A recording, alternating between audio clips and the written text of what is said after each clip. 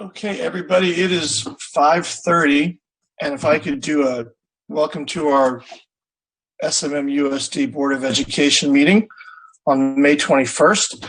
If I could do a quick roll call of board members to see who I see. And if board members, when I call you, I see Craig, Maria, Ralph, Richard, Oscar, and Lori, and me. Great, that is 7.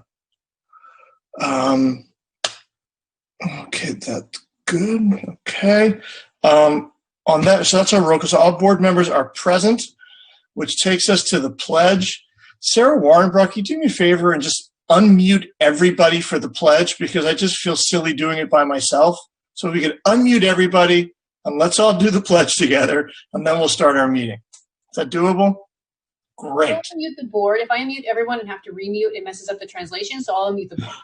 All right, board. Myself, I will be there with you. All right, everybody, please rise. Place your hand over your heart. Repeat after me.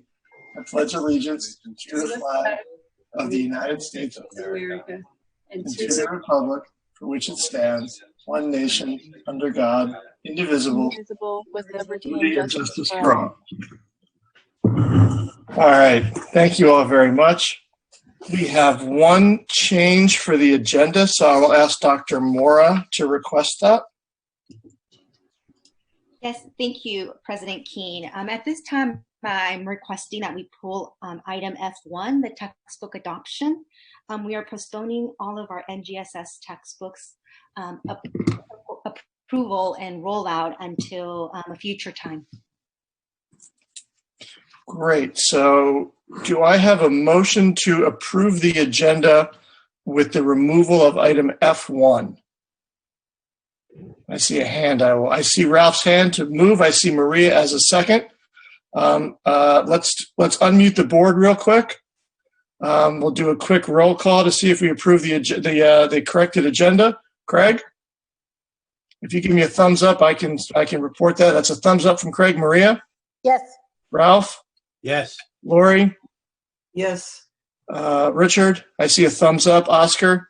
Yes. And I am a yes as well. So the agenda has been amended to remove item F1, which brings us to approval of the minutes. I'm allowed to take them both as one entity, yes, for the 7th and the 12th? Great. So do I have a motion to approve either set? So moved by Richard, second by Craig. At this point, I'll ask if anybody has any corrections or adjustments to the minutes. Seeing none, I will take a roll call vote to approve the minutes. Craig? I see the thumbs up. Lori? Yes. Ralph? Yes. Maria? Yes. Richard is a thumbs up. Oscar? Yes. And I am a yes, so that is 7-0 on approval of the minutes, which brings us to the superintendent's report. Dr. Drotti. Great. I just have one topic to talk about, which is next year, the fall. And every district and community is currently grappling with the question, what will school look like in the fall? Just so you know, one really doesn't have clarity on this yet, or districts don't have clarity on this yet, as the state has not really given us concrete guidance on how schools should look. A framework of possibilities will be coming out next week from the LA County Office of Education next Wednesday for some possible consideration. So what I'm going to tell you, inform the community and you today, is just more or less what those possibilities are, and then also the strategy that we are engaged in as a district to unpack what those possibilities are in preparation for some kind of an opening in the fall. Let me start off by saying that we will open for students to start learning on August 20th.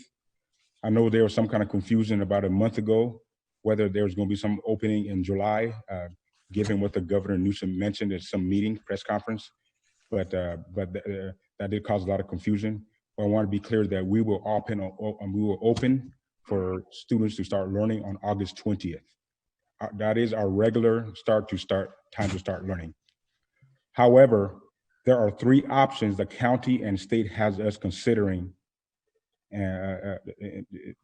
into how we will open. And so in our considerations, we have to address the following questions. Okay, how do we open so that it is protective of health and safety of students?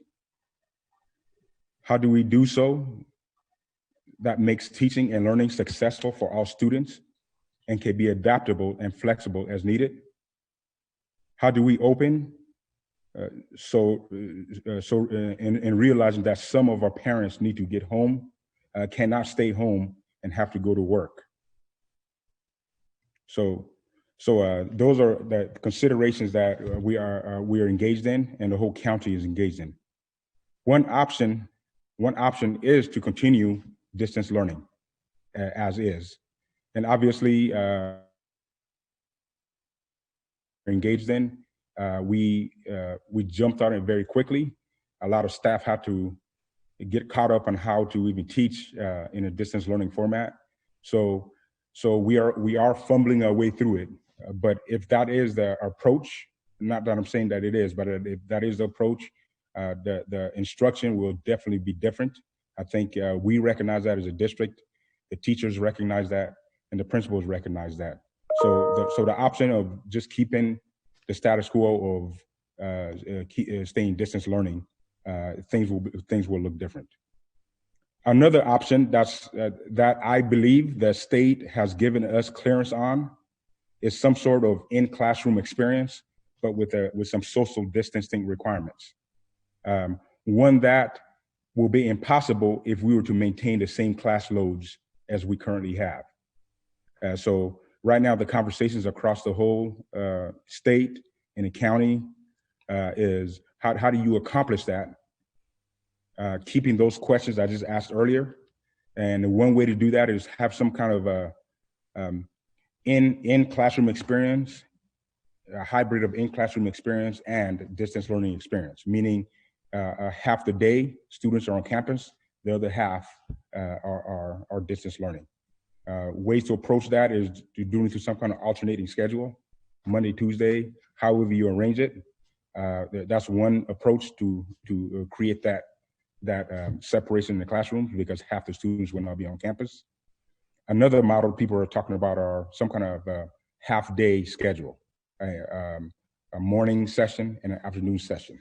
So that's how, right now, what the conversations that are taking place and how to achieve that hybrid model. And then lastly, to come back, it won't be as business as usual. I mean, obviously COVID-19 is still around, the virus is still around. There will have to be some measures we have to put in place to make sure that people are safe and that we're maintaining the necessary protections so that no one continues to get, so that we don't increase the curve. So those are the three options: either stay social distance, have students to stay at home with a model of distance learning as currently is, or some kind of a hybrid in which you have part of the students on campus and part at home still learning. And then obviously the other is our students being back, but with some protocols to make sure our students are safe and that we're not exacerbating the situation with COVID-19. Obviously, these are very complex things that we have to navigate through. We are currently, as a district administrative teams, engaged in conversations about what would the operations be and what would our needs be if we were to take on one of those options. So there's a whole set of things that we have to do if we were to maintain distance learning as is, because we recognize that the current model, although we are trying our best to teach our students, we recognize that it's fraught with areas where we can improve. So there will have to be a bunch of things that we have to do between now and August before we are ready to go full on with that. The hybrid model is even more complex, but to me, that is probably the only the option that is probably the most likely that'll take place, because I just can't imagine our parents being able to handle staying home, watching their kids if we don't allow some students to be able to come on campus. So So I say that because most superintendents I've talked to right now, 3 weeks ago, they were all about preparing for distance learning. Now they're about preparing for some kind of a hybrid. And we're almost, not that we've decided one way, but I've told my staff that we should really invest heavily into what it would be and what we would need to have some kind of a hybrid model. And then this can't be something that the district office does by itself. We need the community support in understanding their needs. Dr. Mora's office I think they've finalized their survey that they're going to be sending out either tomorrow or Saturday. We need all of our parents out there. If you're listening to this, please fill that survey out. I'm going to elicit the support of PTA Council to help push the message. Statistics tells us the more people we have answering a survey like that, the more accurate we're going to be in assessing what our parents' needs are. And Dr. Mora is about to, has been engaging with Sarah Bradford, the union leader, CTA leader, in establishing a committee of staff and principals to really dig deep into what instruction was going to look like, what teaching and learning is going to look like with those three models, and then particularly with a more complex one, the hybrid model, how that will shape out. And then our principals also engage in that conversation. Once we get the surveys, we'll have more clarity around what our parents think. And based on what I've learned from other superintendents, and I'm in constant communication with a bunch of other superintendents around me, you even have communities that parents, we have learned that some parents don't even want to come back, even if we were able to open up school.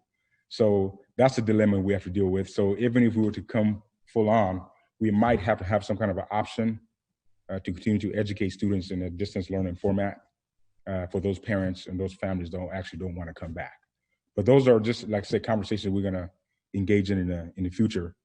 But we're also going to meet with the classified union leaders to talk about the implications of all this for our classified staff. But at this point right now, that's kind of what I have. I'll be sending out something to the community in a written form that encapsulates everything I've said here, coming out this week or over the weekend. So at least parents have an understanding that we are thinking about these things. And us running forward real quickly and say, just take a position now. I mean, things change quickly. 3 weeks ago, it was all about opening with a distance learning format. All of a sudden, 3 weeks later, everyone is talking about a hybrid model. And this thing is just fluid. So I think we ask for people's patience. We recognize people are anxious out there. They want to know what's happening now. It's just, I think I would be flawed to just take a guess without knowing, without really having the information that's necessary to take the best position on this. So with that said, that concludes the superintendent's report. Great. Thanks so much, Ben. I appreciate that. And I really appreciate you guys are really working with the scientific experts and the education experts to advance education, but also the safety of the kids and the safety of teachers and the safety of our staff. So I appreciate the work you guys are putting in. I look forward to hearing more from this in June. I want to welcome our board member from Malibu, Kimmy Afshar. Kimmy, you're probably here from the beginning and I didn't see you, so I apologize. Welcome. Wonderful to see you tonight. I hope you didn't have any comments on the minutes because we passed them. If you do have any comments, please let me know. All right, Ben, I need you to mute because I can hear you back there, and I need to read out from closed session, which is something I also forgot to do. So to read out from closed session. Also, one more thing, sorry to interrupt, but Mia's also here as well. Oh, can we get Mia on the screen so I can see her? Hi, Mia. Hi, I'm here. I'll let Sarah figure this out. I'm going to read out from closed session, and Sarah will figure out where Mia is, and we'll get her so we can include her. So we have 3 pieces to read out from closed session. First one is DN 1017-1920. Final settlement agreement. Kindly note that the summary of the settlement is as follows. The district agrees to fund educational service provided by non-public agency in an amount not to exceed $6,800. The district shall pay reasonable attorney fees not to exceed $3,800. Motion made by Board Member Lieberman, seconded by Board Member Leon Vasquez. Approved 7-0. Next one is DN 1018-1920, final settlement agreement. Kindly note that the summary of the settlement is as follows. 1, the district agrees to provide 60 hours of compensatory reading services. 2, the district shall pay reasonable attorney fees not to exceed $4,500. This motion was made by Board Member Metcher, seconded by Board Member Lieberman, was approved 7-0. And then our final item is DN 1019-1920, final settlement agreement. Kindly note that the summary of the settlement is as follows. The district agrees to convene and parent agrees to attend and participate in students' exit IEP to be held by June 10, 2020. Parties agree that the student shall be exited from special education on last day of the 2020 extended school year with a certificate of completion and will no longer be the responsibility of the district. The district shall pay reasonable attorney fees not to exceed $15,000. Motion made by Board Member Leon Vasquez, seconded by Board Member De La Torre. That item was approved 7-0.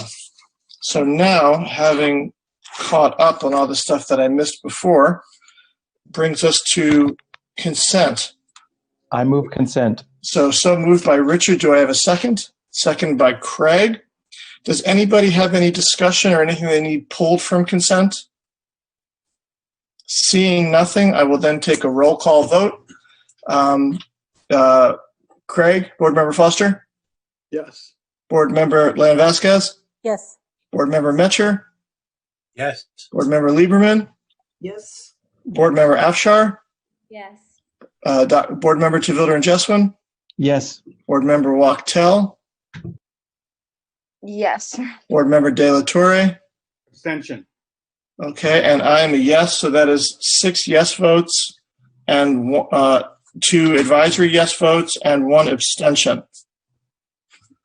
So consent has been moved, which now brings us to discussion items, item F, which takes us to item F2 as we removed F1 from the agenda, pulled F1 from the agenda.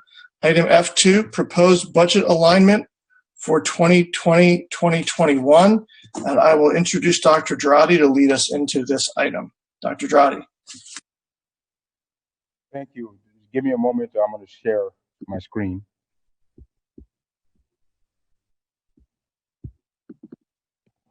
Hopefully everybody can see this. Awesome. Well, you're aware we have been discussing the state of the budget for the past 3 years. Our budget shortfalls have been coming at us for a while and way before COVID-19. You also need to know that we are out of wiggle room and we need to take some major actions going forward.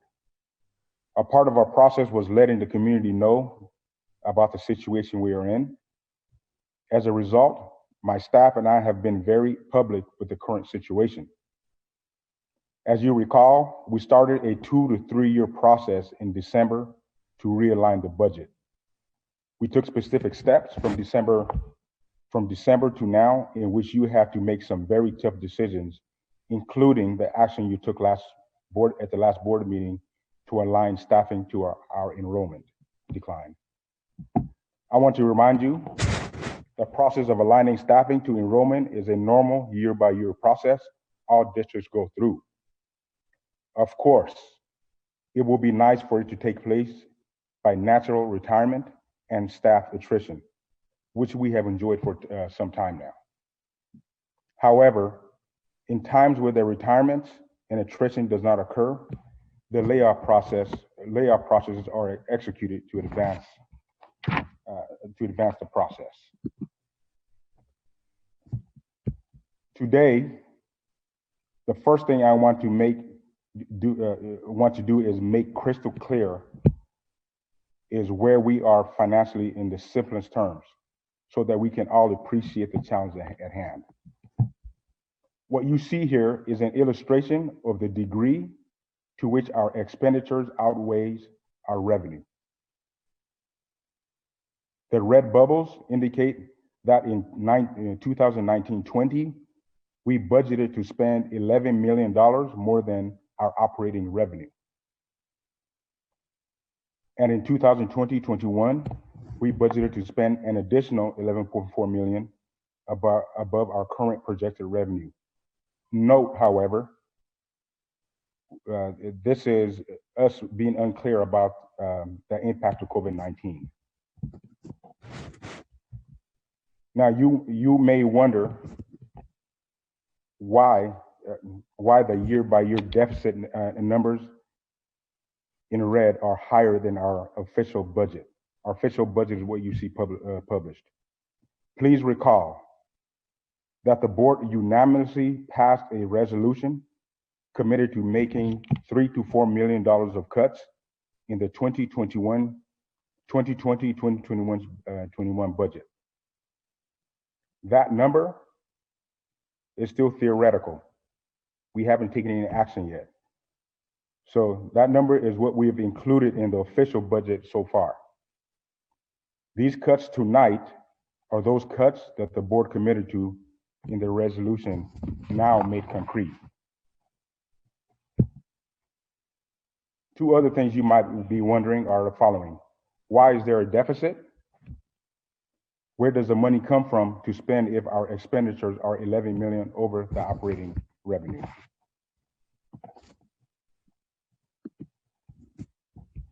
To answer the first question, we must understand what is happening across California. We're not the only district dealing with budget shortfalls at this moment. Most all districts in the state have been grappling with budget shortfalls because of rising healthcare costs, rising costs of pensions, STRS and PERS, rising costs and unfunded mandates for special education, and the previous governor's way of funding schools through one-time funds expected to cover costs of perpetual programs. To answer the second question, I'll flip to this slide here. So where is the money coming from if our expenditure is 11 million over the operating revenue? The answer is that the money to cover the cost of the difference between the revenue and expenditure comes from us dipping into and drawing down on our reserve account, our savings account. So what is the danger of that? What you're seeing here is a year-by-year picture of our fund balance if we do not make some changes immediately. If you do not take action with what we are recommending. This is essentially saying that if we don't act in this year, we will literally be out of money during the 2020-21 school year. These numbers are saying that we are going way below the expected reserves that we're supposed to have according to Ed Code. And by the way, the Los Angeles County of Education, as you know, because we brought them into one of our closed sessions in December to explain the situation, is that they will not allow that to occur because they will come in and intervene to make the changes for us if we don't do it. So I guess what I'm saying here, it's going to happen no matter what. The changes have to happen because the state and the county will not allow us to go into the red. So it's really a matter of who we want to make those changes, someone else or us.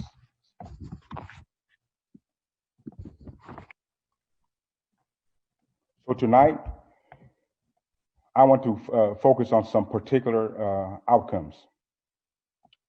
I think it is necessary to talk about the reductions we made in the last 2 years.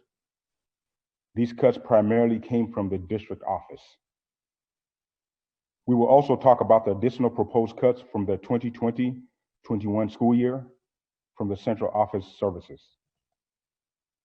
And then I will explain the process and plans for the strategic realignment of district resources for the outgoing years.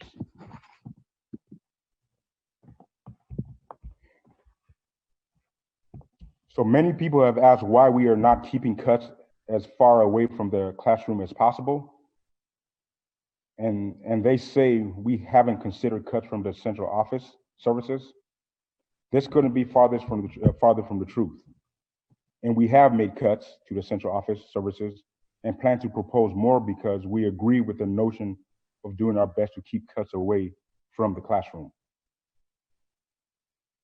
If you are interested on where the specific cuts are, because I'm not going to go through the slides, we'll be here for a long time, please go to the appendix of this presentation and you will see those specific cuts there. In a nutshell, we've made approximately $2.3 million worth of cuts to central offices services, as well as reductions to contracts in the last 2 years.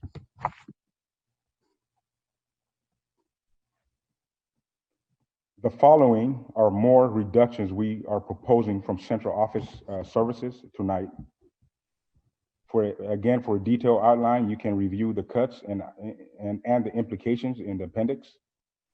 However, the total is what you see in front of you in the form of contracted services, staffing from district office services, professional learning release days, and postponement of textbook adoption, and the one-to-one computer rollout initiative that we engaged in. In terms of staffing, I'm going to talk about that a little bit. It is important that I speak to the impact of reductions in these areas so that we are not under any illusions that there are no impacts to services. Because district offices services are invisible to the lay person, people often don't understand what is accomplished at the district office. In a nutshell, every person who works in a school district does so to do one of two things: teach or support teaching and learning. On top of supporting all the teaching and learning and supporting all that takes place in school sites, district office serves as oversight, regulations, safety, academic, and to serve in social and emotional well-being of all students and staff. This is a year-round process of securing the opening of schools, ensuring critical systems and structures are in place, such as hiring, staffing, budget attendance, facilities, safety, and communication. And then lastly, closing of schools efficiently and preparing for the following year. I know many people are happy with the district. We graduate so many people that attend great schools between Santa Monica and Malibu. We're recognized across the county and nation. These things don't happen without planning, without systems. It takes everyone, not just the person in front of the classroom. And I need to say that because I've been hearing a lot of things as if other people don't have input in what is taking place. As reductions have occurred and will continue to occur with central office services, we will need to recognize that the less people we have working to ensure smooth operations from opening, during, and closing of schools, our ability to address the needs of the 10,000 students and their parents and over the 2,000 staff will be impacted. We will get the job done. I also know this community can be very impatient, so people will have to exercise patience, because the less people we have, the more efficient we can be in dealing with people's requests and so on. And it's not that we're going to not try to be customer friendly, but this community has a lot of demands of information, requests, and so many different things that does take staff time. So the less people we have to do these things, the less efficient we can be. In terms of contract services, many of the contract services identified to be cuts serve to complement professional development executed by district office staff with the following professional development needs. Some contract services supported the focusing of direction and cultivating of collaboration to evaluate student work and to use the data to improve learning outcomes. Interestingly, one can now visibly see the importance and power of teams of teachers working collaboratively in setting clear expectations for student outcomes and instruction in this online teaching and learning platform. Teams of teachers working collaboratively to push their students are having a much better experience teaching, and staff who often work in isolation are frankly having a harder time. Contracts like Innovate Ed were brought in to address these weaknesses in our organization and do offer a critical lens to a very important work. Another focus area that contracted services complemented our staff is in building coherence with strategic focus on academic and social emotional learning. This is where we hope to shape the staff in establishing school-wide commitments to best practices. The contracted support provided content knowledge around science, math, social justice standards, mindfulness, family engagement, and family engagement. Professional expertise in specific areas are always needed for our staff to improve their content knowledge. And lastly, another support area contracts have served the districts is in improving individual and collective efficacy on instructional strategies and precision in pedagogy on deepening learning. Contracts such as Teachers College, Facing History, and Us, Blended Learning are all focused on helping staff improve their individual craft in teaching and learning. Professional development in these program contracts are important to our continuous improvement as a district. With that said, we are facing a crisis, which is forcing us to make tough choices. So after careful evaluation of our own education services, we believe that our remaining staff identified for professional learning are equipped and able to deliver on services that contracted services used to offer. Our goal is for our district office staff, in communication with our site administrators, instructional coaches, and other teacher leaders, to take up the mantle and fill the space where the contracted services used to occupy. We want to work closely and collaboratively with teachers in shaping the direction and owning the responsibility of professional learning, and to be accountable for the student learning outcomes for all students. Our budget crisis is forcing us to make difficult decisions. Our professional development and continuous growth will come from within, from our teachers and from our leaders.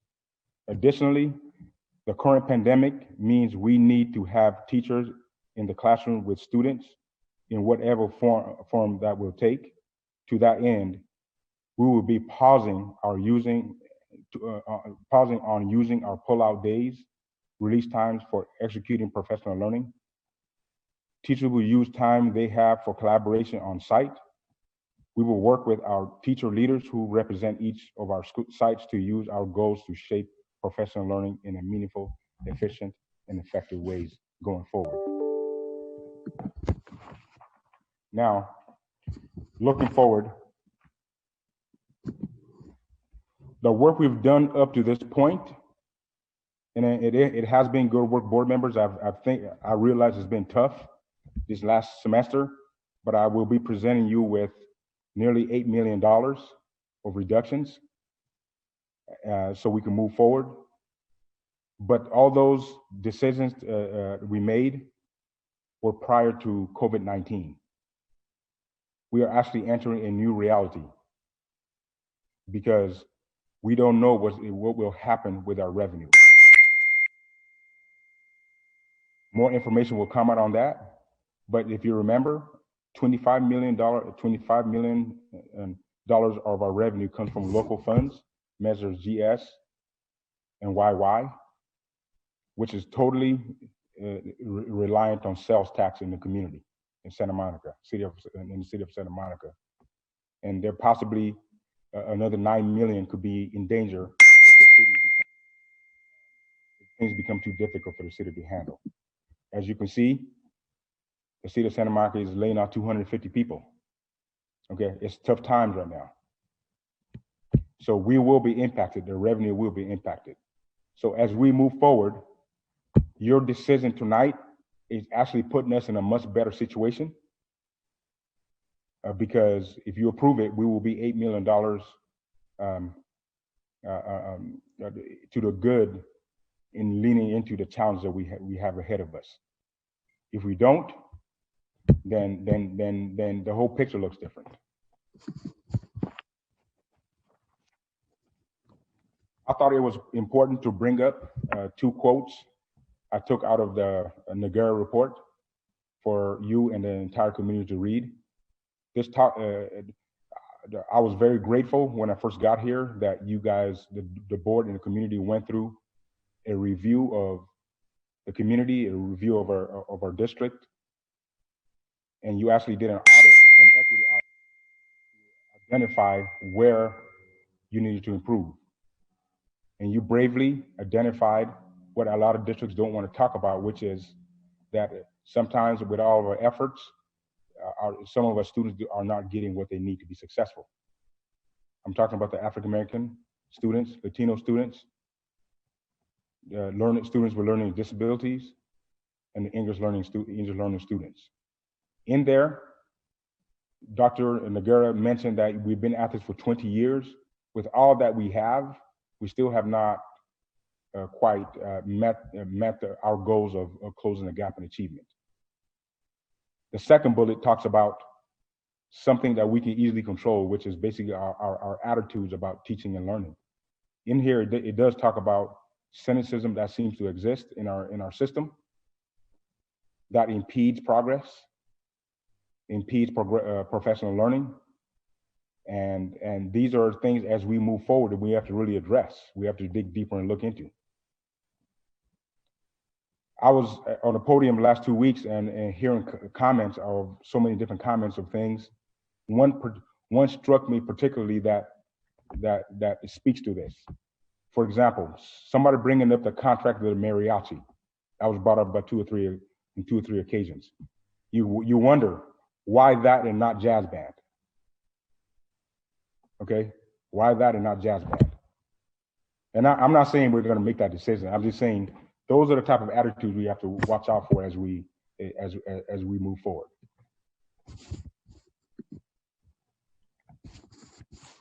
So with that said, I want to remind you board that you gave me a charge to bring the community into realigning the budget, so that way it matches our goals that we're trying to accomplish as a district. And you asked that I create a committee and a superintendent budget advisory committee. We've had several meetings. We had to pause just because of COVID-19 and also some complications with just how the meetings were flowing. But we are recommitting to re-engage in that conversation soon. But we do want to develop some recommendations for you for the following school year, so we can tackle the 21-22 school year with some reductions that are efficient, effective, and also aligned with our goals. As we go through the process of budget realignment, these are things that we want to consider to impact on students, equity and access, what is a core delivery and supplemental. We need to be creative as we problem solve. And then we also need to recognize what we're strong at and not strong at, and not destroy those things that we are very good at.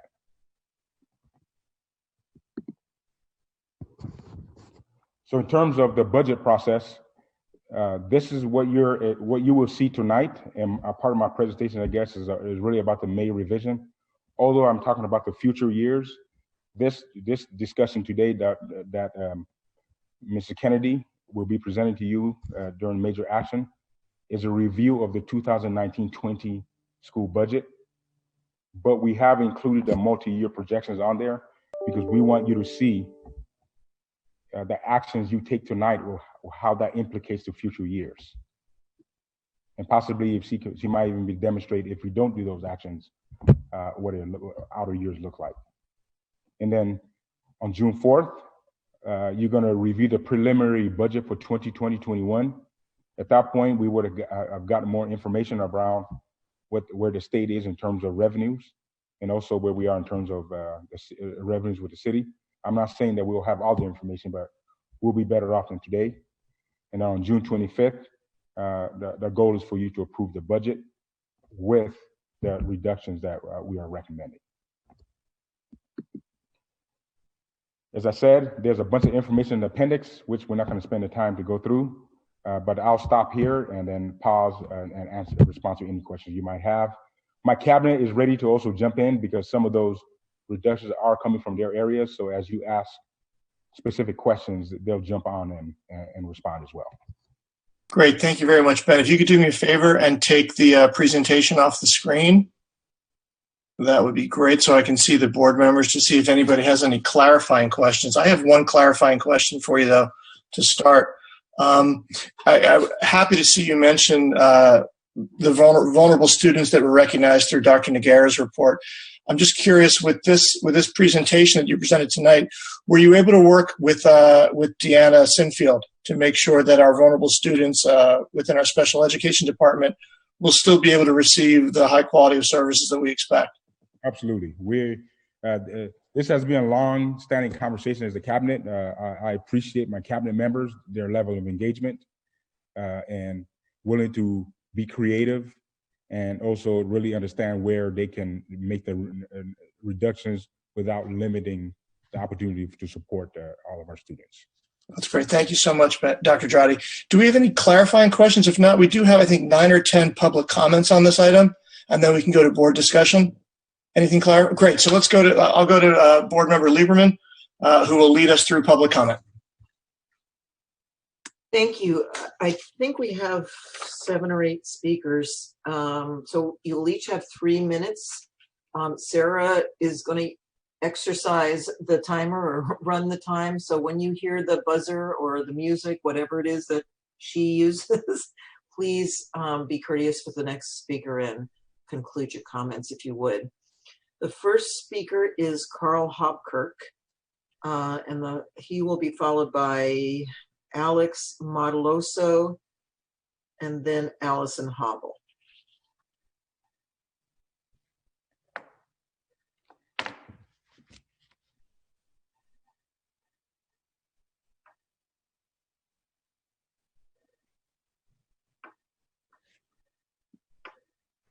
I think the way we're going to do public comment tonight is that once your name is called, Sarah Warrenbrock will unmute you. So give us a few seconds and then you'll be able to present. Thanks, Mr. Hopkirk.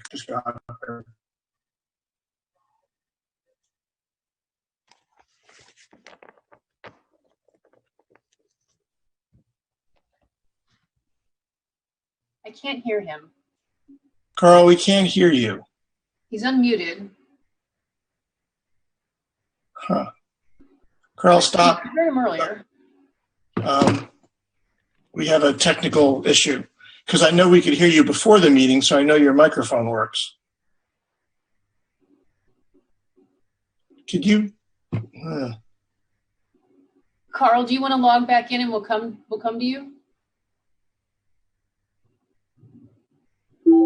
He's gonna log in with his cell phone, I think is what he's saying. Right. Thanks, Carl.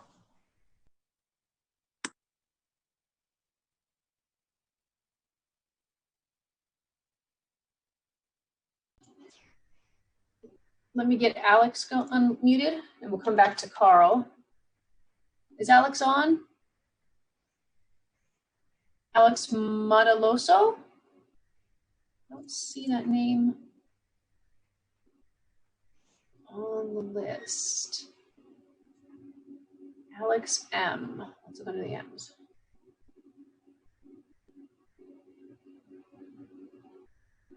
John, do you see Alex Modeloso? I don't. I'm looking under the A's and the M's, and I do not see her. Okay, so I think the next person that Lori called was Allison Havel.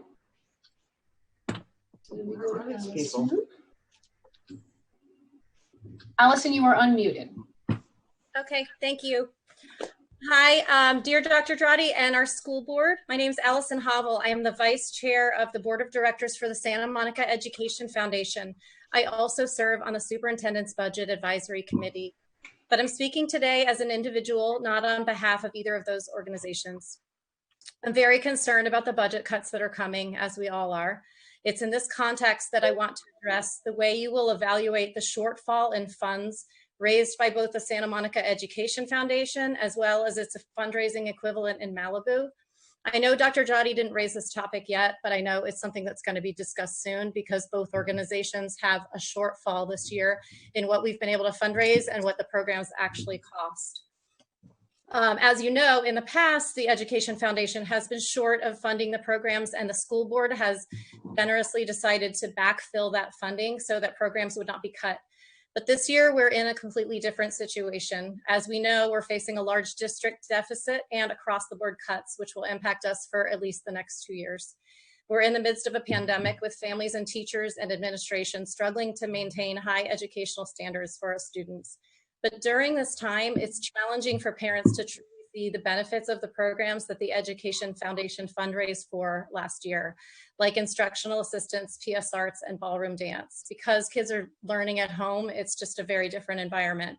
So depending what happens with instruction next year, we need to evaluate and potentially consider modifying the programs that the Ed Foundation fundraises for. That's a discussion to be had. It's really generous of the school board to have supported funding the programs in the past. And as hard as it is for me to say, I would argue that this should not be done for the 2021 school year for 2 reasons. First, parents will be seeing cuts in many areas that will upset them. Without their input, it seems unfair and or inconsistent to continue to fully fund programs like ballroom dance while the district may cut their favorite teacher or an important literacy coach. Second, and more importantly, in my opinion, the choice to backfill the gap between fundraising and the true cost of the programs actually stymies our efforts as fundraisers. If parents don't see that the programs their donations pay for will be cut, they never feel the urgency, the importance of giving.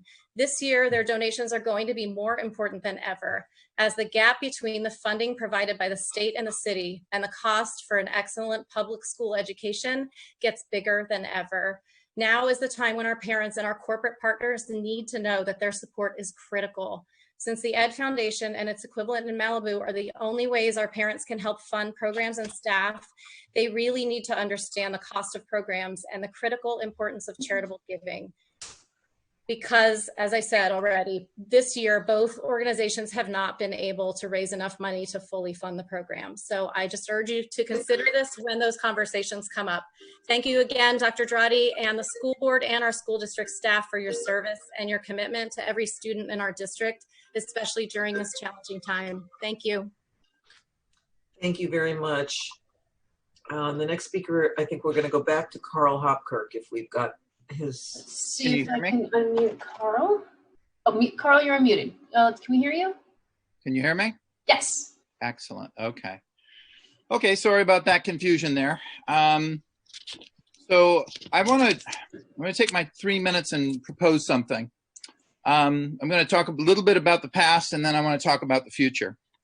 The first thing is that there's a lot of discussion about cutting PD, about cutting professional development as the way that we need to move forward. And I think it's true. We've really got to keep cuts away from the people that are directly in contact with the students. There's no question about that. But I want us to think hard about what this is really going to mean. So I'm going to start with this. We need to build up our internal capacity. That's actually something that Ben was just talking about a few minutes ago. And I want to go back to someone that has been mentioned in many of these meetings. I want you to think about Lucas Capra. Lucas Capra is a brand new teacher in Santa Monica. He's a young man. He's just starting out. And when I look at him, I see me 28 years ago. 28 years ago, I started in this district as a brand new teacher with a young family, eager to teach, eager to get better, eager to learn, and eager to play a role.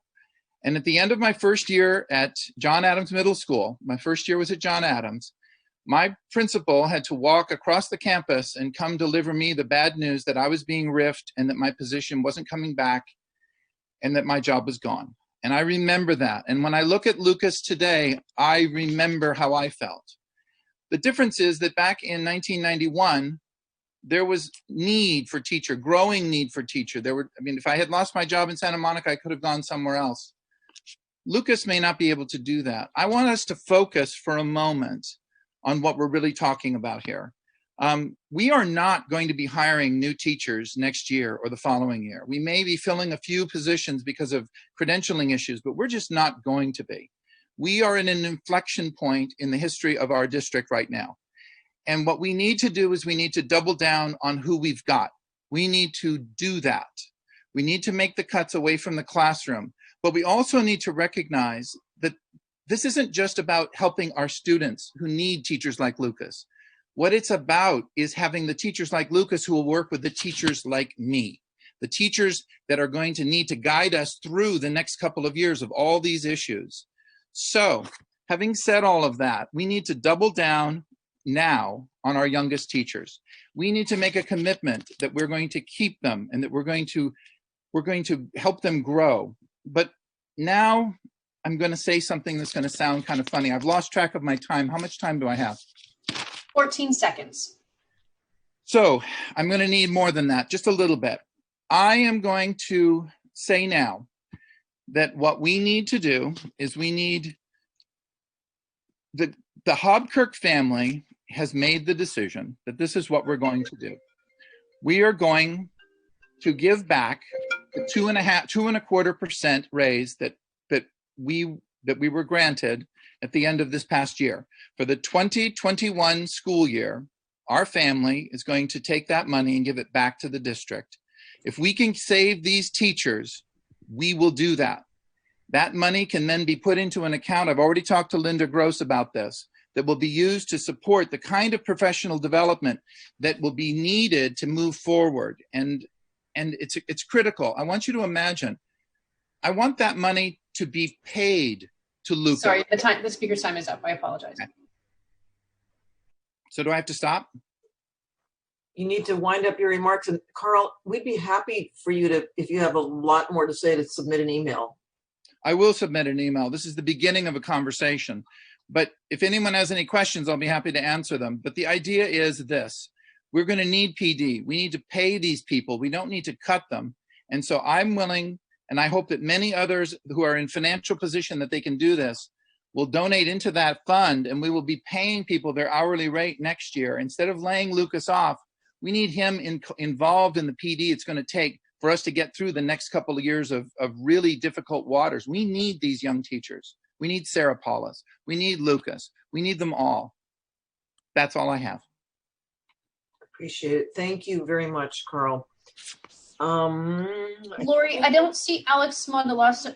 I'm saying it wrong. Alex Modelasso, unless the name is showing up different. If you are Alex Modelasso, you click the raise hand. I can't see anybody. So let's skip. If that person is here, they should let us know. Otherwise, Sarah, there is an AWNM/Edison. Could that possibly be Alex? Do you want to go to that name quickly and see? Yes. The person who's AWNM/Edison, are you Alex Modelasso? No. Perfect. It was worth a shot. Great. Sorry. You have 3 minutes. No, I'm good. Thank you. I'm just here to observe. Oh, okay. So you didn't really want to speak? No. No, it's not Alex. Let's go to our next names. Okay. The next two are Robbie Jones, then Joanne Berlin. Okay.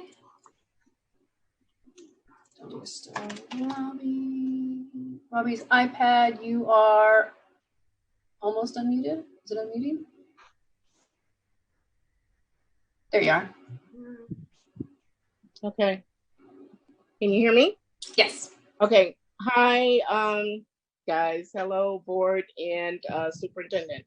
I don't know, coming before you again today with a heavy heart. Can't believe that it seems like we're undoing everything that we set forth to do to close the achievement gap back when Dr. Pedro Noguera gave his report. It really is, especially at a time like this, very unsettling. I know cuts have to take place, but with the Black and Brown students, things that affect them and their families, especially with everything that's going on and happening to them with the pandemic, that you guys would, just kind of not give us the support through the union or whatever that we need in order to keep those things going. I'm really disappointed.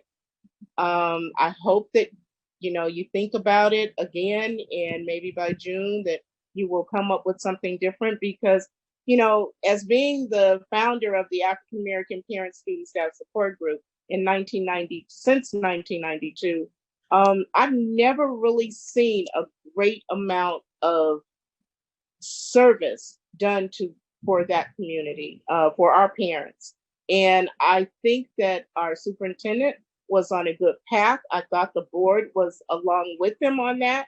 I realized that, union has their idea, boards have their other, but I think we need to fight a little bit more. I think we need to fight a lot harder for our parents and our students. I just think that they deserve that in this city of Santa Monica. I just think that we can show them something better, and we can show them that we support them by keeping a lot of things that are important to them and that support these families and that will help us to close that achievement gap.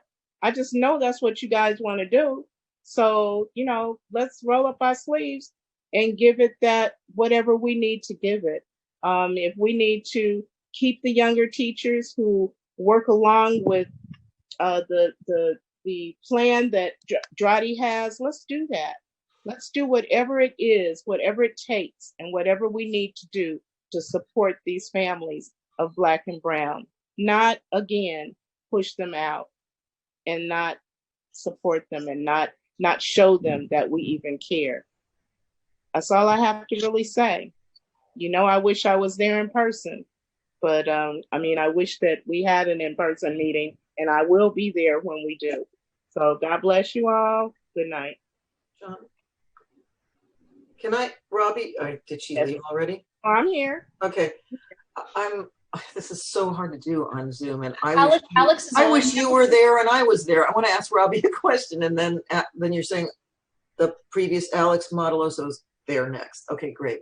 Yeah, Robbie, do you have, since you just saw Dr. Dradi's presentation, and I don't know whether you had read it before, do you have particular reductions in mind, or are you just speaking generally to having to reduce any of the things that we're doing, which is really, I don't even know what word to put to it. It's tragic, but because we're not wasting anything, and none of these things that we're looking at now reducing are things we'd like to do without. We'd rather have them. But well, I'll just go. There's a few things, but I'm just thinking, such things like, I guess making cuts or, not caring about mariachis, but the jazz band, even professional development. We know that it's going to take that in order to move the plan forward. I can, put it in a letter and send, more specific things to you, but I think you guys kind of get the idea of what I'm talking about. I hope you do. Well, okay. Yeah, I think that's a great idea. I'd love to talk with you offline. Yeah, Rob, if you could reach out later, definitely send the email so we can have more of a conversation about where you're coming from. I think that'd be perfect. Thanks so much, Robbie. I will definitely do that. Thank you. Thank you. Joanne Berlin, and then it's unclear to Lori Alex Modeloso is here, so we should. Alex Modeloso, then Joanne Berlin. Okay. Okay, great. Hi, this is Alex Mataloso, and I just wanted to voice my concerns over laying teachers off at this critical time when, with social distancing, we're going to need in the fall to have more teachers and, smaller classrooms. And this comes at a time, this is unprecedented in our history. I don't think any of us have ever lived through a pandemic. And so at this time, I think we need to focus on what's important and focus on, probably the masses versus the minorities. And when I speak of that, I'm especially concerned with the special you know, small high school, the what's it called, the high school that has only PBL. 46 students. Yeah, PBL. Thank you. And so I'm concerned about that because that is really helping a very small number of students, and those teachers have not been flagged for being let go. And I understand that's a very interesting program, but right now we need to figure out what's essential and try and help the larger good. And additionally, I'm concerned about, you know, the cost of that and the teachers that are there. And that's, you know, there's not enough kids to run that program. And we're, you know, furloughing or laying off a lot of amazing teachers. And I think we need to focus on what's really important and, you know, how much time the kids are going to have to spend in the fall and social distancing and how long is this going to last. So there's my, you know, my biggest concern is that perhaps we should refocus our, you know, refocus on what's really important and what we really need to do and how we're going to be doing that in the fall, and that we're actually going to need more teachers instead of laying them off, and that perhaps the PBL is something that we discontinue at this time and we can revisit in 2 or 3 years when we have a vaccine and the world is the same as it was before. Thank you. Thank you very much. Now we're going to return to Joanne Berlin, and then I have Jennifer Sheary, who didn't put the item number down, and I don't know whether, Jennifer, you want to speak to F2 or G16 based on your comments. So this is F2. So let's go with Joanne first, and then Jennifer, if this is the item you actually intended to speak on. Joanne's unmuted. Okay. Hello. I think some of you know me, but not everybody on this call does. I'm Joanne Berlin. I'm the coordinator for the Committee for Racial Justice in Santa Monica. And I'm also on the Intercultural Equity and Excellence DAC of the district. So I'm looking, of course, at the situation through a racial justice lens and an equity lens. And so my comments are really quite different than the previous speaker right before me. I do believe that project-based learning is one of the key building blocks to turning around some of the inequities and the institutional racism that has prevented some of the achievement that is possible by a number of our Black and brown students.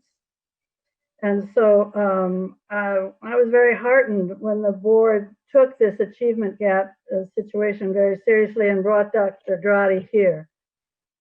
And I think his vision is strong. I think that all the social justice standards and cuts that might come to that, cuts that might come to the teacher teams and learning from one another what works and what doesn't work, the cuts that may come to the facing history and me, certainly the student and family engagement emphasis, and the project-based learning is granted at the moment a small group, but that is because, in my opinion, that is because it's brand new and people are very careful and worried about whether this was going to be a good, strong program.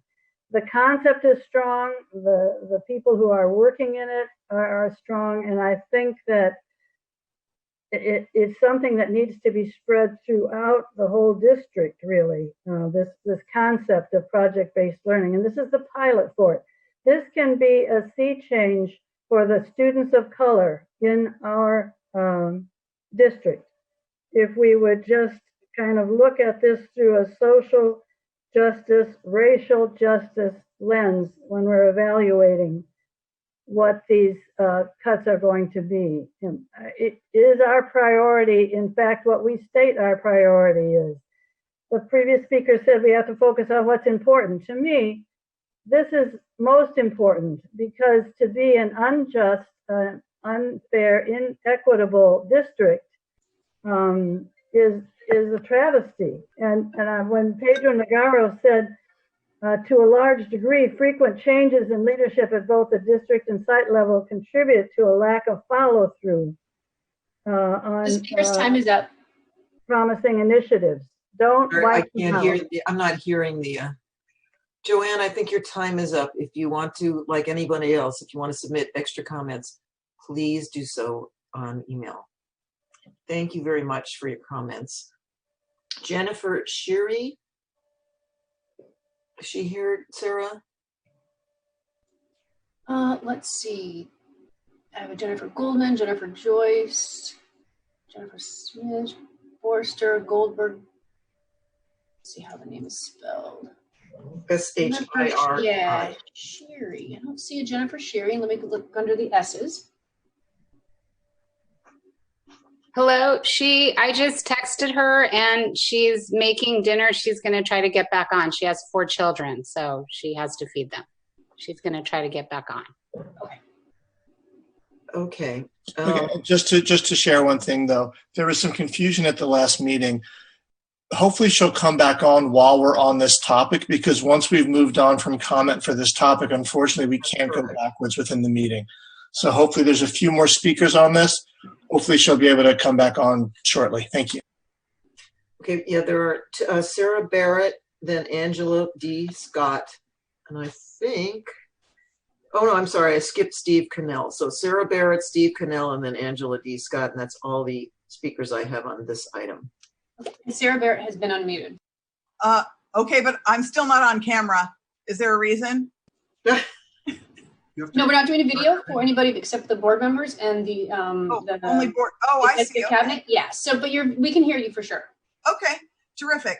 I'd like to start by saying to Dr. Drotti that I know you mentioned that there were a couple of people who talked about why mariachis versus jazz band.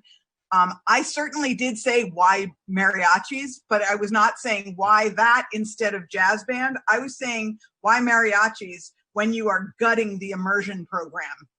And that is what I'm talking about. I'm not talking about brown versus black or black versus white or anything. All I'm talking about is the fact that you guys are making a choice to gut certain programs and get rid of teachers while keeping pet projects like a mariachi program or the PBL, which, by the way, has no reason. If you would bolster the immersion program, you could eliminate the issue of English learners on high school campuses. There's no reason to have that separate thing. Let's not destroy what is good. You said it. Let's not destroy it, Dr. Drotti. Keep the young teachers, keep Paulus, keep Mr. Ross, these people who are passionate about learning and want to work with mentors as amazing as Mr. Hobkirk. And my God, Mr. Hobkirk, you are incredible. I can't see you right now, but the idea that you would give your 2.25% raise to help save other teachers says a hell of a lot about you. And let me just say that I cannot believe that we have been coming to these meetings and speaking so eloquently, and I don't even mean myself, I mean everybody else who has been speaking about asking you guys to take into consideration cutting PBL, take into consideration your own paychecks and take that pay cut as a sign of standing with the teachers and take the pay cut from the top administration. You guys, if you put your money where your mouth was, the way Carl Hobkirk did when he doesn't even make as much money. I mean, I think, my God, the high level administration on this phone call, on this Zoom call, makes at least double or triple what a teacher makes. It is obscene to me that you would not even step up and say, you know what, I will take a 5% pay cut so that we can save more teachers and make it better for our kids in the classroom. It's unconscionable. We need teachers now more than ever. And it's disappointing to me that you're forsaking them and keeping your fat paychecks. And it's truly, truly disappointing. I would like to give the remainder of my time to Mr. The Hopkirk. speaker's time is up. Well, So I guess there isn't any more time. Thank you very much. Now we're going to go back to Jennifer Sheary. And then after that, Steve Cannell and Angela D. Scott. Let's see, Jennifer Sheary. There you are. Okay. Yeah, I'm here. Thank you. Thank you for listening, hearing to me. You know, I just wanted to echo my thoughts about the project, echo some thoughts that were stated about the project-based learning school, that I understand that it is a great idea and a great concept, but right now in this specific time when we're facing so many cuts and so much trouble, especially unanticipated problems, maybe it's time to just hit pause so that we can restructure the funds from that into something that's really pertinent for this very moment, and then start up when times are looking a little clearer. Thank you. Thank you very much. Steve Cannell. Let's see. Steve Cannell, you should be unmuted. And can you hear me okay? Yes. All right. I'm obviously, good morning, good evening, board members. I'm here to address you regarding the proposed budget alignment item. Obviously, these are really difficult times. And partly it's difficult because we have had years of deficit spending in SMMUSD, which has really left us incredibly unprepared for the fiscal tsunami we are going to face. It's left us unprepared for everyday expenditures, let alone what's about to happen. One item that I've always had a question about in this presentation, I think it's page 15, is I really have never understood how the district's management has allowed the FTEs in the district to grow by 9.4%, while the enrollment, which is the district's main revenue source, is decreasing by 5.4% over the last 4 years. I mean, how does this happen? We really have to have people who are watching out for this. That is partly why we have deficit spending. We're hiring more people than we can support. I'd also like to address the fact that, in this budget report, it's always a lot of talk about the employee expenses, the employees' salaries, the employees' benefit costs that are skyrocketing, and that's why we find ourselves in these difficult circumstances. But in fact, since 2016-17, in 2016-17, employee salary and benefit costs were $98 million out of the general fund. In 1920, they're expected to be $103 million. That's an increase of about 5%. Professional services and consulting expenses have increased by nearly 20%, or $6 million. That's $1 million more than salaries and benefits have increased over the same period of time. So it really is unfortunate that the district finds itself in this position. It's the result of years of deficit spending approved by you, the board, and not insisting that the district be financially secure. Today, we find ourselves on the brink. I know this is totally obvious. I really hope it is. But I implore the board to adopt fiscally responsible budgeting. And if you're ever presented with a budget that includes deficit spending again, return it to your staff until it's balanced, both in budgetary and staffing terms. Thank you. Thank you very much.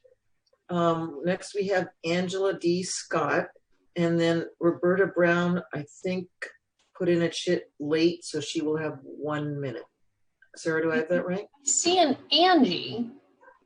I don't know if that's Angela D. Yeah, Scott. that's me. That's me. Oh, okay. Okay. I haven't figured out how to change my name on there. Did my time start? Yes, go ahead. Yes.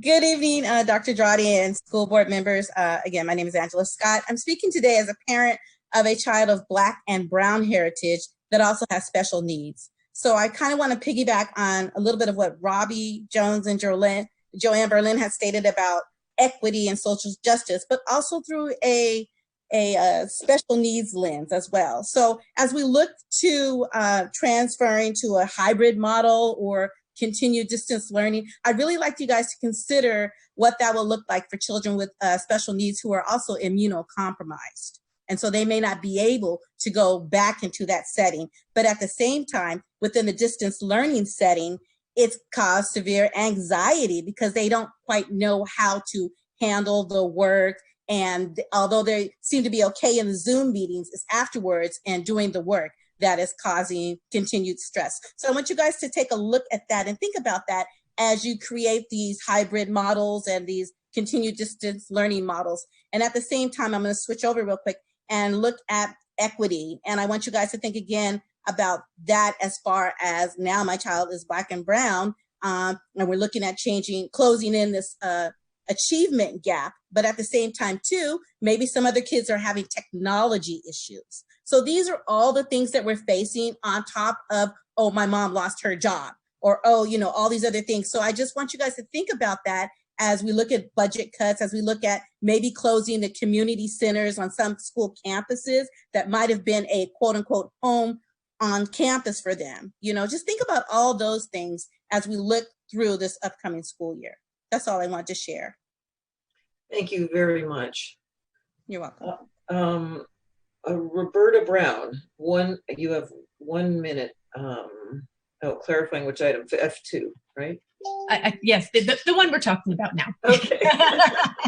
This is really, if you saw the way we're piecing this together, you don't believe it. Thank you for coming. Thank you. So yeah, I had actually hoped, I'd signed up for the minute hoping that I could give it to Carl Hobkirk if you wanted to say anything more, but apparently that's not an option that's been explained to me. So let me just reiterate how impressed all of us are by Mr. Hobkirk's incredibly generous offer. That is really what leadership looks like to me, I think, to all of us. And I would like to echo what another speaker said about how the appropriate thing from our perspective would be to see more people jumping on that, and certainly more of the people who are making more of the money, because, you know, the 2.5% from Mr. Hobkirk's salary would look like a whole lot more from one of the administrators who's making 2 to 3 times what he's making. And yes, if everybody were making that kind of contribution, we could certainly save a couple more teachers. Every teacher is going to count going into the fall as we all try to figure out how to do this.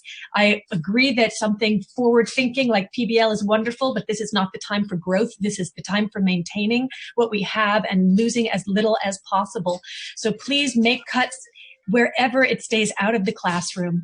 And if we could have a town hall at some point where we could maybe speak a little longer about the fall, we would really love to all be a part of the process in talking about how we approach what happens in classrooms in the fall without that pressure feeling of, oh, I'm about to be cut off, that feeling.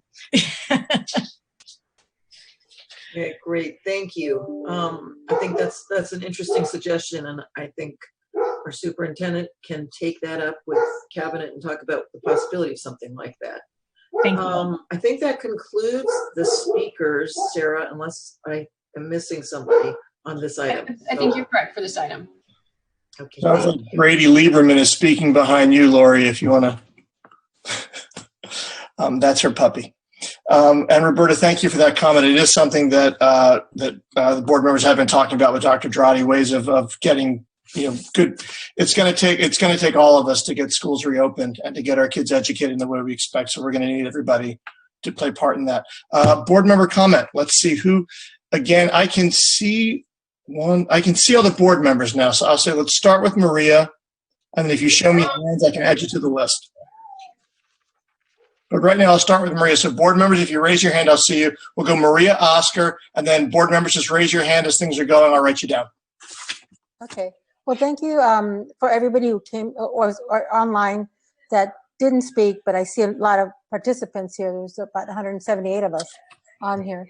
And for those that did make a comment. And I just wanted to share, I think as a board member, we don't take any of the budget and how we're going to hopefully, and the decision we're going to make regarding adjustments in this budget lightly. I mean, the fact that the biggest hit for me is seeing, and I saw the appendix, was 5.5 million in ed services alone. That's ed services. I mean, not all of it was contract services either. So it's a lot of in-house, a lot of readjustments, I'm sure, with the way it's structured. And I know they're going to go back and restructure ed services again to make it lean, very lean. But one thing, and then of course, losing about another $1 million in the business services arena also. I mean, one of the key things that I think that was brought up, and I will, kind of build on from Carl Hopkirk's piece, was the fact that we do have a lot of teachers that in the past years we've invested heavily by training a lot of our teachers, either to COTSIN, by sending them to the Teachers Academy in New York, and others. I mean, I can't even think of the many trainings that our teachers have had, and we have great teacher leaders here. So I think for me, it's if we are going to take those cuts in contract services and for professional development, and if we don't want to lose the momentum that we've built, because a lot of changes have come up in a lot of the, like it was mentioned before by I think it was Carl, was the fact that a lot of the professional development pieces were those that aided the teachers to support the needs of students in the classrooms, or for those kids, especially for those where we're talking about brown and black kids who are behind. And really the equitable issues that a lot of the teachers are coming up to par to understand the needs of all children in their classrooms. I think every teacher can say we have great teachers, but again, the whole thing, the uniqueness of being able to make those shifts, to understand what education, to make those shifts in education so that they will make a change in the way, maybe, how we teach in the classroom. So there is an impact on the bridging of the gap. And I think that's been a tough, a real an issue that's been going on since I've been on the board for 20 years. We've done everything we could, but I think some of the changes that Dr. Duarte was bringing upon us with the project-based learning piece was a key thing that was mentioned by one of our speakers, by Joanne Berlin, that this was one of the key things that we were looking for in terms of being able to that bridge that gap with some of the students of color or lower socioeconomic kids, not even kids of color, but lower socioeconomic kids and kids who just needed that extra, a different way of approach of learning that I think was going to be more beneficial for them.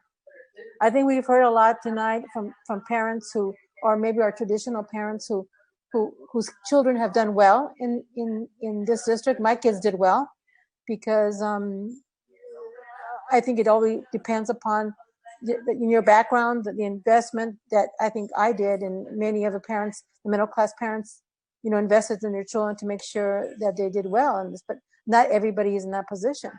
So I really believe that that we have to look at that, and the fact that we are cutting that much, I really would hope that, thank you, Carl, for stepping up, and you're giving in your money, but not so much in terms of those that can't afford it, but for teachers to step up to the plate when it comes to them, to be able to help us in how do we build the capacity, internal capacity, to make sure we're gonna fill in all those gaps that these cuts are going to create within the district. We really need to be able to work with our unions and everybody on board to make sure that we fill all those gaps, and we're able to really make sure that the education, no matter what it looks like, because we don't know what it would look like come August, but that we're ready to take it on, understanding all the issues that we're going to have with all of our kids, not just only because even our high-end kids are going to have issues. So I think we just need to make sure that we're going to support that. But one of the other things is the process of evaluation of some of these programs. I think we just need to make sure that we really keep on top of those situations, and that we look at specifically those programs that haven't been evaluated for a while.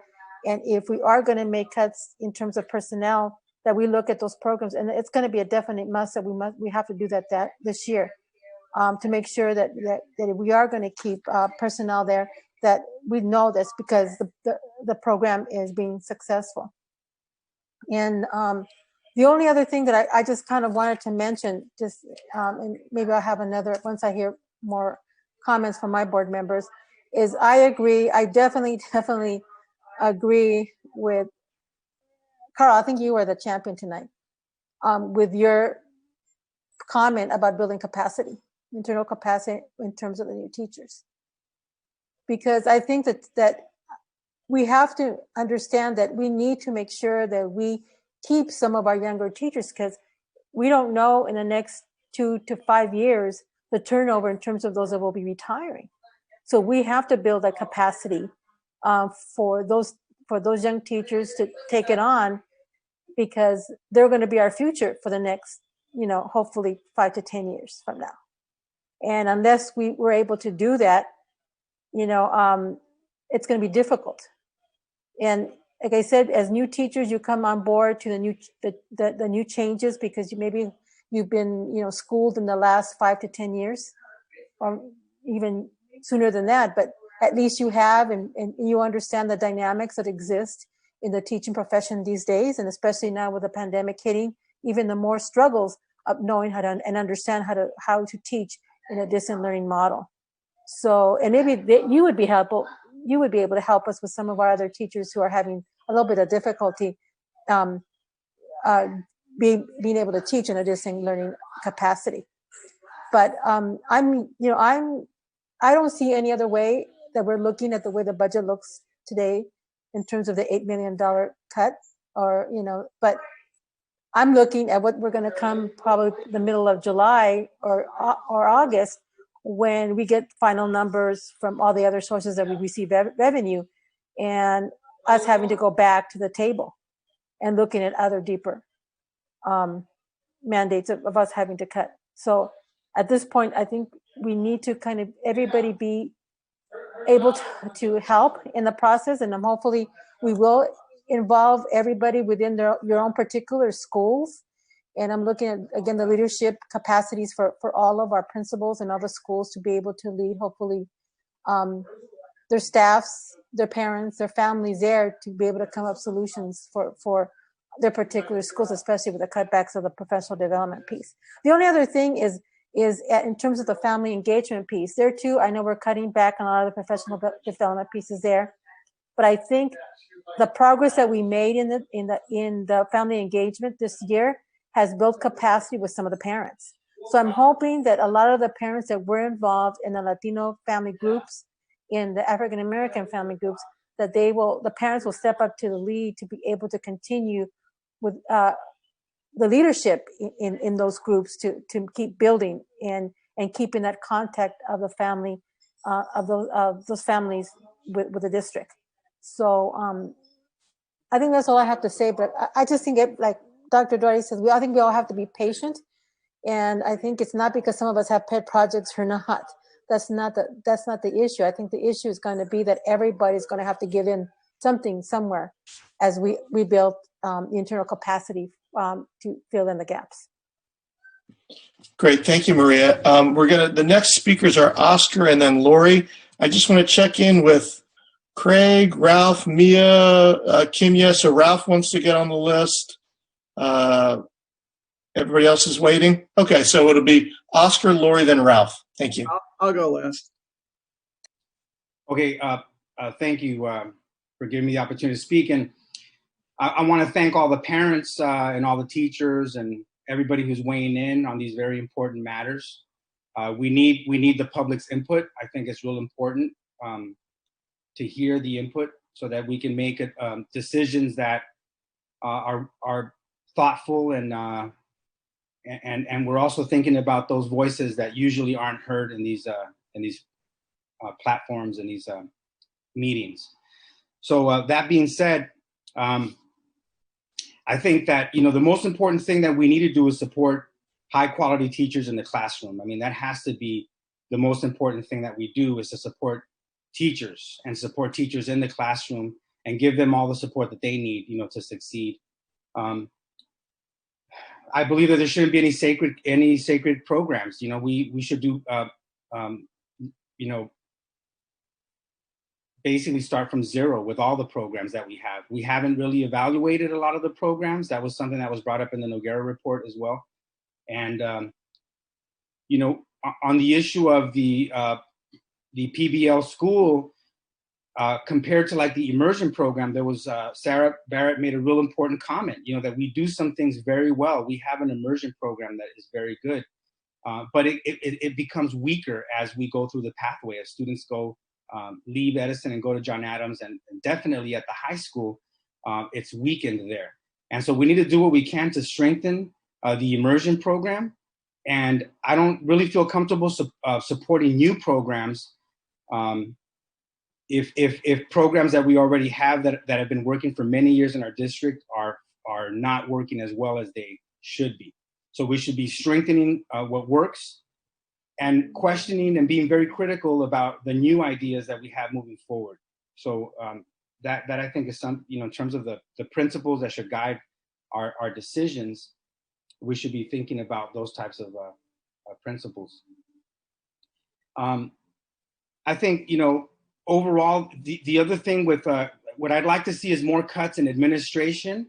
At the high school, for example, at Santa Monica High, I can't speak for Malibu, but I can tell you that at Santa Monica High, I think there are a lot of places there where we might be able to find some savings. I worked at Santa Monica High. I was a student at Santa Monica High when there were only 3 administrators with more students. So we had about 3,500 students and we only had 3 administrators at Santa Monica High when I was a student there. And we have the small schools, program at Santa Monica High. We implemented that. And I can't say that it's, I don't know what the results are, and we haven't evaluated that as well. But I can say that we should do everything that we can, to make the cuts as far away from the classroom as possible. And that means looking at our administrative staffing pattern at Santa Monica High, and then other services that might be even very difficult to implement, with distance learning and with the new learning environment that we're going to be heading towards. So even like programs that I supported, way back in 2002, restorative justice models. I mean, there's a consultant contract there, worth probably $180,000. I think those types of contracts right there, we need to be really looking at again, and reviewing and seeing if they make sense, moving forward. Anyway, I'll keep it at that. But one question that I do have as we move forward, I saw that the consultant services is about $200,000 in the recommended reductions, and I want to know what percentage is $200,000 of the total of contracted services. There was one comment made by Steve Cannell, and he mentioned that it was $6 million in consulting services, and I just want to make sure that staff comes back with more information in terms of, what's the total in consulting services and what does that $200,000 represent in terms of a percentage and reduction? Thank you. I'm just going to ask you, if you don't mind, I'm going to speak briefly to that just because just through the FOC, we've been, the board liaison on budget, we've been talking about that a little bit. The full total consulting and operational was budgeted about, it was either 3.2 or 3.4. Full cuts out of consulting this year will be about 1.3 million. And let's also remember that out of the 3.4, there's some things we have to have, like auditors we have to have, website we have. So it looks like we're probably cutting consultants closer to half.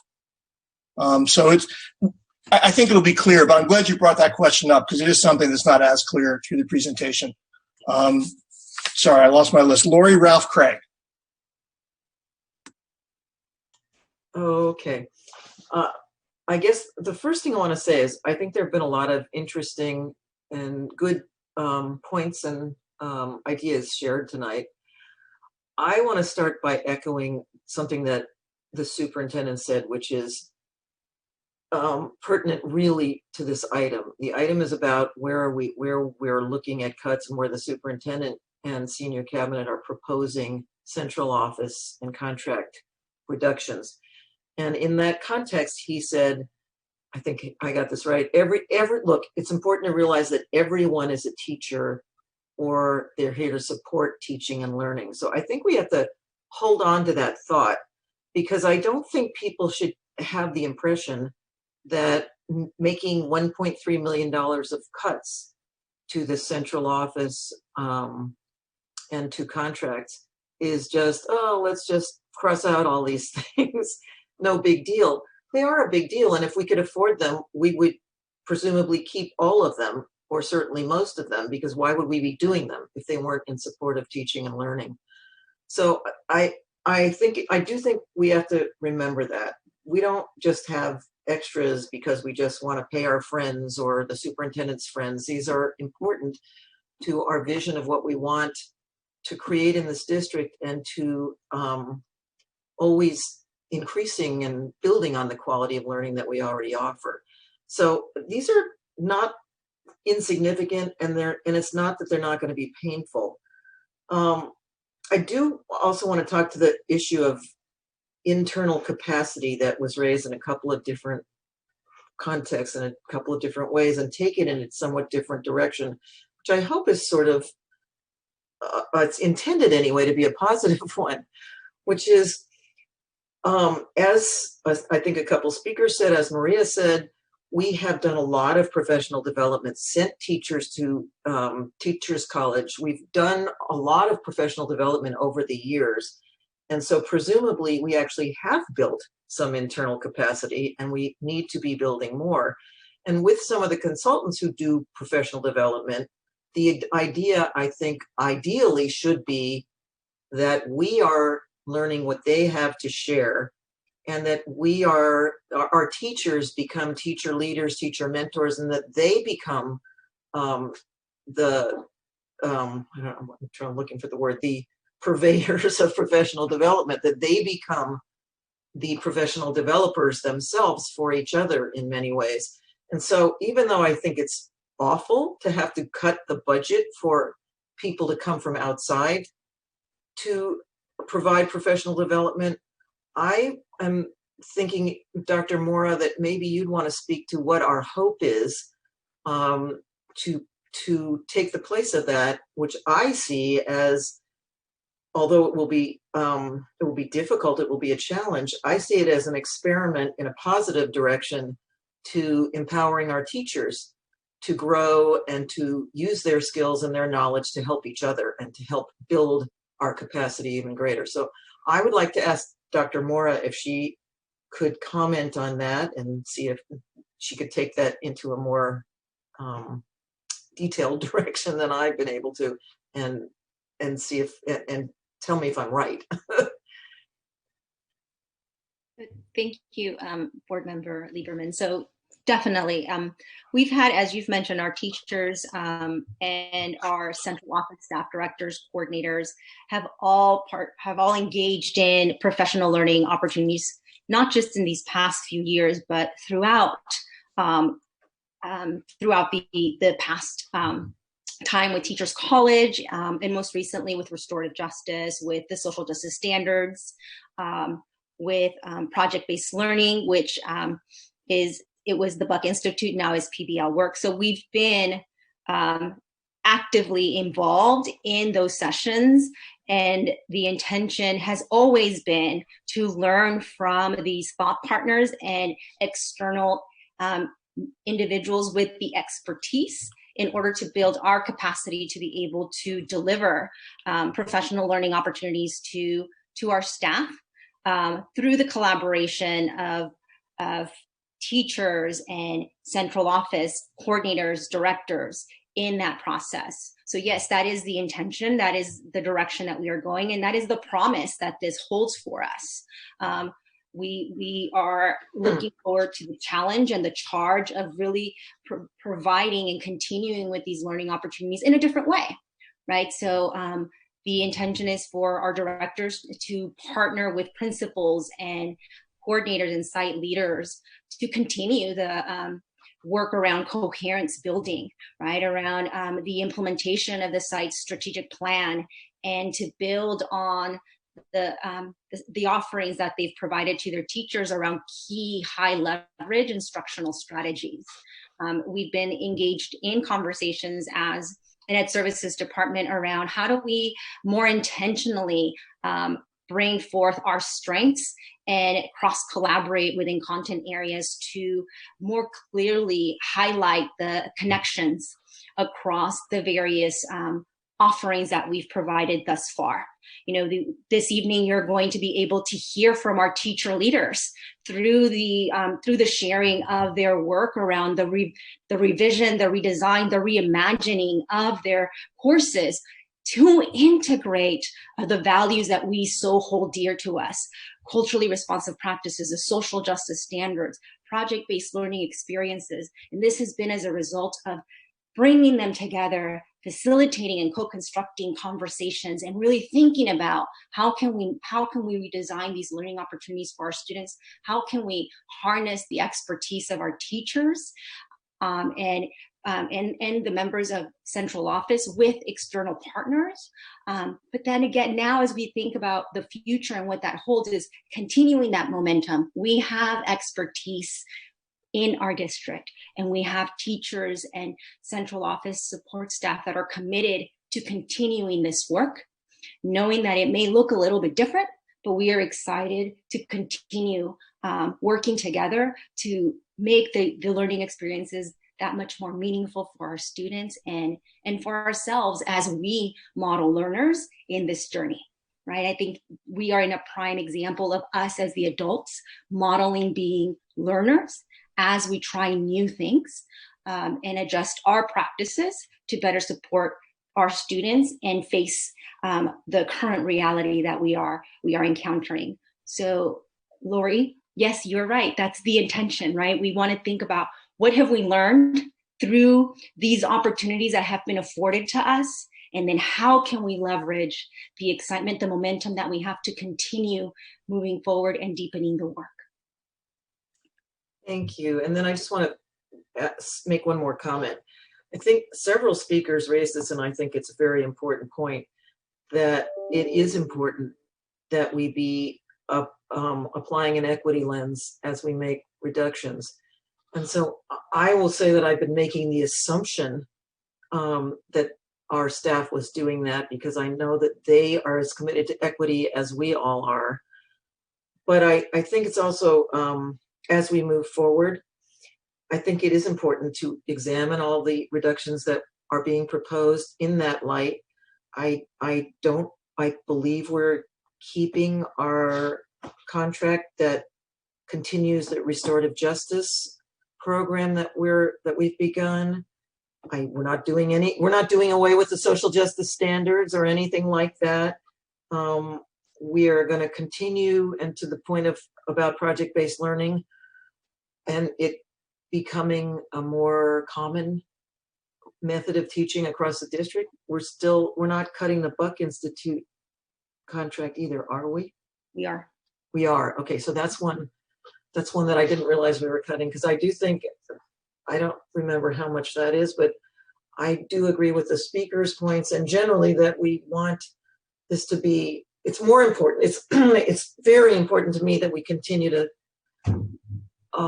grow that strength across the district and not just in one school. So that's something I would just say we should think about. But anyway, generally speaking, as the budget gets presented, if you can all re-examine it and make sure you point out that how the equity lens has influenced some of the choices you've made, I would really appreciate that. And I think that our community would as well.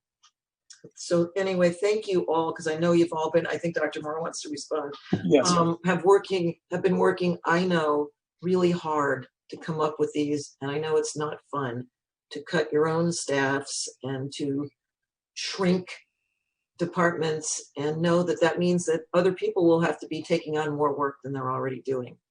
So thank you very much. I would just like to respond to the work around project-based learning and the integration of the social justice standards, and just overall the various professional learning opportunities and priorities that we hold dear to our hearts. I've engaged in conversations with my team members in our department in Ed Services, and we have been working on how can we continue to move forward with project-based learning. How do we develop a homegrown model and delivery a delivery model for our teachers. And Dr. Devon Smith, our coordinator for learning and innovation, we've been thinking, and he's been planning, how can we make that happen based on the learning that he's experienced through the offerings that we've had thus far. Right, we have already been able to provide our own homegrown training that we can then think about how do we provide specific modules and be able to offer that to our teachers and to our greater staff, and how then do we leverage our existing teacher leaders that are currently implementing it and implementing project-based learning throughout their instructional day and year, and have them showcase and share how it can happen even during a distance learning approach. Right, because that is one of the high leverage strategies that have been shared with me around how can we make distance learning work, and project-based learning lends itself to being able to do that. So we are working on that as well. Dr. Satinder Hawkins, who you'll be hearing from earlier today, also we've engaged on how can we continue to provide training around the social justice standards, how can we offer these services to school sites and grade level teams, and how do we harness the work that's been taking place within our Teaching and Learning Council to continue moving this work forward. So we have been developing plans and thinking about how can we make this happen without the support of outside experts within this coming year. And then come back for the following year, if there is a need, being able to come back to all of you and articulate the why behind it, and have a plan of action of how we would phase out any type of additional support that we would need in the future. So I hope that was able to answer the question. Yes. No, that was very helpful. Thank you very much. Thanks, Dr. Moore. Which brings us to Ralph, then Craig. I get to unmute myself. How about that? Good evening, everybody. Thank you all for being here. It's another robust evening of 180 people, most community members. So that's really wonderful that we've discovered this this opportunity that people can participate at such greater levels than they have. That was really great, Lori. So thank you for bringing some of those issues into the conversation in the way that you did. Because I think there's, there and some of the community members have as well, in what they've said. Because we're really, I guess, in some ways looking at two things. One is how to make ourselves financially viable as we move to the future. Because as Dr. Dradi said, if we don't do it, somebody else will do it for us. So I think we would like to do that. But I really appreciate, this last couple of minutes when we talk about how we're going to continue with the focus and the lens that we've had for the last number of years. Really committing, reading, inviting Dr. Noguera in, listening to him, and committing our resolve fully to really focus on how we can make the changes that need to be made, and allow all our students to be welcomed and to be engaged and to be successful. So, and I think, some of these changes that we're making in the budget really give us a great opportunity, to reflect. And I think Dr. Moore talked about some of it. I want to go back to, in one of Dr. Noguera's books, he talks, about a series of communities and their successes and failures. And there's a large high school, I can't remember the name, outside of Boston, of about 5,000 students. It was the lowest, least successful high school, at least, for testing or whatever, markers they were using in the state of Massachusetts. And the teachers were so upset about where they stood that they went to the principal and said, we want to work with you on developing the plan to help us get out of this. And they did that, and they ended up, and I think still are, a very successful, low-income, large high school. And I just bring it up because, as we've said, we've done a lot of training for all of us, and with with administrators and the board and the community and the staff, the teachers, about social justice learning and project-based learning. And so it's a good time to turn to them and say, we don't have the capacity right now to have some, highly trained professionals to come in and help, over a longer period of time, maybe do this, but we want you to step forward. I mean, we're doing that. We're going to hear next about, new classes at San Mike High School, or I guess both high schools maybe, that are being designed by our teachers. We've started that process. We said, here, we have this goal, this requirement is coming up in the future. So please help us figure out how the best way to do that is. So we should be doing that again. Let's take this as an opportunity to turn to our teachers, who I think are ready to step up and help us keep our focus and our goals and achieve what we want to achieve. So the second part of that, sort of an underlying thing in this is this issue, which we always do talk about, is building internal capacity. And poor Lucas, who's probably sitting there not, being talked about. I mean, I've known him for many years. He and my daughter, were friends in high school. They were the part of the tech crew in Barnum Hall for many years, and that's quite some time ago now. And then he went off to college, to New York, to Columbia College, and came back and wants to be a teacher in this district. Now, he's not on the list we've been talking about because he's been taking the place of somebody who's been on leave. So he's even in a completely different category. But as I said, I think last week, is how do we, because we're looking at numbers and saying, if we were to be as we were, these are the numbers of teachers that we need. And we're saying we don't have room for more people. So I just ask, as we continue this process, which I know we ask that question, how, because we're changing how we're looking at things.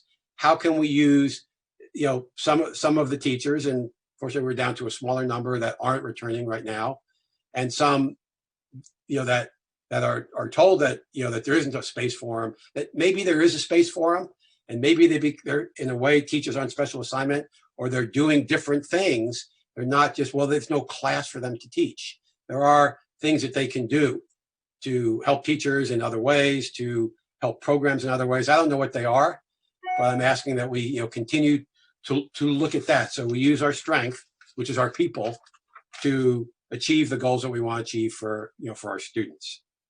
In terms of what's before us in the budget, a minor thing is that I think, Ben, what you presented is slightly different than what's on the agenda website, not by much, but if we could make sure that the one, if the latest version of it is the one that you presented, should probably be put on the website so that they match.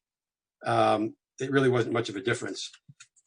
And then I'd like, to see, and with making a list of all these things that we're getting rid of, but somewhere, I assume, in the database there's a list, a mile long, of everything we spend money on. I know we do it in different departments and all the personnel. And so what we're listing here is things that they were losing, but we're not showing the things that they were keeping. So if we had the list of everything we have this year, and then we have the next column that, there's a checkbox or whatever, if it's staying, or, there's a red line or something of what we're losing. So it certainly would help me to have a better understanding, of the things that are remaining. People say, well, we're cutting $5.5 million for ed services. That's great. We also want to know, Dr. Moore, that you have, that you have the capacity left there to do what you need to do all the things we've been talking about. So if we could, have some kind of, if there is a way to develop a list, it can be in these categories of here's what we have, here's what we're losing, here's what's remaining. And I guess the last thing is about the other large piece that we're dealing with is the reopening of our schools. And I have talked to leadership and the superintendent.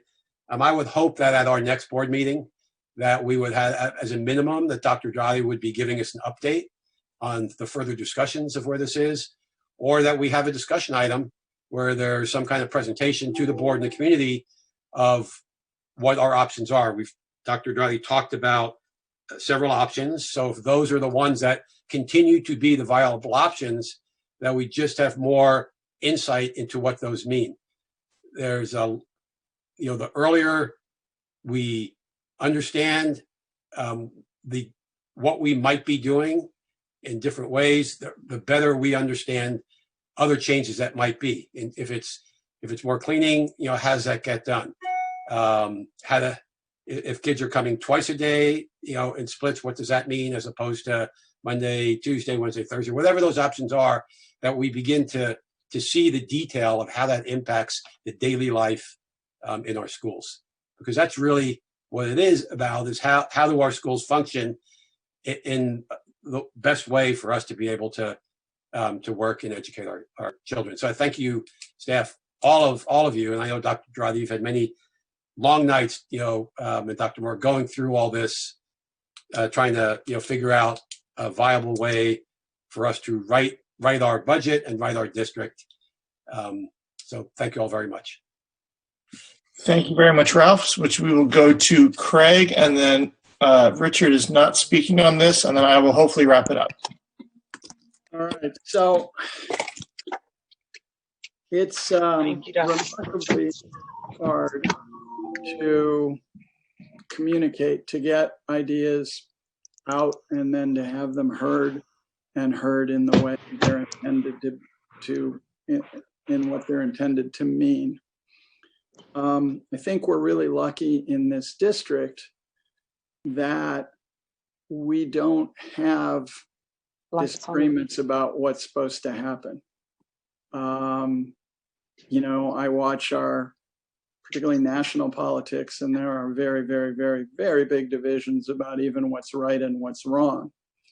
We don't have that. We all agree when parents say cut away from the classroom. We're all the school board, all the staff are nodding and saying, yeah, of course, we need to cut away as far away from the classroom as possible.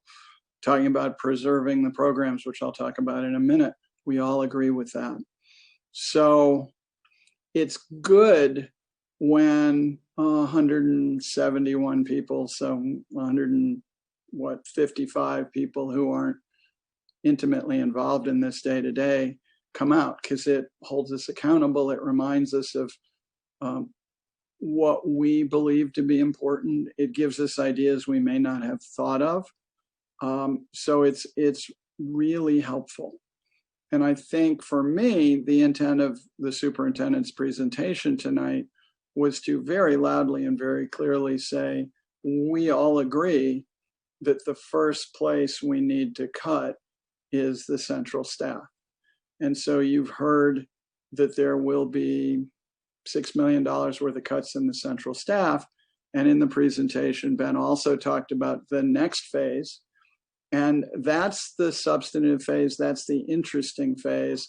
That's where we get to put our beliefs into focus and into action. We're going to be looking structurally at the district. We're going to be looking to realign. And that realignment and restructuring is going to involve evaluation. What's really important to us? How is it working? How many adults do we have doing what? I really recommend the Noguera report to anybody who hasn't read it. There's actually a fairly quick executive summary that contains all the information in the broader document. And Noguera said two really important things. One is that in 20 years of trying, we haven't closed the achievement gap. So that's something that I think we're all committed to changing. That this is a restructuring as an opportunity to do what we hold as our mission, that everybody here believes. We're not doing it because we don't want to. We're not doing it because, well, so the other thing Noguera says is that we have had trouble implementing, we've had trouble evaluating, we have had trouble keeping particularly our superintendent in place long enough to work through an entire cycle of implementation, evaluation, change, reevaluation, et cetera. And there's a list of things that I think we all want to do better. And this second phase, which are the realignment that comes for the 21-22 school year, where we still have enormous cuts to make to get that page that Dr. Dradi showed, where we run out of money next year and we're really out of money the year after that. These cuts today get us through next year, but we need to make more cuts so that we don't have Los Angeles County come in and take over and do their own cutting for the 2021-22 school year. So we all believe in restorative justice. We all believe in our social justice standards. We all believe in culturally relevant education. We all believe in VAPA. We all believe in immersion. And project-based learning is a new addition to that pantheon of things we believe. But it's really, really important. And it's three different things. It's project-based learning is putting more projects into the classroom so that our kids get used to working with the reality. They're engaged, they're excited, they're finding practical uses for what they're learning that otherwise might not resonate with them. We find that it's incredibly valuable for kids who might not otherwise be engaged in school. And a bunch of those kids fall into the achievement gap category too. So it's wonderful for closing the achievement gap. It's also preparing our kids for the world that they're gonna live in. Study done in the 1990s found that it isn't that education hasn't changed much since the 1890s, but in 1990 it hadn't changed at all since the 1890s. And from the 1990s to the 2020s, the world has changed probably at least double again. So we can't prepare our kids for a world with no Google and no Uber and no Microsoft and no on and on and on, not to mention they have to be ready to deal with the things that we can't teach them about because they haven't happened yet. They need to be able to be users of knowledge, creators rather than purveyors of knowledge. So we believe what you believe, and we will be working through this over the next year. And the SBAC is a committee that is designed for community involvement in the decision making. So what I would ask of you guys is help us clear a space to do this work. We're empowering teachers. We're realigning resources for the teacher. The teacher is the captain of her or his ship. And we got a bunch of people in those rooms. We got classroom aides, we got push-ins, we got pullouts. We got a bunch of people running around. And making that make sense in a way that supports those teachers is good for the kids, it's good for the teachers, it's good for the structure, and it's good for the budget. And those are the kind of conversations we're having. The cuts to central office have been reactive cuts. I fully expect that the next phase we'll be talking about is restructuring, new org charts and such. There's a lot we need to do. We got to evaluate programs, and evaluating those programs, maybe we strengthen them because they represent our core values, or they represent our core values, but they're not working, so we change them or we merge them, or there's things we may be doing that we don't believe we need to do anymore, or that is being done in some other way better. So I would love to take all this energy and keep it going and funnel it into the work we have to do over the next year, because we're only beginning. But I hope you heard tonight that if nothing else, you heard that Ben is cutting $6 million from central office, either in response to what we've been hearing or truthfully because we all want exactly that thing. So as such, I support the presentation, the plan that Ben presented, and I think that the things that are going to happen over the next year are going to be really important. And I believe if we do it right, they will be an enormous positive step for our kids and our goals and closing the achievement gap and creating the highest level achievement for every kid and doing it in a way that's 21st century positive, that we're pushing those kids to be leaders in the world they're going to live in, not the world that I went to school in 50 years ago. Thank you. Thank you, Craig. Dr. TJ wanted to hop in here real quickly, so we'll kick over to Richard. I'll be very quick, John. I just too wanted to echo what my peers have said. I want to thank the people who spoke this evening, and I certainly want to thank Dr. Drotti and staff for the presentation. I very much appreciate it. Thank you. Oh, well, thanks, Richard. I was preparing for a long comment. You really were true to your word. I will try to do the same because my peers have spoke very well to this topic, and I'd like to stay on topic with it and just frame it for the people who are listening that this is a discussion item. There is not action being taken on this tonight. I believe that we will see these reductions in the budget that's presented to us on June 4th.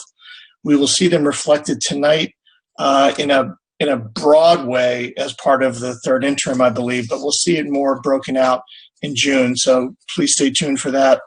I just want to add that one of the great things about coming up in this district with kids in the district is that you get to know the individuals who work here. And I know we've gone through a tough process recently where we talked about laying off teachers. And laying off teachers is, I'm not exaggerating when I say that that's probably the worst part of the job in the 3.5 years I've done this.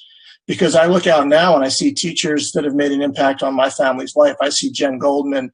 I see Shelley Erkey. I see Carl Hobkirk. Ned Ackers there. I see Maggie Colburn there. I see people that have helped shape my children into who they are. And the thing that gives me hope is I see this as empowering them to be teacher leaders in their community, to work with their peers. This is not an end to PD. This is a pause to outside PD as we empower our staff. I also want to say I wasn't here when the Noguera report was contracted. I was in the audience with everybody else. I look forward to a time where we're sitting in a board meeting where we start talking about Dr. Drotti's vision and Dr. Mora's vision and Dr. Kelly and Melody Kennedy and the people that are here now and how they're putting their stamp on this district. Because we're not having an equity contest, but I'll put Dr. Drotti, I'll put Dr. Mora up against anybody out there for their values and their passion for what we do. And I think we're empowering them as well. So I view this as the possibility of that. I also want to say Dr. Drotti was tasked with cutting $3 to $4 million out of central office. He came back to us with close to $6.8 million in cuts. We know things are going to happen during the next school year. We're going to have to react in many different ways. Dr. Drotti is giving us flexibility by doing this. By going deeper now, he's giving us flexibility. If we need to bring more staff back, we'll have flexibility. If we need to bring more technology in, if we need to bring more cleaners in, whatever we need to do, we'll have flexibility. And I truly believe if we do this right and the economic recovery goes in sort of a medium path, I believe we can be out of this in 2 years. I believe we're taking that kind of planning right now, that within 2 years we will recover from this dip that we are in and we'll be in control of our destinies again. So thank you guys for this discussion item. I look forward to seeing it in the budget at the June 4th meeting. This now brings us to major action items. We have a couple resolutions, and I will kick this over to Board Vice President Lieberman, who will read us Resolution 1945 and Resolution 1946. I think we might have staff introduce this. So is Dr. Kelly with us? The resolution for Classified School Employee Week. Is there somebody introducing this? Dr. Drotti? Yeah, I think Dr. Kelly stepped away, but I'll go ahead and introduce. Let's flip the order then. Let's flip the order and do the second resolution first, which is Resolution 1946. Pull that up. Hold on one second. Yeah. Dr. Kelly's back. Dr. Kelly, were you going to do an introduction for the resolution for Classified School Employees Week? Sure. Am I putting you on the spot?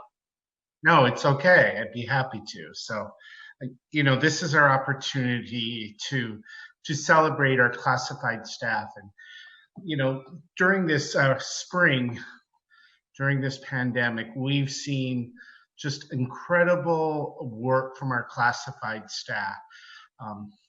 I want to draw attention to the food and nutrition services workers who are out providing food for families who need it at our school sites. I've been out there when they've done it, and they just do it so positively, smiles on their faces, really welcoming the kids and parents who come. We have people in our maintenance and operations department who are continuing to be out on our facilities, making sure they're secure, they're safe, that we're continuing to address maintenance needs. We have our information services, our computer technicians who have made sure that our students have the technology that they need and the resources and tools that they need. We have people who are continuing to make sure that our employees are getting paid, so they're both working remotely. We have people who are working in reception to continue to make sure that mail and communication continues to flow. People have found new ways to work and really stepped up on that. Many have picked up the phone and trying to reach out to families who might have just not been able to connect in the same way. It's really an important time. We have instructional assistants, paraeducators who continue to provide that one-to-one support that many of our students need and that really support the work of their teachers. I know that I haven't hit everybody in the classified service, but we really want to thank our classified staff, acknowledge them for all of their contribution, for their tireless efforts, and their continued support of the hard work that is happening now and will continue to happen in the future. So I'm pleased to celebrate Classified Employees Week. I don't think you're going to like the movie. I think there are people who are coming through here that aren't supposed to be. Thank you, Mark. We do have one speaker on this. Do you want me to read the resolution or have the speaker first? It's Chris Mock. Your choice. I'll tell you what, I'll read the resolution and then Chris, I can't see anybody who's here, but I'm assuming you are here. And then we'll have you speak on it. The resolution reads, therefore be it hereby resolved that the Santa Monica Malibu Unified School District's Board of Education and Personnel Commission hereby recognize and wish to honor the contributions of all classified school employees to quality education in the state of California and in the Santa Monica Malibu Unified School District, and declare the week of May 17th to May 23rd, 2020, Classified School Employees Week in the Santa Monica Malibu Unified School District. That is such a mouthful every time I have to say it. Anyway, Mark, your words were really nicely done. And Chris, wherever you are, I hope you'll add to that, because I think we truly do appreciate all that our classified staff have done, particularly during this period. Chris Mock has been unmuted.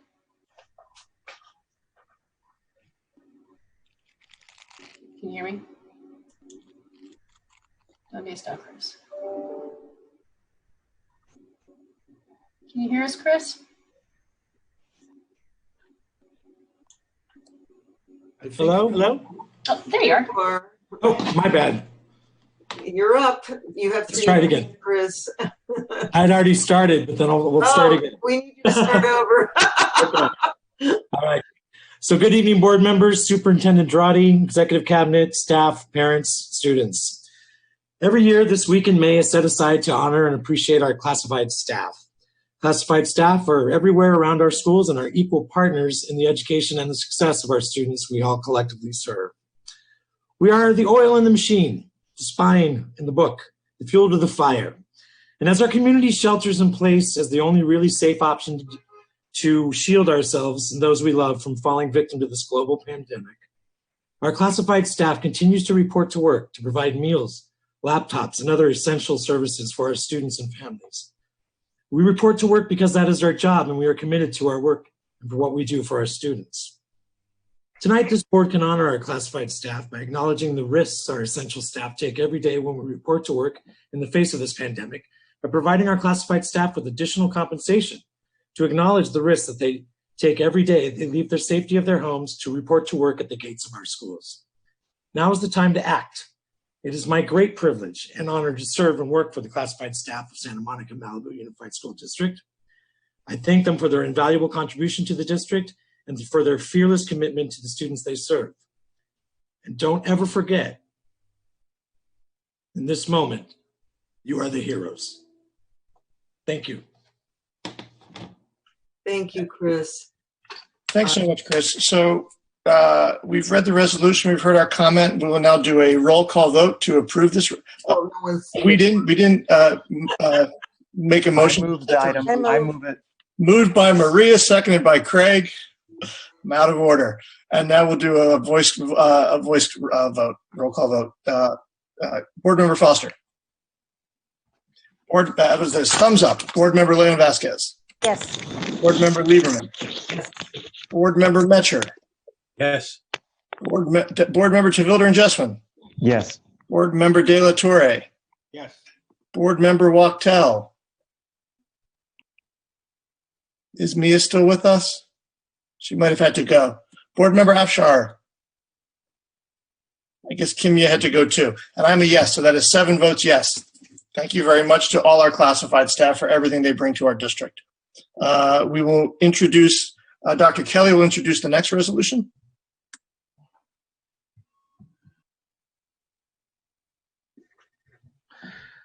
The next resolution is a celebration of our school nurses.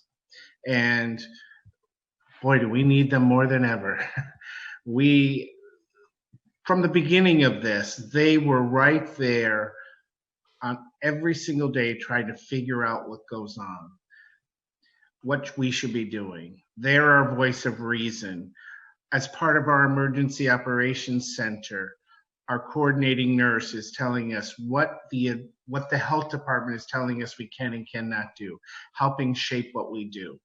Our school nurses provide vital support for our students. So many of them have medical needs that come up that need to be addressed, and they are responsive to our students and our parents. They work very, very hard, very, very compassionately. I always awed at how calm my school nurse was when I was a principal. How anytime something came up, that my school nurse was the calmest person around. No matter what was going on, how injured the student was, how bad they might have felt, they just were reassuring, worked through it, worked the problem, did it with very intelligently and compassionately. They do that every day. They work very, very hard. They're supported by health office specialists and our licensed vocational nurses who support them in their offices. But it's their care and compassion that they bring to their work every single day, and their passion for making sure that our students are healthy, safe, socially, emotionally supported. So I'm pleased to honor our nurses this week. Thank you. Thanks so much, Dr. Kelly. And I'm so glad you included our office health specialists and our office staff who sometimes take on so many duties to help our children when they need it. They're part of that healthcare team that we have. So Lori, do you want to read the therefore be resolved? Therefore, we are hereby resolved that the Santa Monica Malibu Unified School District's Board of Education and Personnel Commission hereby recognize and wish to honor the contributions of all classified. Sorry, Lori, you're on the classified one. We're doing the nurses. You're on the wrong page. I opened the other one and it didn't open for me.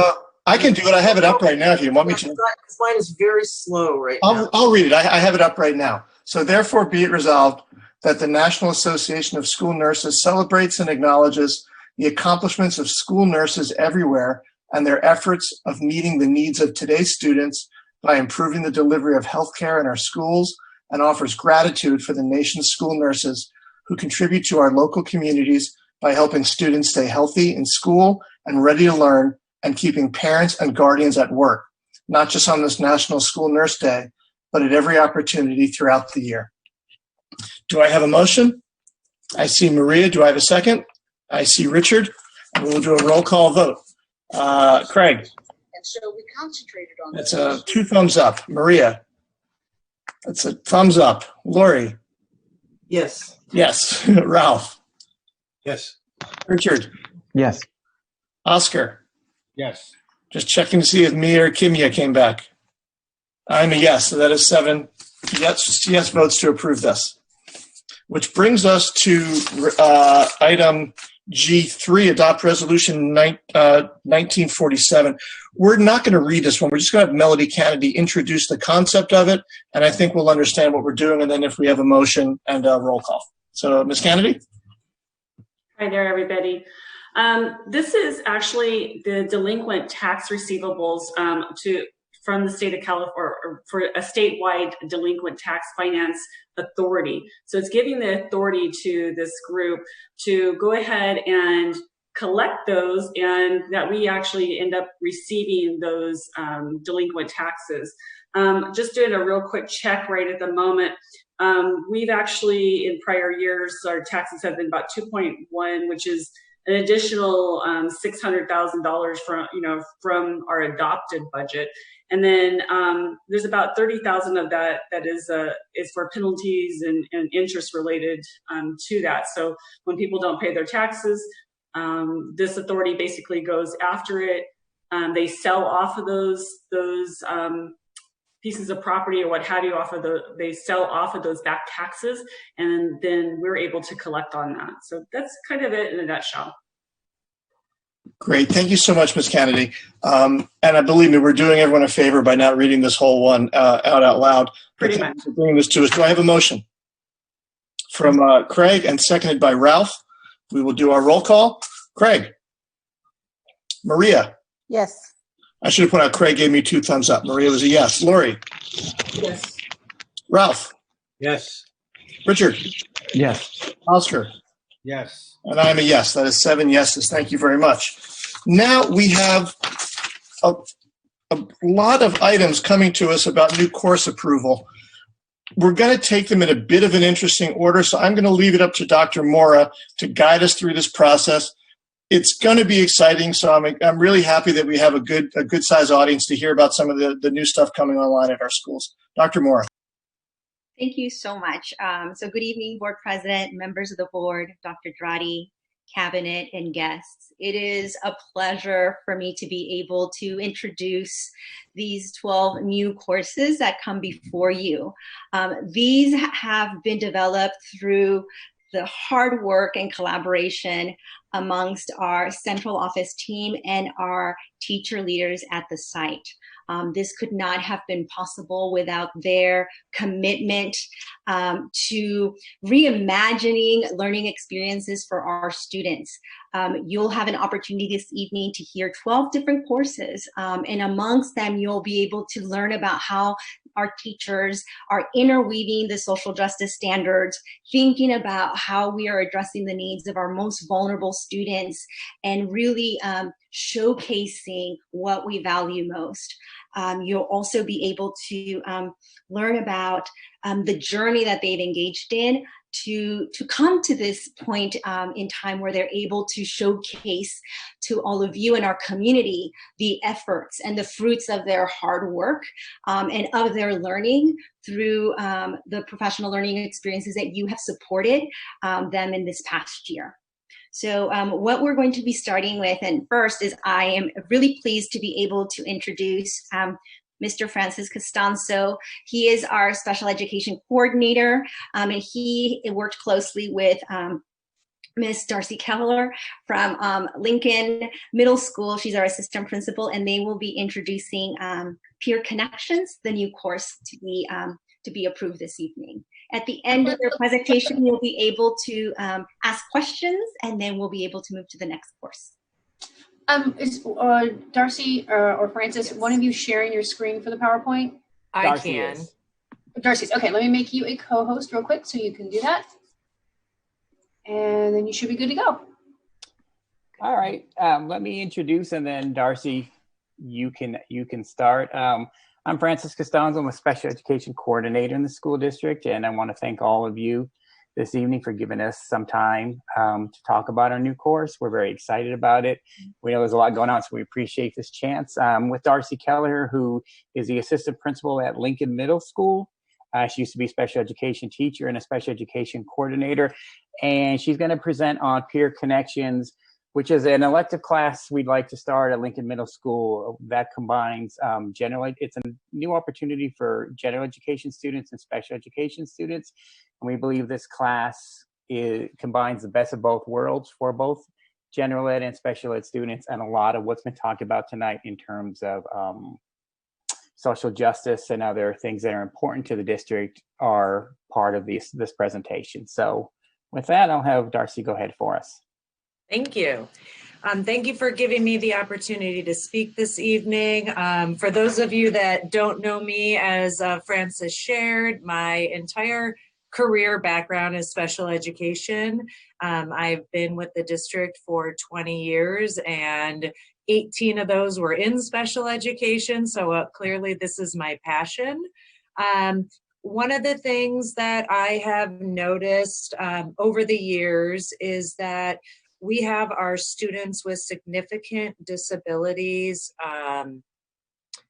Sorry, I got a Zoom thing. We have our students with significant disabilities that we include typically in our elective classes like art and music and various elective classes. And unfortunately for some of our students, it is not a meaningful class for them. Their disabilities are so significant that the curriculum cannot be modified to actually make meaning for them. So what I participated in when I was in high school was a similar course, so I thought it would benefit our students at Lincoln, is a reverse inclusion course. So what we're creating is we had 33 neurotypical peers express an interest in this elective class. Reverse inclusion is something that benefits the, I'm not used to doing Zoom and PowerPoint, so I'm going to try to go through the PowerPoint while I'm talking. So someone might need to raise their hand if I forget to go forward. So it increases a sense of community and belonging for all of our students when we do reverse inclusion. It motivates our students with disabilities, and then it benefits our neurotypical peers by improving their social skills, increasing diversity, and respecting those who have challenges outside of their own experiences. What we're going to be doing with the course is we're going to be using art, music, cooking, public speaking, games, storytelling as a means for delivering the social justice standards. So essentially in designing our course, what we're looking at is having all the lessons be connected to the social justice standards for middle school. And so I had given some examples of where students could present information regarding who they are and talk about their families, and then learn about the peers in their classroom and their families so that they could find some common ground amongst each other.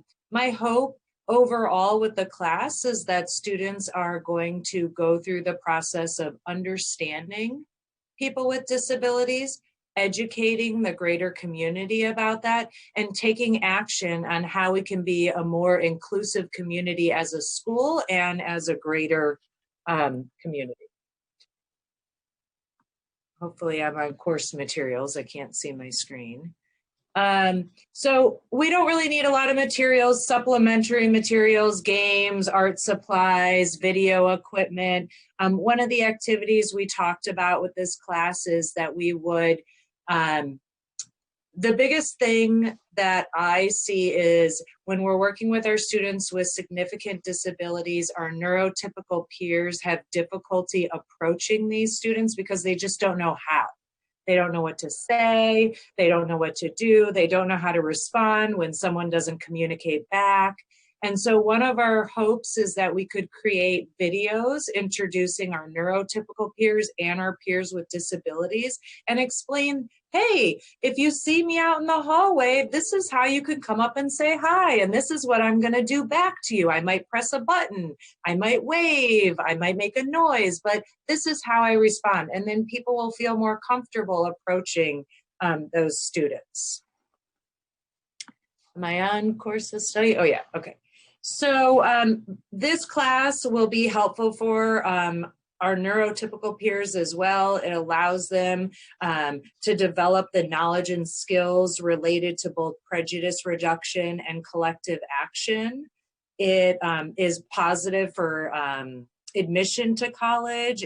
Admissions to college show that students who participate in activities outside of the classroom, such as things like this, it could be a tiebreaker in getting into college. And then career technical training. I'm only where I am today because of something like this. So I got involved in special education when I was in middle school and in high school, and that led me on to this path. So that connects to our greater goals, our LCAP goals. Let's see if I hide this, I can see that. Okay. So as I shared, graduates are ready for college and career, exposing our students to careers working with people with disabilities. So do you want to get that same lock then, hon? Oh, you might want to go to mute. Exposure to careers working with people. Hey, Jennifer. Oh, there we go.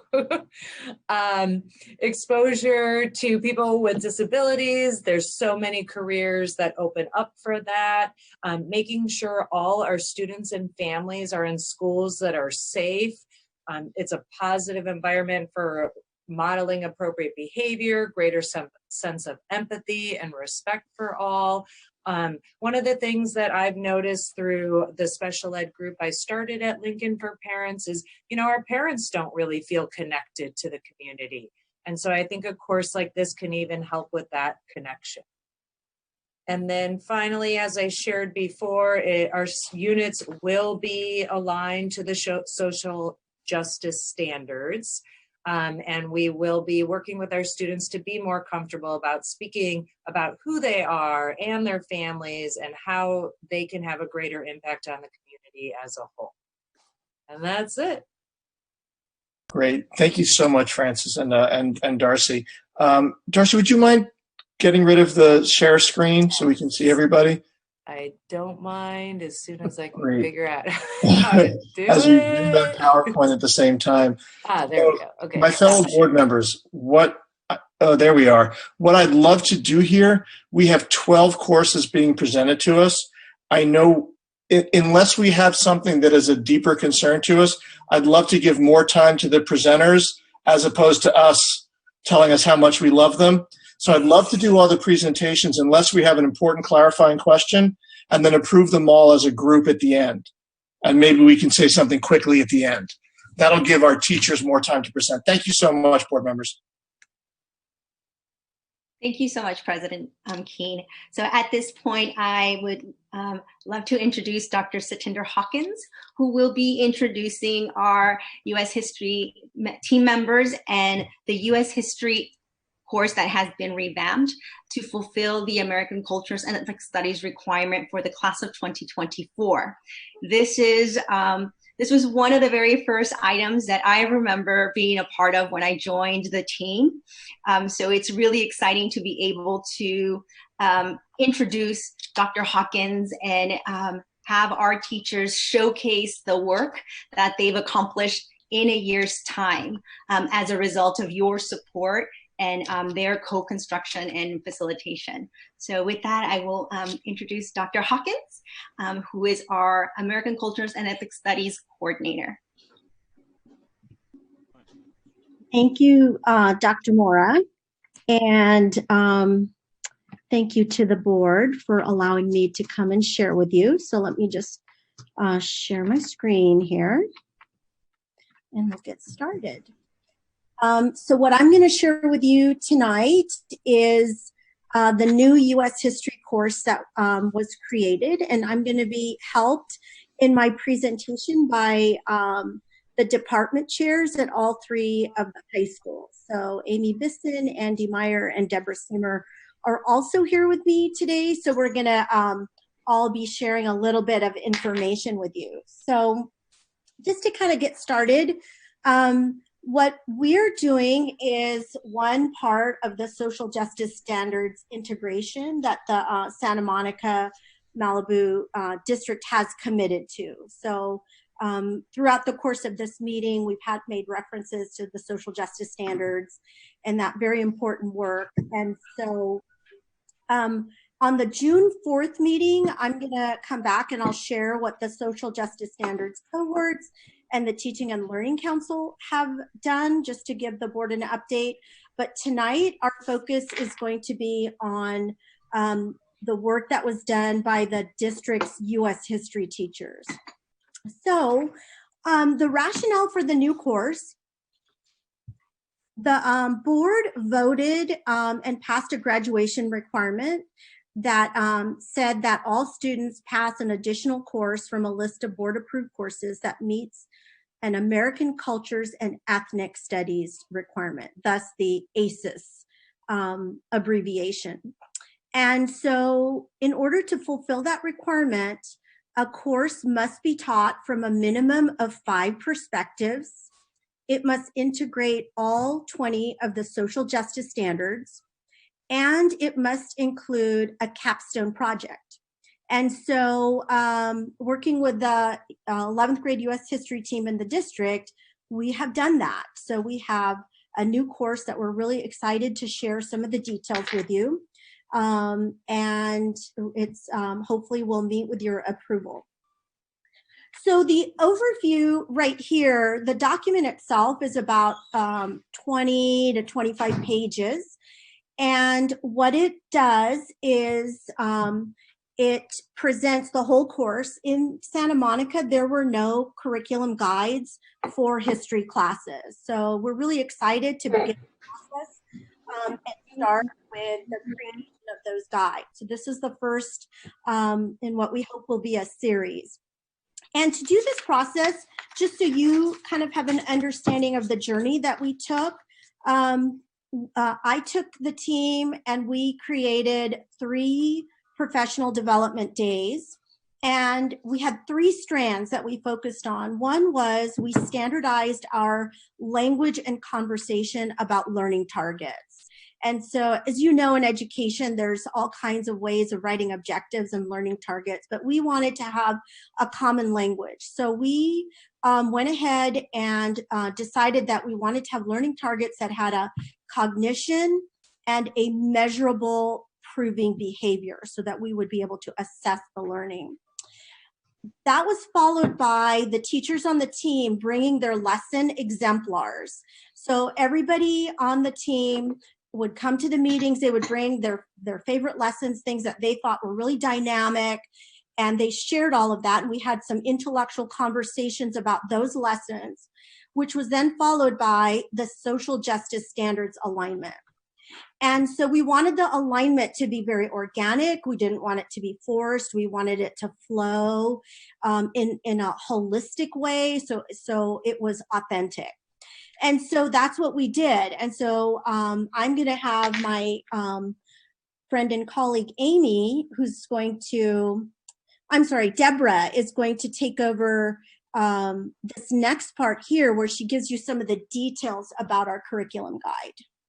Yeah, thank you, Satinder.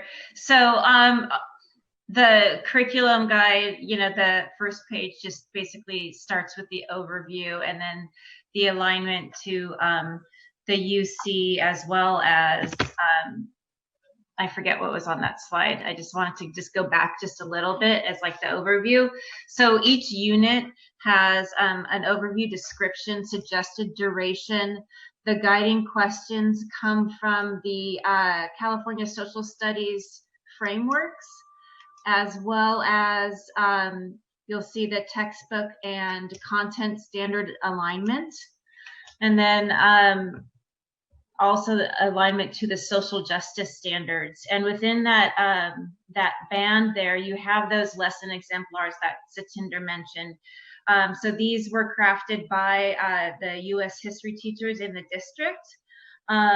They've got that explicit objective and as well as alignment to the social justice standards, and explicitly mentions which perspectives of the ACES requirements are being fulfilled by that lesson, by that specific lesson. And actually, and then that link, this is, the curriculum guide is a great resource. That link is a live link straight to the U.S. History Department lesson share. So if you needed a lesson on, for example, the Harlem Renaissance, open that link and you've got Lucas Capra's lesson. The second slide. So this year, the U.S. History Department was fortunate to work with Facing History. We had a couple of PD days as a PD kind of thought partner. If you're not familiar with Facing History and ourselves, part of their mission is to address racism, anti-Semitism, and prejudice as witnessed in history through engaging students and teachers. So they've just got some really great activities. And then again, a way to and resources to bring light and bring voices to those that might not be heard given the traditional content standards. And then this slide, so again, this is a living document. You know, these are live links. All these resources, Lost LA, you know, the Stanford History Education Group, California History Social Studies Project, you know, these are all links to those perspectives. So if a teacher wanted more information on, you know, the Zoot Suit riots, or more information about the annexation of Hawaii, you know, like, this is where they could go to find even more links and lesson ideas for specific perspectives. And Amy Bisson is going to tell you about our capstone in this new course. All right, thank you, Satinder. Good evening. A segment of our work revolved around the capstone project, and we strove to integrate the capstone with the district's PBL reform efforts. The outcome is a culminating Be the Historian project, which is a mixture of a previous Be the Historian project and the PBL structure and guidelines. The new project provides students with the opportunity to not just read history, but to do the work of a historian. Thus, students will apply the historical thinking skills that we work on throughout the year.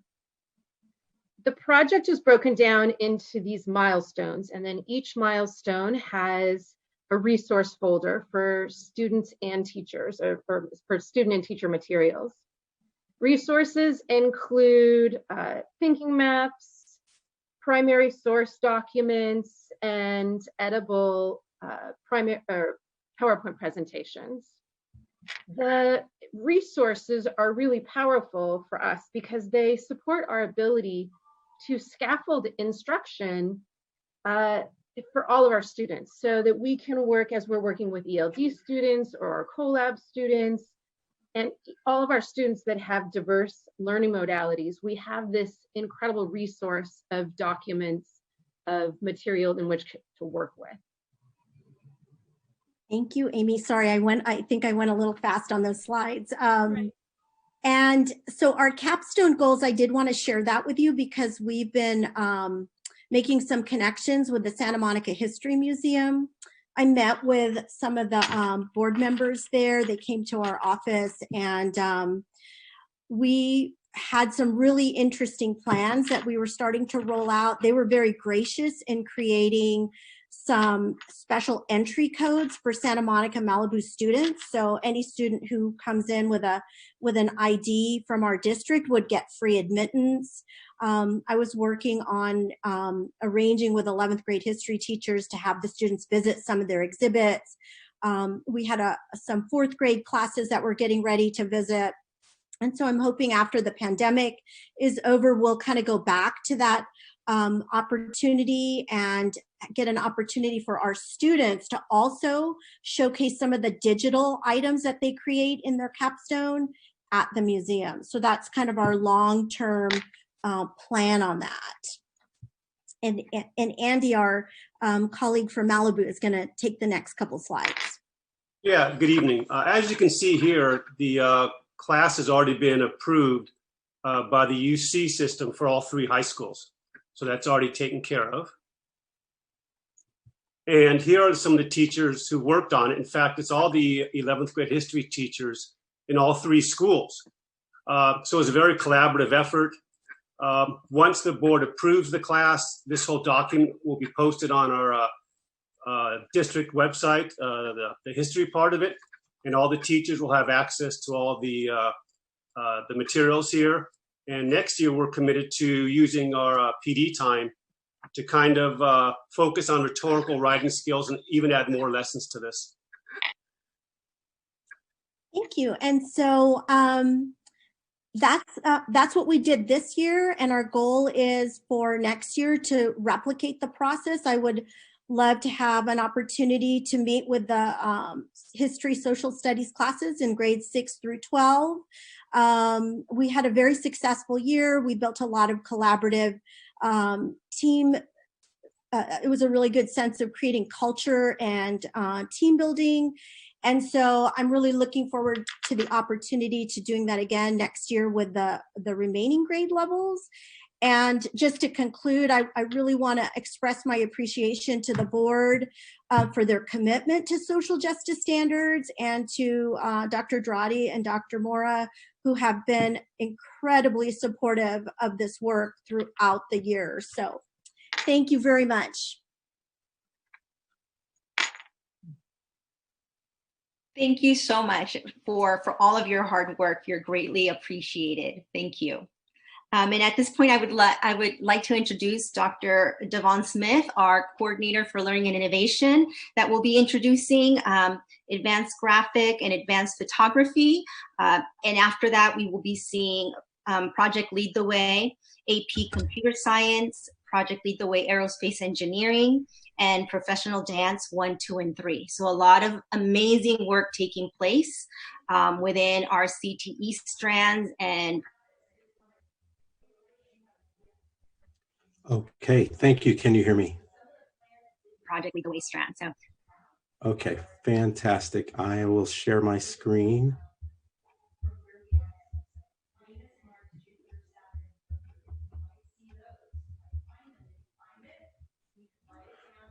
Okay, hello. Thank you very much, Dr. Mora, and thank you to the board and board leadership and members, executive leadership, and all the guests. I'm happy to be here with our members from our CTE team, that being Career Technical Education team from Santa Monica High School. Miss Lauren Polly Sheehan is with me. She's the O-House principal at Samo High, and her team of teachers, Mr. Sean Saunders, Mr. Martin Ledford, Mr. Corey Eckhart, and Dr. Ritva Lofsted, and Miss Grace Maxwell. You know, we celebrate the unique opportunity that exists in CTE to deliver on the district's goals to graduate students who are ready for college and careers. And so we feel like that is very important, and we have the distinct honor to present some new courses for you. So this evening, Miss Polly Sheehan and her team will be presenting in 3 different cycles, a total of 7 courses that will present greater college and career opportunities for students. So as I work the slides, I'm going to ask, our first presentation will be on 2 new courses in our CTE graphic design and photo pathways. This is items 6 and 8 on your agenda. And Ms. Polly Sheehan, you and Mr. Saunders and Mr. Ledford can take it away.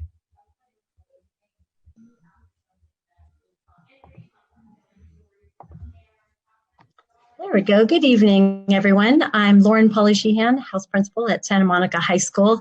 Thank you so much for visiting with us this evening about the new courses and all the exciting things that are happening in career technology education. We'll start this evening with an overview of graphic design. Graphic design is a course that is already in place at Santa Monica High School, but we're very excited to bring a 3rd level of graphic design to our pathway within this CTE sequence. As students enter into the CTE realm, they start in the 1st level with an introduction to our content. And then they move in the 2nd year to a greater depth of knowledge and more technique within the concentration. And moving into the third year, which is our new proposed course, we want to add a capstone opportunity for our students to really have the pre-professional level of integration of curriculum and hands-on work experience and certifications that are available to our students within the career technology pathway. Thank you. Currently, our students integrate several different elements of graphic design, but in the production course that we will have at the third level, we are excited to bring a true production opportunity by combining our yearbook production with our graphic design. So in the past, the yearbook had been produced primarily by our English department. And so there was a great deal of text in our yearbook, which was a fun way for us to capture the year at a glance. But I think that in our age of new technology, you would all agree that having a very visual and even perhaps technologically advanced yearbook is really going to be the wave of the future. So our students in graphic design will be focusing on layout. They will focus on all the Adobe Suite elements that will truly enhance that professional yearbook. And it is truly professional in that our students will be purchasing those yearbooks that are very professionally designed by our graphic artists. We will not need any new course materials for this class. We will continue to use the iMac workstations and the Adobe Suite to continue this third year capstone for our students. Next slide, thank you. And certainly this is a wonderful way for our students to develop that analytical thinking, the collaboration, communication, both visually and through written word. We also are excited to integrate several different cross-curricular connections as our students in advanced photography, graphics, and writing will all work together to produce this excellent product. The course does meet UC requirements and does fit the career technology education pathway for the state of California. In CTE as a whole, we want to especially offer our students those pre-professional experiences, that hands-on learning, and the opportunity for our kids to leave high school with a true vocation, skills that they can immediately employ in a career pathway. Should they choose, they also can continue on at 2-year and 4-year institutions with that baseline of career applications that they will have learned within our CTE programming. Can go on.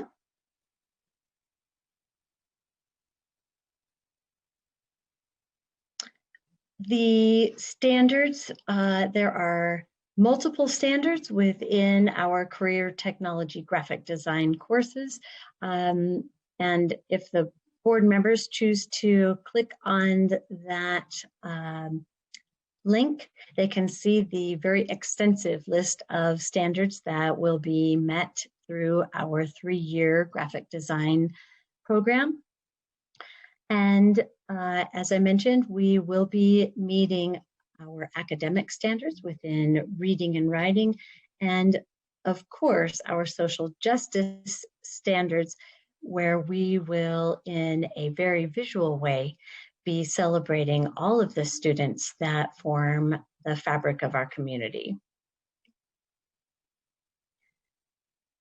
The next course that we are proposing is advanced photography. That is our Photo 3 capstone program. Much like our digital design program, will integrate those introductory skills that students learn in the first year, the concentration of depth and complexity in the second year. And then the piece that we're really excited about in that third year is that students will be able to pursue professional level photography while still in high school. Students will pursue both a marketing entrepreneurial strand and an artistic strand within that third year of the capstone program.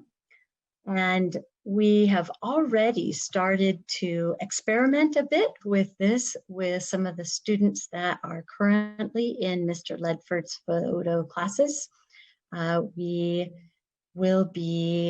We're happy to celebrate a student who, under Mr. Ledford's tutelage, has already been offered a contract by an international apparel manufacturing company, Comme des Garçons, and one of the students' photographs will be featured on a piece of apparel.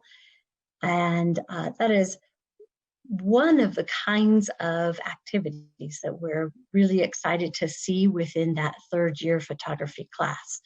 We're also looking to integrate the pre-professional work of our students with the on-campus work of perhaps photographing our student events, doing photography for our sports teams, doing photography for our signs and posters that will take place on our campus.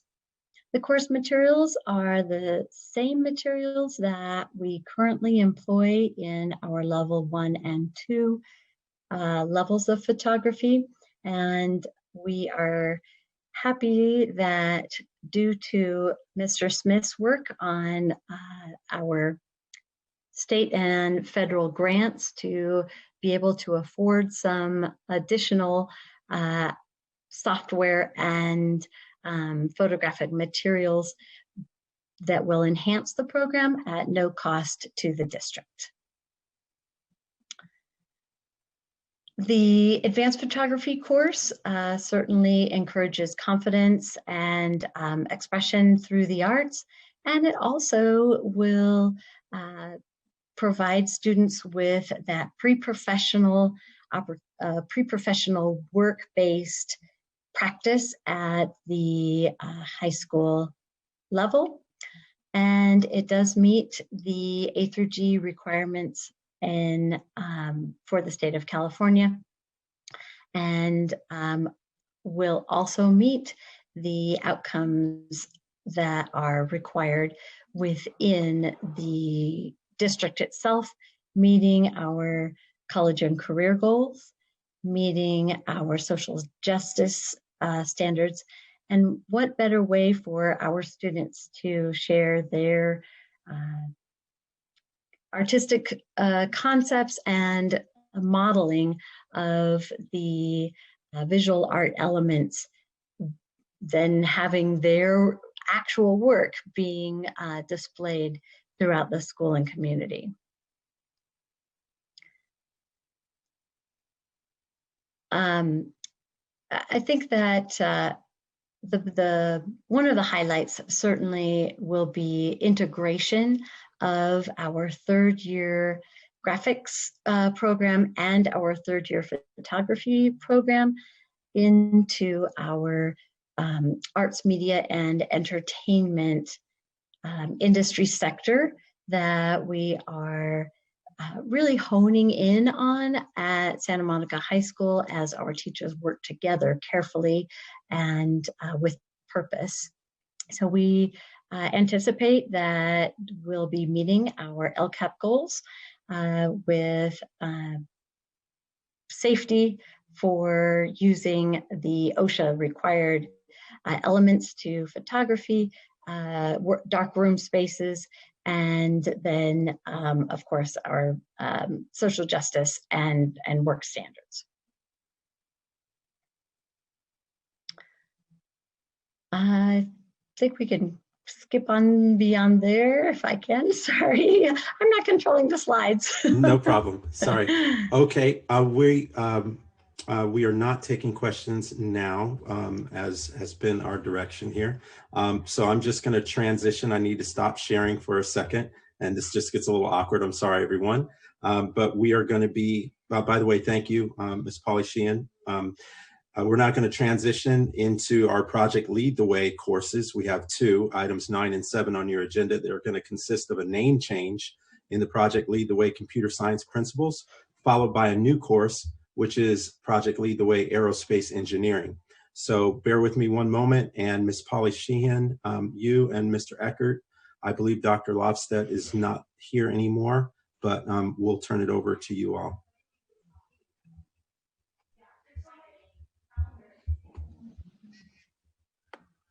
Okay, and I've lost the sharing. Oh, here we go.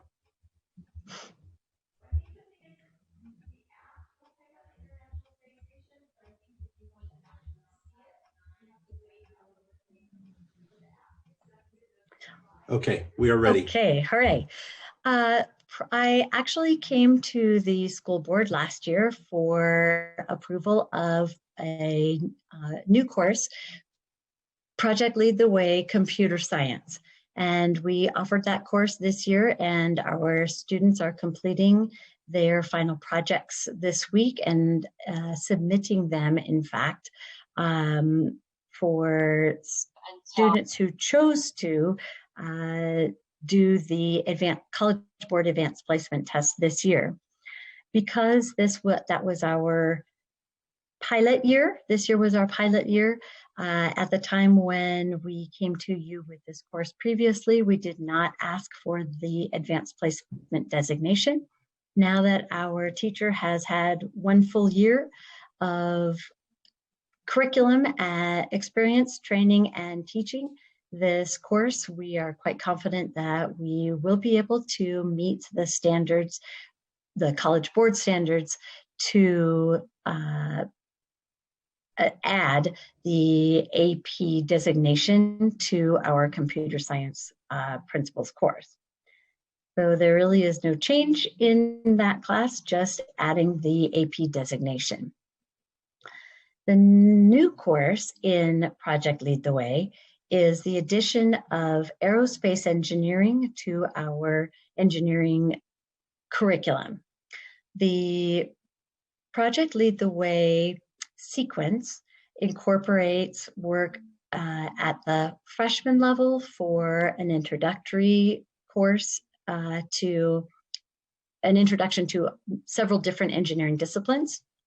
And then students have an opportunity to choose from 3 different engineering focus areas, including computer science, digital electronics, and this new course, which is aerospace engineering.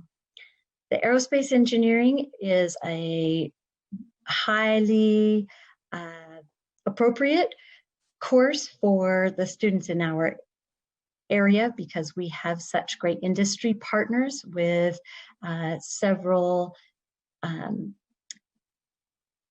businesses nearby, Boeing, Rocketdyne, SpaceX, and certainly LAX Airport and Santa Monica Zone Municipal Airport. So we are excited to offer aerospace engineering, knowing that we will have many community professionals that will be able to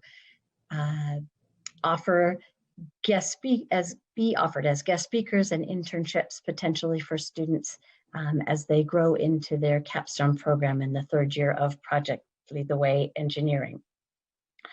The course, Devon, if you can go on, keep going, sorry, one more. Okay, there we go. So aerospace engineering will correspond to the engineering and architecture CTE sector. And it is a choice for our students within the engineering capstone. So one of the things that is really exciting about the way this capstone or the way this sequence will work for our students is that some of the students will take a computer science course and some of the students will take aerospace engineering. And then in their capstone year, in their fourth year of Project Lead the Way, they can work together as a team on a thematic approach to solving a problem using their diverse background of engineering sectors. And we have a lot of students that are interested in exploring aerospace engineering already, and they are certainly hoping that this course will be approved for next year. Go on to our next slide.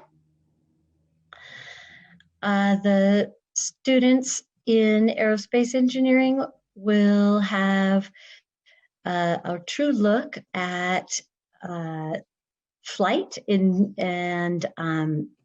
the many levels of and components to integrate,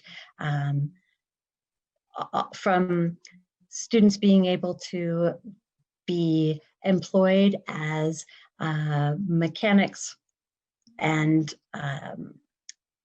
learning the basics of flight all the way to engineers and perhaps astronauts and future aeronautical scientists. So there's a wide range of items that, or a wide range of careers that our students will be able to achieve.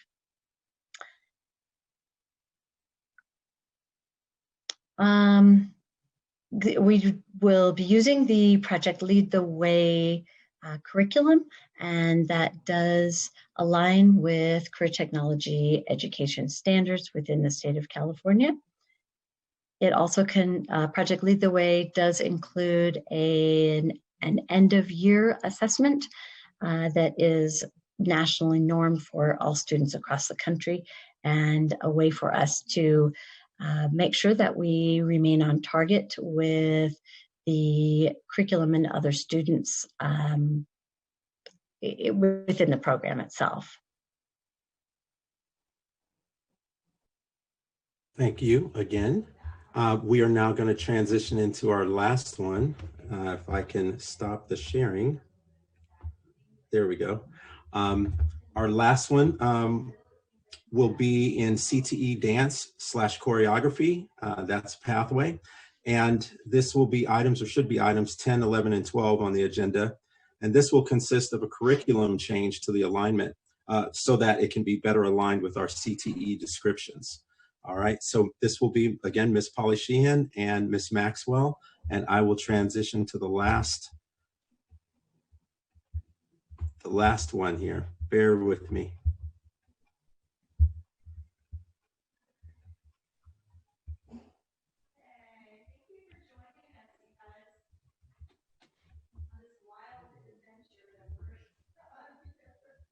Okay, can we all see that? I hope we're good. Okay, Lauren?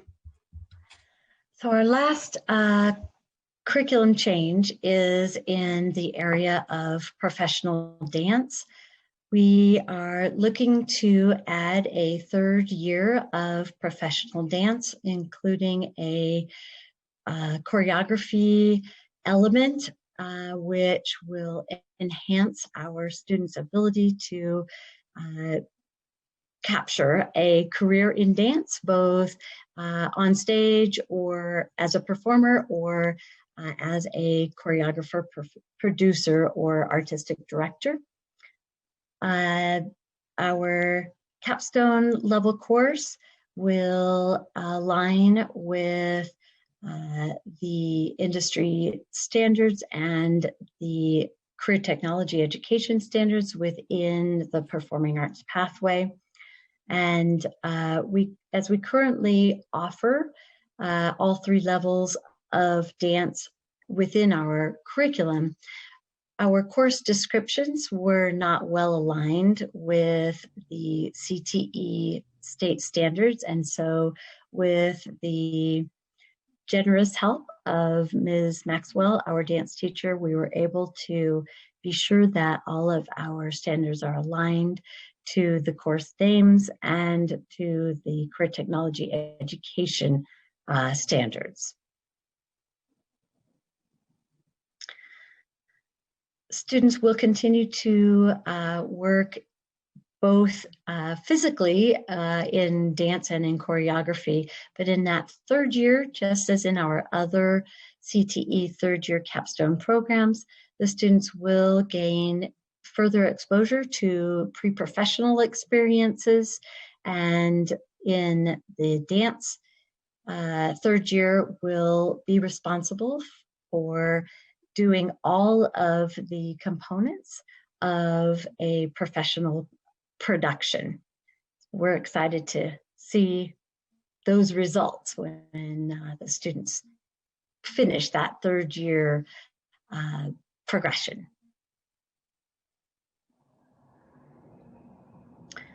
The material, there are no additional materials that will be needed to be provided by the school district.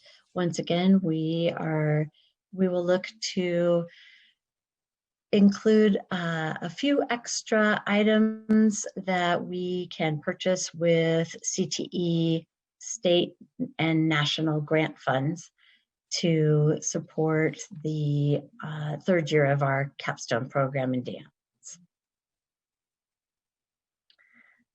The course will meet all of the UC A through G requirements, and as I mentioned, will be aligned with the CTE state standards.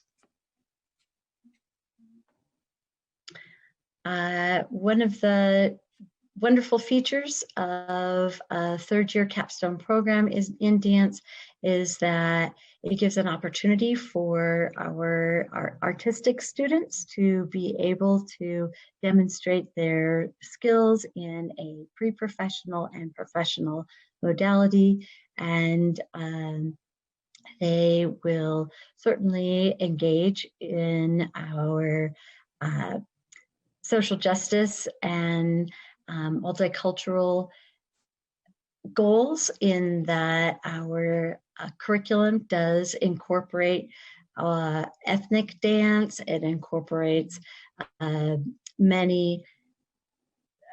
variety of dance techniques and styles that are featured in the 3rd year program.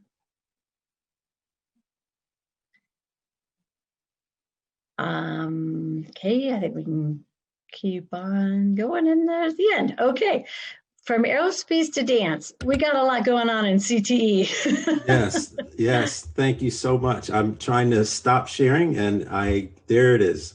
I just want to say thank you to Ms. Polly Sheehan and to all the teachers that have joined us from our CTE team. We're very grateful for the time to present to you today, and thank you so much. And I'll give it back to Dr. Mora. Thank you so much, Dr. Smith, and to all of our CTE teachers who are here. This is another example of how we are moving forward with the priorities that have been outlined and how we're strengthening our programs and supporting our teachers and building their capacity. So thank you for that. Last but not least, it's a pleasure for me to be able to introduce Miss Rosa Sarah Torres. She is our coordinator for math and science. And she is also Dr. Moore, I'm going to cut in really quickly just for a public service thing. Okay. There are reports of a lot of police activity around 11th in Montana. So if any of our people on this call are in that area, please lock your doors right now. Thank you so much. Of course, thank you for that. So I wanted to just highlight how Ms. Sarah Torre has taken on the support and the role of our science coordinator this year. So through her leadership and facilitation and partnership with our science teachers and with the support that that the district has been able to provide with our external partners, there's been a lot of learning that has taken place that I know will continue to move us forward, and that has really placed and laid the foundation for the work to continue beyond this year. So we're really excited to be able to bring to all of you physics of the universe, chemistry in the earth, college prep, and chemistry in the earth honors, which are the last few courses that build on what was introduced to you last year with biology of the living earth. So these would be the courses that complement the biology of the living earth that you approved last year, and that really showcase how our teachers have redesigned and integrated the shifts that are outlined in the next generation science standards. So with that, I will hand it over to Ms. Sarah Torres so that she can introduce our teacher leaders who have engaged in this year-long journey, multi-year journey and work this year. And will you help me make Kate the co-host eventually? Yes, Kate, let me get on that. Kate, is it Kate Song? Yes. Okay, let me make her a co-host for you. Okay. And hang on, I need to leave this one because otherwise it echoes. I'm on the phone because I have better sound through using my own data plan rather than the iPad. So let me see if I can see board. That's better. All right. Well, good evening, everyone. It's a pleasure to be with you tonight to introduce these courses. And as Dr. Morris said, it has been a few years' journey. Our teachers have worked really hard. I'm so proud of them, really understanding the standards that are to be implemented. As you may know, they're called the Next Generation Science Standards, and there are the twist for the ones in California is that they have to address a lot of environmental pieces. So I had not been in a science course for myself since I was 19 years old. That's a long time ago. But we did tap into some wonderful professors from Northridge, Cal State Northridge, and they actually are part of the writers of the California Science Framework. So we were guided very well because we definitely did not want to make these courses just different in name. They are definitely different in content and delivery of these standards. I want to also thank Ms. Lizette Bravo. She's been guiding the department also, and both she and Ms. Katie Dahm have been instrumental in getting the courses A through G approved, so I don't want to forget that. Over the past couple of years, the department has had to decide whether to do a 3-year or a 4-year model. We chose a 3-year model, meaning that all our students, every one of them, will have an opportunity to learn the good meat and potato of chemistry, physics, and biology in 3 years, and then have opportunities to have a wealth of wonderful elective type science courses after that. As you may know, the State Department has a constitution where K-8, we have to adopt and recycle and update ourselves with content standards and frameworks. They also vet materials for us. At the high school level, not so much. So I want to thank you for supporting our being able to stay current with our science at the high school level, and know that the team has been really, really conscientious in making sure we don't adopt materials just willy-nilly. During the presentation, you'll hear the teachers. They will note the accessibility of these courses. They will also showcase how students will see themselves as scientists. And all of that, as you know, incorporates the NGSS, both NGSS and our social justice standards. The details of the rich units were submitted in the course, the multi-page approved. So you will see what the richness of those units and in the lesson plans are. So without further ado, this team of teachers are teacher leaders, but know that they represent a department that all of them were involved both at Santa Monica High and Malibu High. So Kate is the department chair at Santa Monica High. You probably met her last year when she was talking about biology of the living earth. She does biology. And then we have 2 teachers representing the physics and chemistry colleagues. So Kate, if you could help out now.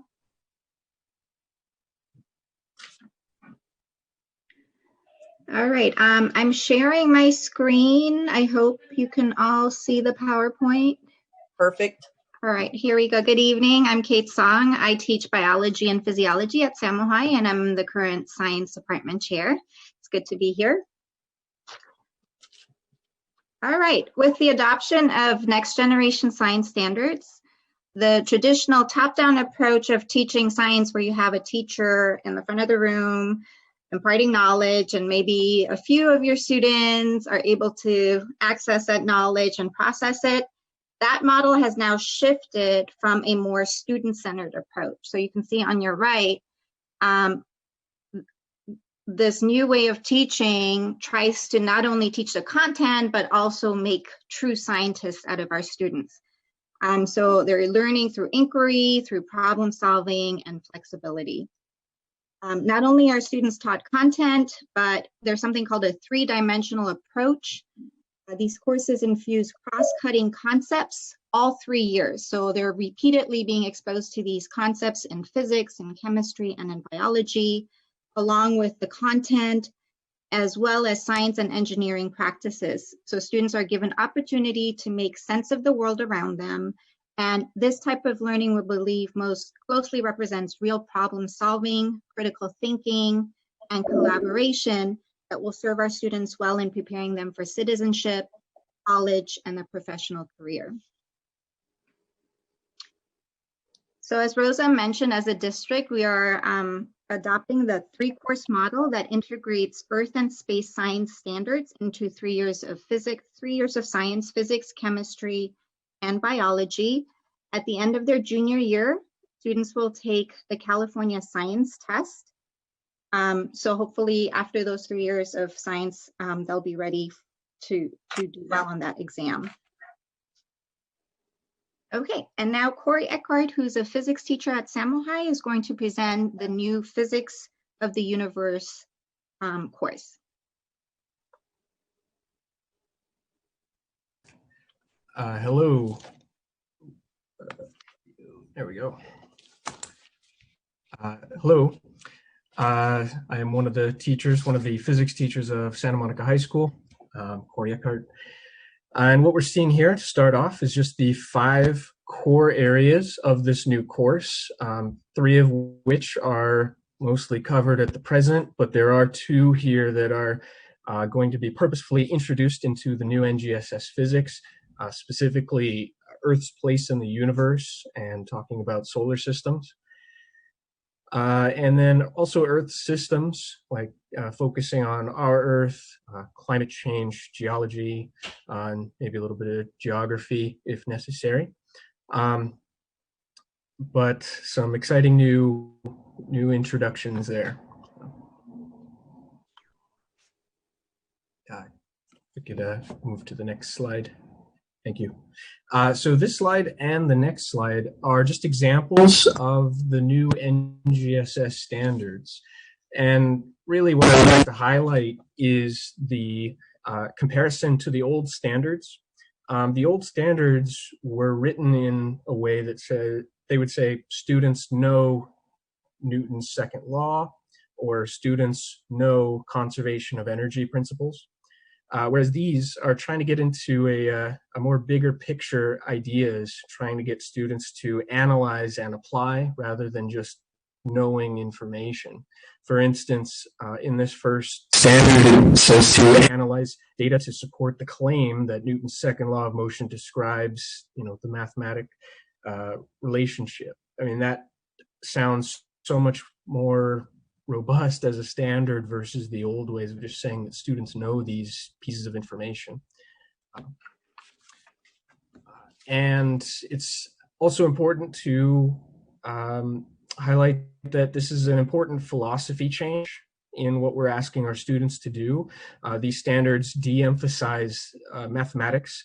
They certainly include them, but they're de-emphasizing it in an effort to increase the overall access to physics, and which is traditionally seen as hard. It's a very hard subject and very math heavy. So it's an intentional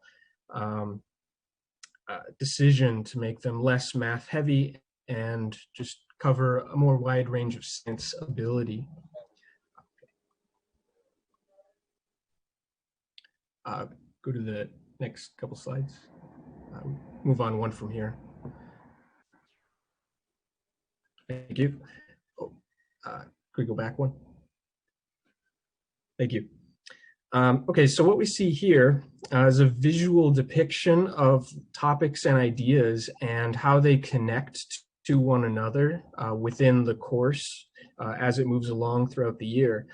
The important bit here is to see that one of the topics may not necessarily go to another topic in a sequential order. We have some variety that we can move from one to another based on students' inquiry and questions that they propose. So for instance, if we're in forces at a distance and a student is trying to apply this to planets, we can move to planetary motion. But we could also apply that to energy conversion and conservation of energy ideas, since forces are also heavily dealt with in that topic. And there's a little bit more freedom in this particular model that we're going through in this course.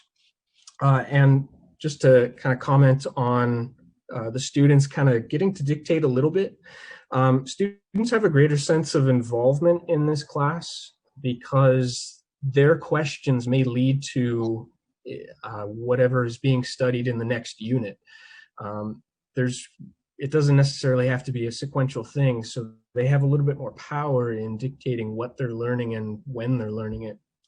And this is also a visual representation of maybe even another philosophical change with the NGSS.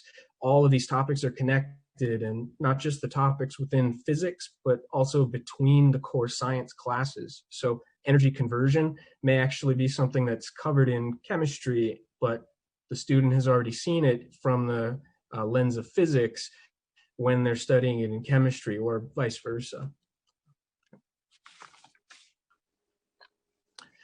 So what does this class look like? Kind of more core ideas of what will happen.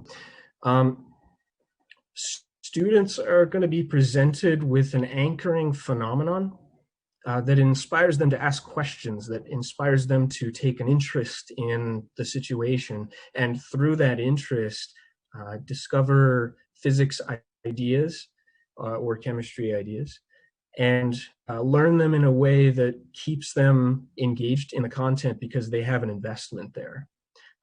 They're taking ownership of that in a way, and not only in the content direction in some cases, but I think it builds a sense of science community within the classroom as well.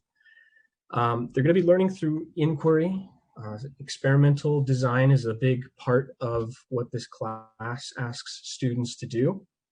A focus on experimental design versus just facts and information that they regurgitate back on tests. It's really going to be more about exploring a topic where they design what they're trying to figure out from that anchoring phenomenon. There's also going to be an emphasis on claims, evidence, and the justification for the claim with that evidence. And again, with that, it's an emphasis on saying something meaningful about a situation, not just with some math that may show a number or a value that the students have very little connection to if they're not really well versed in the math.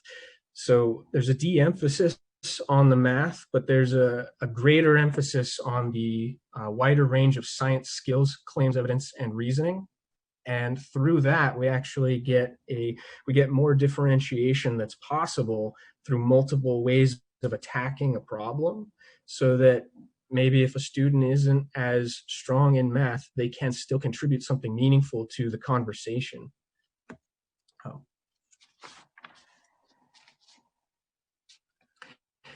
So what we have here is just an example of what an anchoring phenomenon may be as presented to the students. In this case, there's a car accident scene, and students may be given 2 reports of what has happened here by each of the drivers. And perhaps natural questions is, well, if those 2 claims are differing in some important ways, how do we determine which one is true? Is there evidence that we could collect? Is there a science principle, a physics principle that tells us with definite accuracy that a particular situation happened the way that one of them said? And here students are asked to step into the role of an investigator and a scientist to really use the ideas of science to collect that meaningful evidence and make a determination in the end to apply that science and justify claim. This is also, again, a way to make the science, the science as an overall thing, more accessible to the student, and may, in some cases, lead them to having a better sense of like a community, being in a part of the science community, or being able to contribute to the class discussions, as well as with the investigation skills, connecting that to the larger community outside of the school if the opportunity presents that itself. Okay. We can move to the next slide. Thank you. So here we see an example of student work. It may look intimidating. You go back one. Thank you. It may look intimidating at first, but this is an algebra-based course. There's no prerequisites. It will use very simple mathematical reasoning, and students would be in algebra at the time of taking this. Again, making the physics more accessible. Going along with the claims and evidence and reasoning, the example of the accident reconstruction on the left, the 2 drivers, the reports of what happened. Students can parse through the information, have a class discussion, contributing to the overall knowledge of the class, and make a determination either through the math that you see on the right or in some other meaningful way, come to some conclusion on which driver has the truthful statement.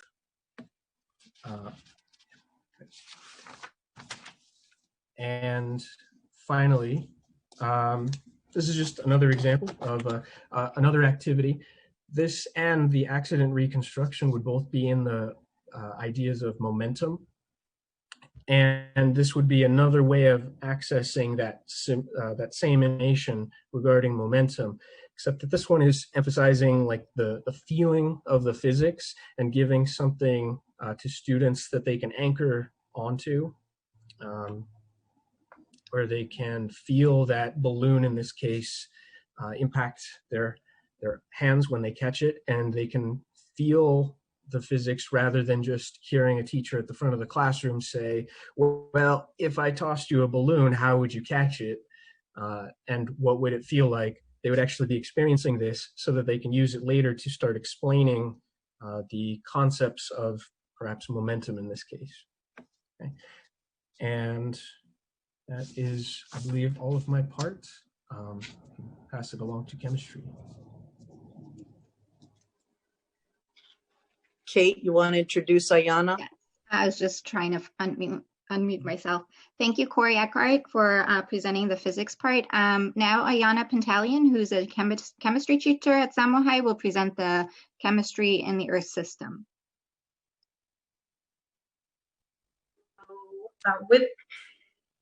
With the NGSS chemistry, we are looking at these newer standards because we are integrating the earth science standards.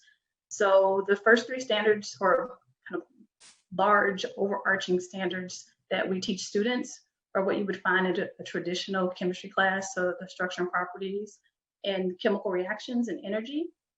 But the newer standards with the earth science integration would be earth and human activity, as well as the earth systems. Okay, next slide, thank you. So, and if you'll notice with Corey presented to us, these are the same kind of overarching standards that will be taught in physics, and we also see them in the NGSS biology.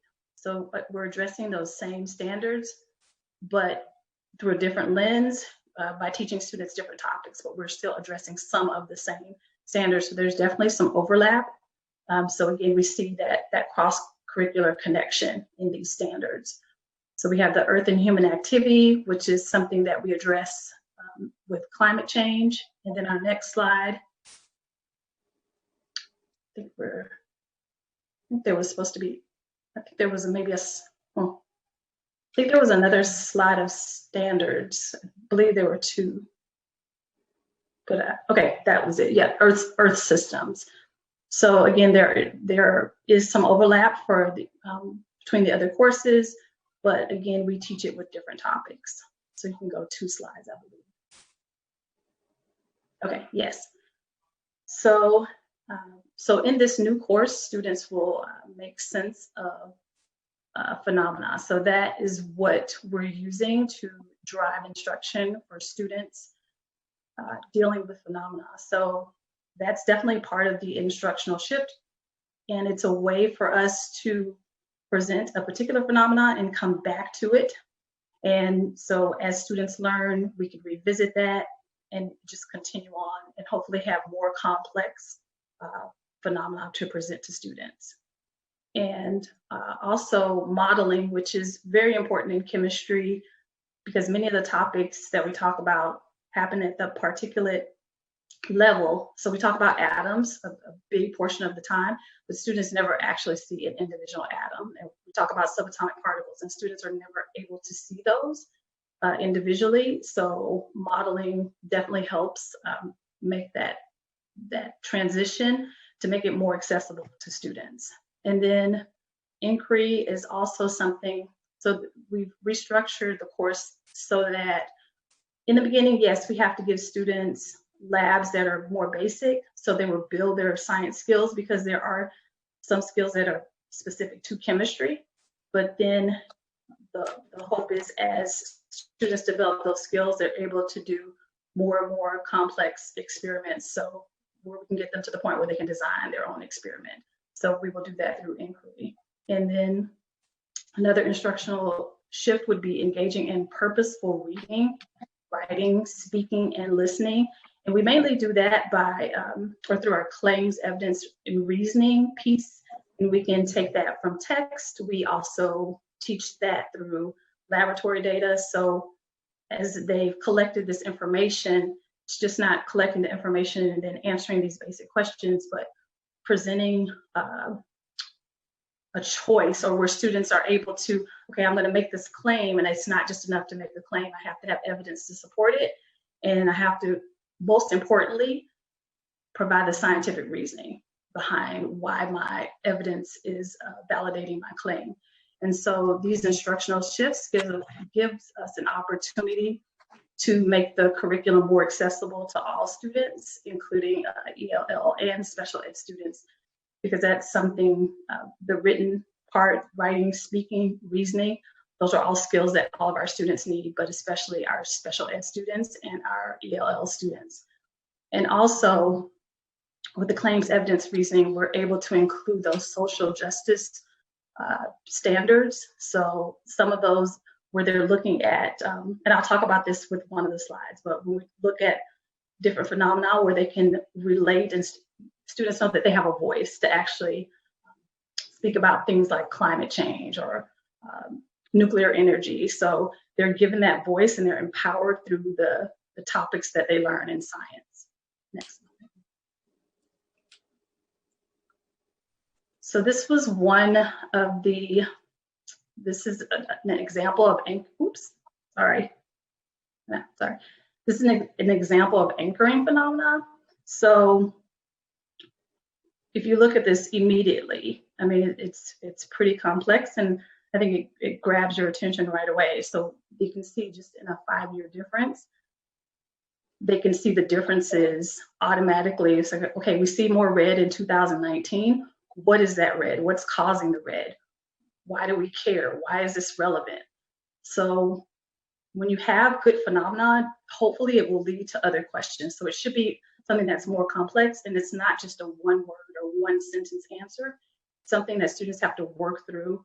And, you know, they may not have an answer. We may not know why, but going through and actually learning about the standards that support this, it allows us to have a conversation and just to go into greater depth of the topics that we're learning about. So here I have ocean, the surface temperature anomaly of the ocean. And I also chose this standard because students can relate to it, because it is in our area. It's something that's relevant to them. So here it says students will use the principles of energy flow. So again, that topic of energy that we see in physics and in biology as well, to describe how heat moves through various Earth systems, such as the ocean. So this is just an example of an anchoring phenomena that includes Earth science.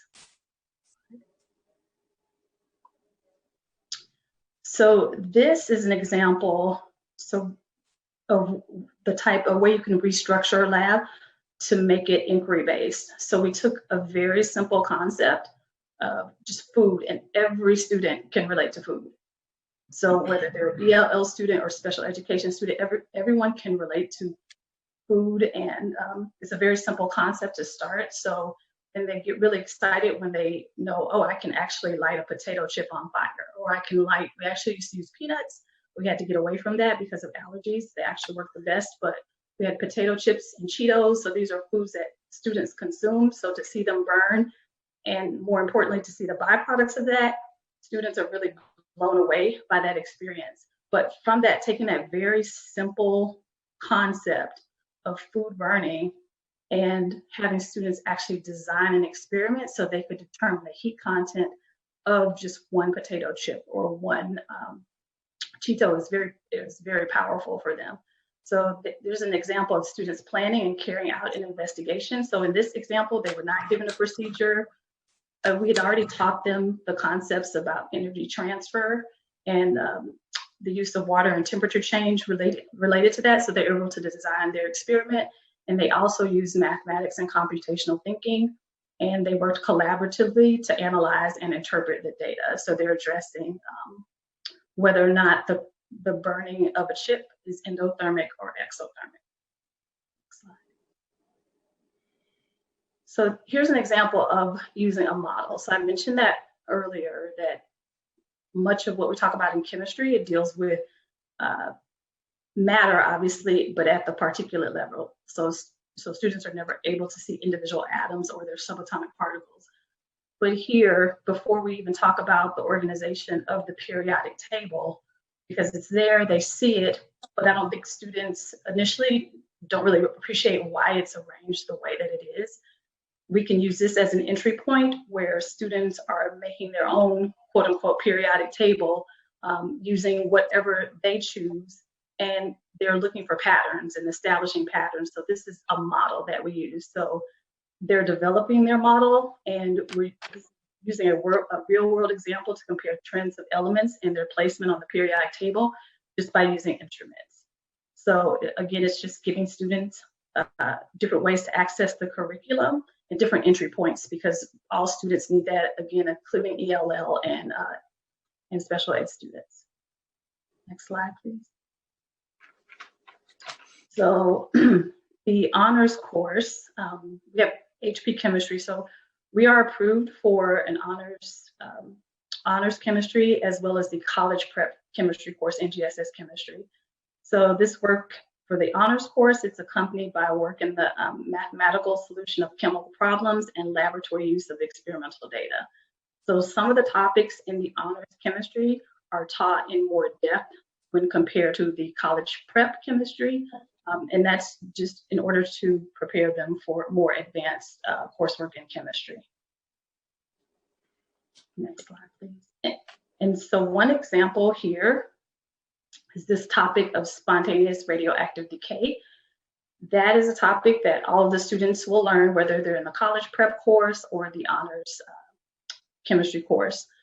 But the difference is because it's an exponential decay, so there's this constant rate, so that students in chemistry P, more than likely the majority of those students are enrolled in geometry. So we could teach this topic to them, but we don't necessarily need to include logarithmic functions because that's just not something that they're going to learn at all in chemistry or in geometry, so they wouldn't have been exposed to it. So to make the curriculum a little bit more accessible and to de-emphasize the math, the complex math, we use integral half-lives to make it more accessible to all students. And that's in the chemistry college prep course. But in the honors chemistry course, same topic, we'll learn the same information, but now, or I'll teach them the same information, but then they're able to use the logarithmic functions in order to address this standard. And let me go back, I'm sorry. And they're able to do that because those students in chemistry HP are typically enrolled in algebra 2 or higher math class. So they have been exposed. I'm sorry. Someone was unmuted. Oh, okay, okay. Ayana. Okay, yes. So just wrapping up on this slide. So they're enrolled in algebra 2. So that concept is taught in algebra 2. So they're able to support and reinforce what's learned in chemistry, HP. All right. Is mine still on now? Thank you, Ayana. Thank you, Ayana. Yes. This slide reminds us all of the fact that we have board policies and administrative regs that want our courses to be supportive of our goals for our district. And as you've heard our teachers explain, that these science standards and the framework, the goal is that we have all science for all students. That's actually a tagline for the 3-course model, and our courses are going to be are A through G approved, and we'll give a nice science package for our students to move on to their senior year and keep taking science. We've got a lot of seniors who love science all 4 years, which we want to encourage, and then they have a lot of opportunities no matter what college they end up going to. The next slide, please. And then this is the slide I was talking about originally, is that we are obviously at the forefront of thinking, making these courses very accessible, student-centered, so that any child can have the opportunity to go to any career or college of their choice. As the teachers both explain, these labs that the kids are involved in aren't just cookie-cutter labs, they are immersed in them. The science and engineering practices are to be embedded throughout the courses, and that's actually starting all the way from kindergarten on. You heard how they want to, how it's being made more universally accessible to all the kids. There's a lot of visuals that go with this curriculum layout, a lot of flow charts to help the kids access the curriculum. A lot of visual strategies and actually hands-on tactile so that they make meaning of it. You heard Corey and Ayana say the math is de-emphasized. It's de-emphasized only to let the kids in. And once they're in, they're going to see a purpose to the math, because as a math person, it's not that the math is going away. It's just that it's not going to be the stop to make them not be part of a science that is probably going to help them see the value of the algebra and then the upper math after that. So again, it's student-centered.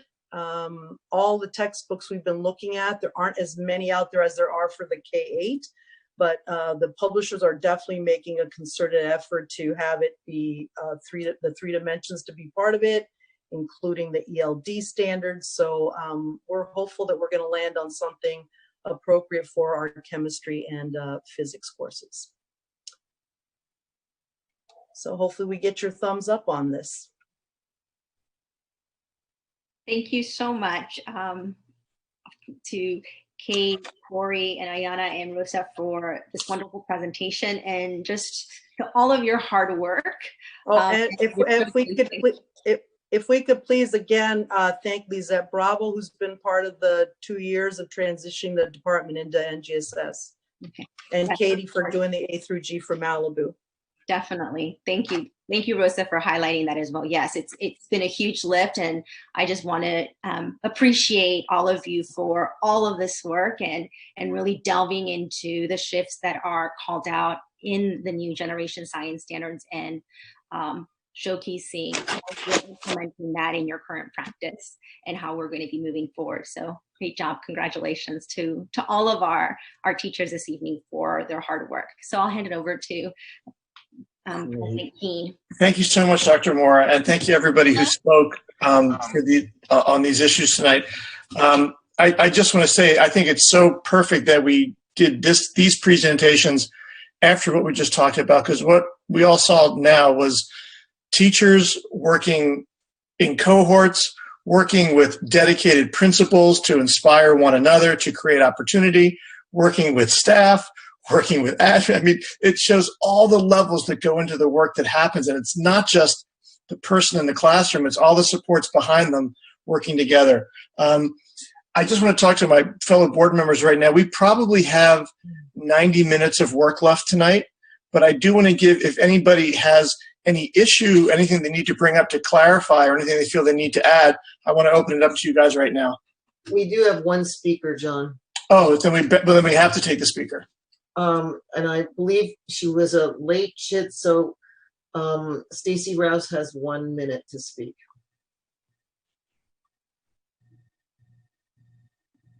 If she's still here. I don't see her. I don't see her either. Well, okay, I did see a couple board hands. Who had a hand up? I see Maria. Is that the only board member? I see Maria and Craig want to make a quick comment. And Ralph. Maria, Craig, Ralph. Yes, just thank you. This is, again, just reiterating what President King just said. It's with the collaboration of our teachers. And I know we have great teacher leaders there that have really stepped up to the plate, and I thank you for all of your hard work. The only comment, I have just a couple of quick comments, because all of these courses that I'm seeing are fantastic, because if anything, they're hands-on, they're thinking outside the box. So you're having kids, the students really taking the lead in terms of running this class themselves, rather than being just sitting there and being lectured. But they're actually taking the actual coursework and doing it on their own, which is so fantastic. One of the, though, in terms of the history, and thank you so much, because that's a big piece for me that I'm glad that we're changing that up, the way hopefully we're going to be changing up the history.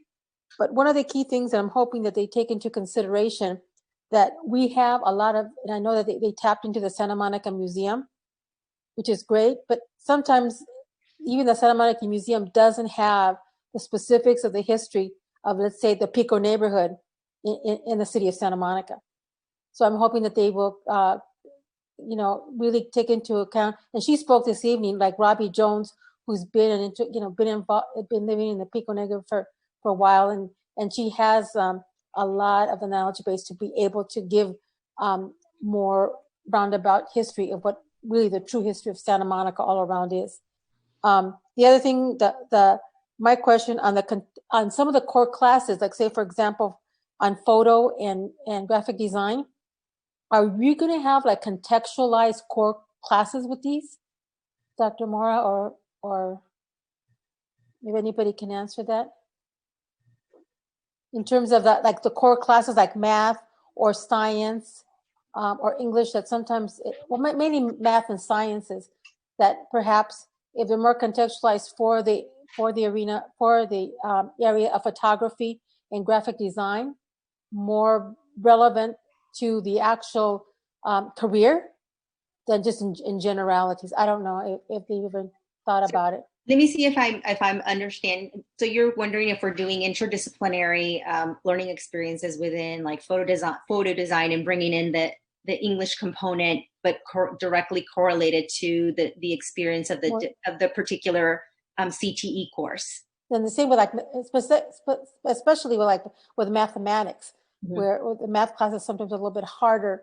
But if you can bring in the concept of the photography or graphic design in the way they do math problems, I think it would make it a lot easier for some of our students to capture, because you're actually doing the activity that leads to whatever the math concept is.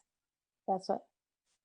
So I'll have Ms. Sheehan respond to that, because she's been working really closely with our teachers, so she can share how they're doing that cross-disciplinary collaboration at this point within this particular course. Sure, I'm happy to do that.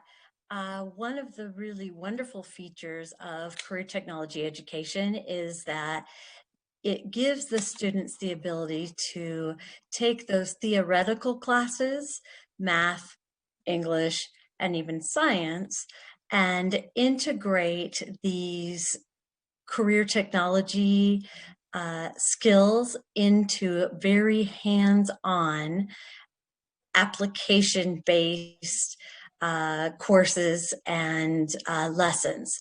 So certainly an example could be within photography, the students do both digital and traditional film.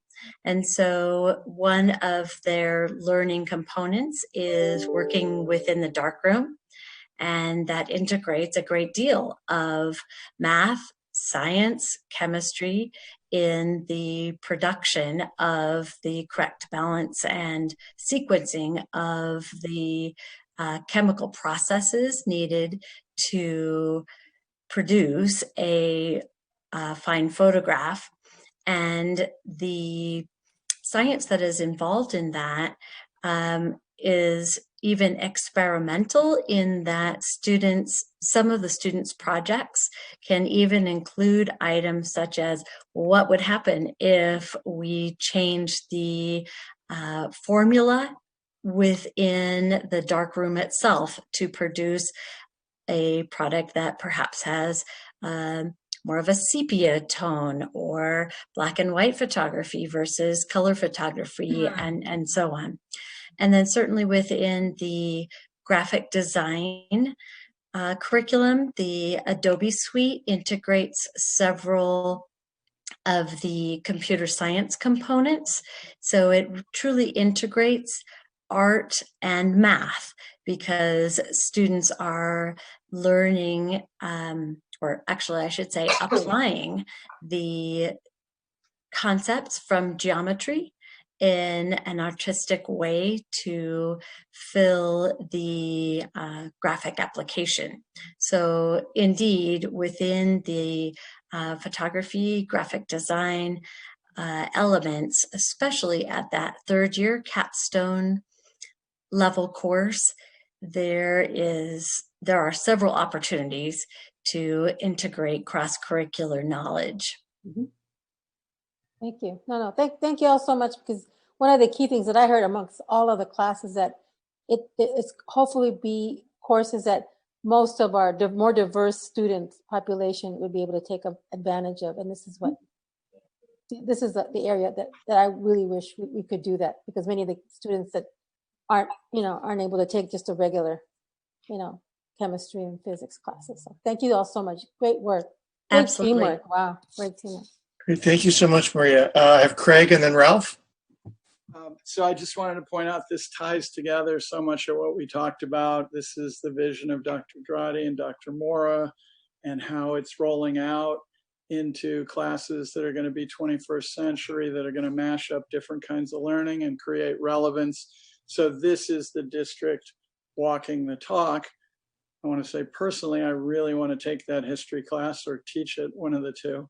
And then the other thing I would say is I think the Malibu Task Force needs to take this on as well, because I sit here with some envy that there's a number of courses that I would love for the students at Malibu High to take that are going to be hard to do in with a tenth the enrollment of Samo High, but somehow we need to think of ways, whether it's distance learning or SMC or something, but we can't have the diversity of class offerings just keep shrinking at Malibu High as that enrollment shrinks. Not a conversation for tonight, but I'd like to get that on the list for those future conversations. Thanks so much, Craig. So we have Ralph, and then are there any board members that wish to speak after Ralph? If not, we'll take a motion and vote. Wonderful. So Ralph, you were going to drive us home. Dr. Morrow, what's are these courses all for next year? Yes, these courses are for the fall 2021. So we're ready and excited to launch them for August. And they all need, what, 30 students to sign up, or is it because we have students in, let's say, the second year, they automatically move to the third year? How's that working? So are you referencing on the CTE courses? Yes. So I'll hand this over to Ms. Sheehan so she can share with you where we are on those pieces. Right. But we do have students. We are moving from a 2-course sequence to a 3-course sequence. So I'll hand it over to her so she can give you more details. But yes. Yes, we are prepared to offer these courses beginning in fall of 2020. We want to be sure that we are prepared to offer these classes as the CTE program evolves and grows. So in the next year, some of our courses, the aerospace engineering, for example, has a full complement of student enrollment and student choices. It will be an elective class, and we've got 50 students that are interested in that class. With regard to the photo course, that will likely be a layered class, so that next year we will probably have photo 2 and photo 3 students within the same class period, so to speak. But over time, over the next year or two, we will continue to add students to that class based on student choice. And then lastly, we have been offering the yearbook class. This year we did offer yearbook with our CTE digital design graphic art instructor, but it was not classified as a career technology education course in this past year. It still fell in as a general elective as yearbook, but if you all approve that content, then we will be able to offer it as a CTE course, and it will be a full class next year. We also will be integrating the Adobe suite of other production software and activities in addition to solely working on the yearbook itself. Great, thank you. And Dr. Moore, and so what classes are losing those students? Are there other classes that we won't have students for that they might have students might have taken in past years? In regards to the CTE pathway? Well, yeah. So they're now taking a third year of a sequence, whereas in the past, what would they have been taking? What other types of classes that may not now have a requisite number of students? So, Lauren, do you have any information to share in regards to what those numbers would look like? All I can give you is a best guesstimate. Mr. Mitcher is absolutely correct that the pie is so big. And so if a student is choosing one elective, perhaps a new elective, some other elective might be reduced. However, as these courses currently stand, we already are staffing the yearbook course, so that will not really move students from one course to another. We are already staffing the dance courses, so that will not steal kids away from another elective, so to speak. So the only class in our recommended new sequence is the aerospace engineering course.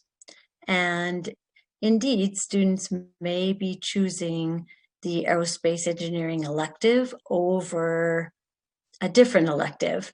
And we won't know exactly which electives could be effective, but it is, at this time, there's high interest in that course. And so we think that if needed down the road, there may be another elective course that we don't choose to offer every year.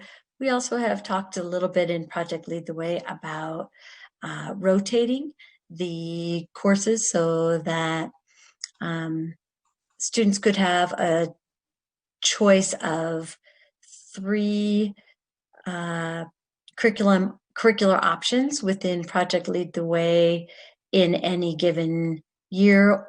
If we don't have the enrollment, we could always go to 2 choices.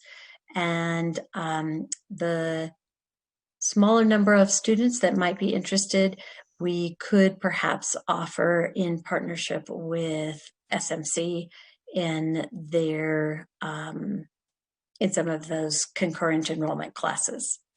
Great. Well, thank you. I mean, it's amazing all the work that's been done. So thank you all for the effort. It is, as Craig said, it's what we've been talking about. And it shows that, you know, our staff can do amazing work. And we just have to say, here are the keys. You know, take the car out for a drive. So this is really wonderful. Thank you. Thank you for recognizing it. If I may also add, I think I do want to highlight that this was one of the goals and tenets within our PBL implementation plan, right? To strengthen our CTE pathways, to ensure that, you know, our students are going through a sequence of courses that culminate in a true capstone experience.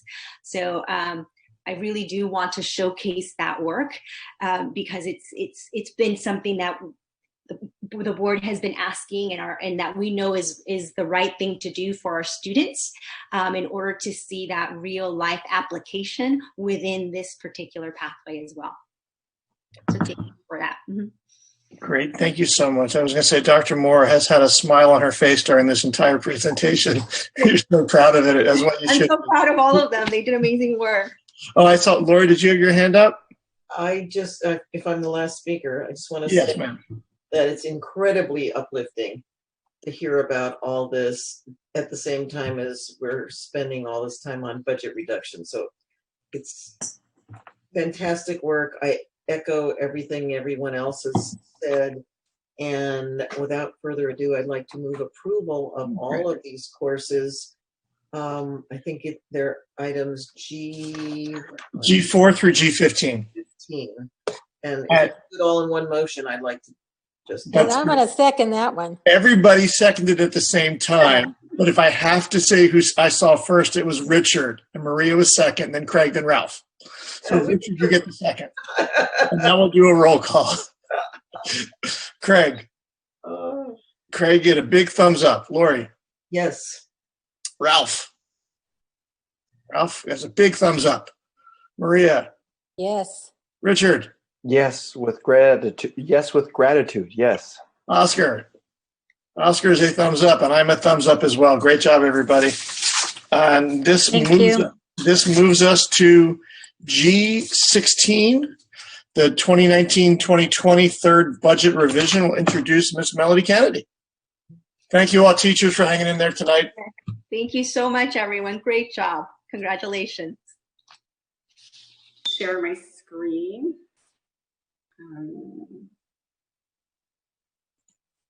There you go.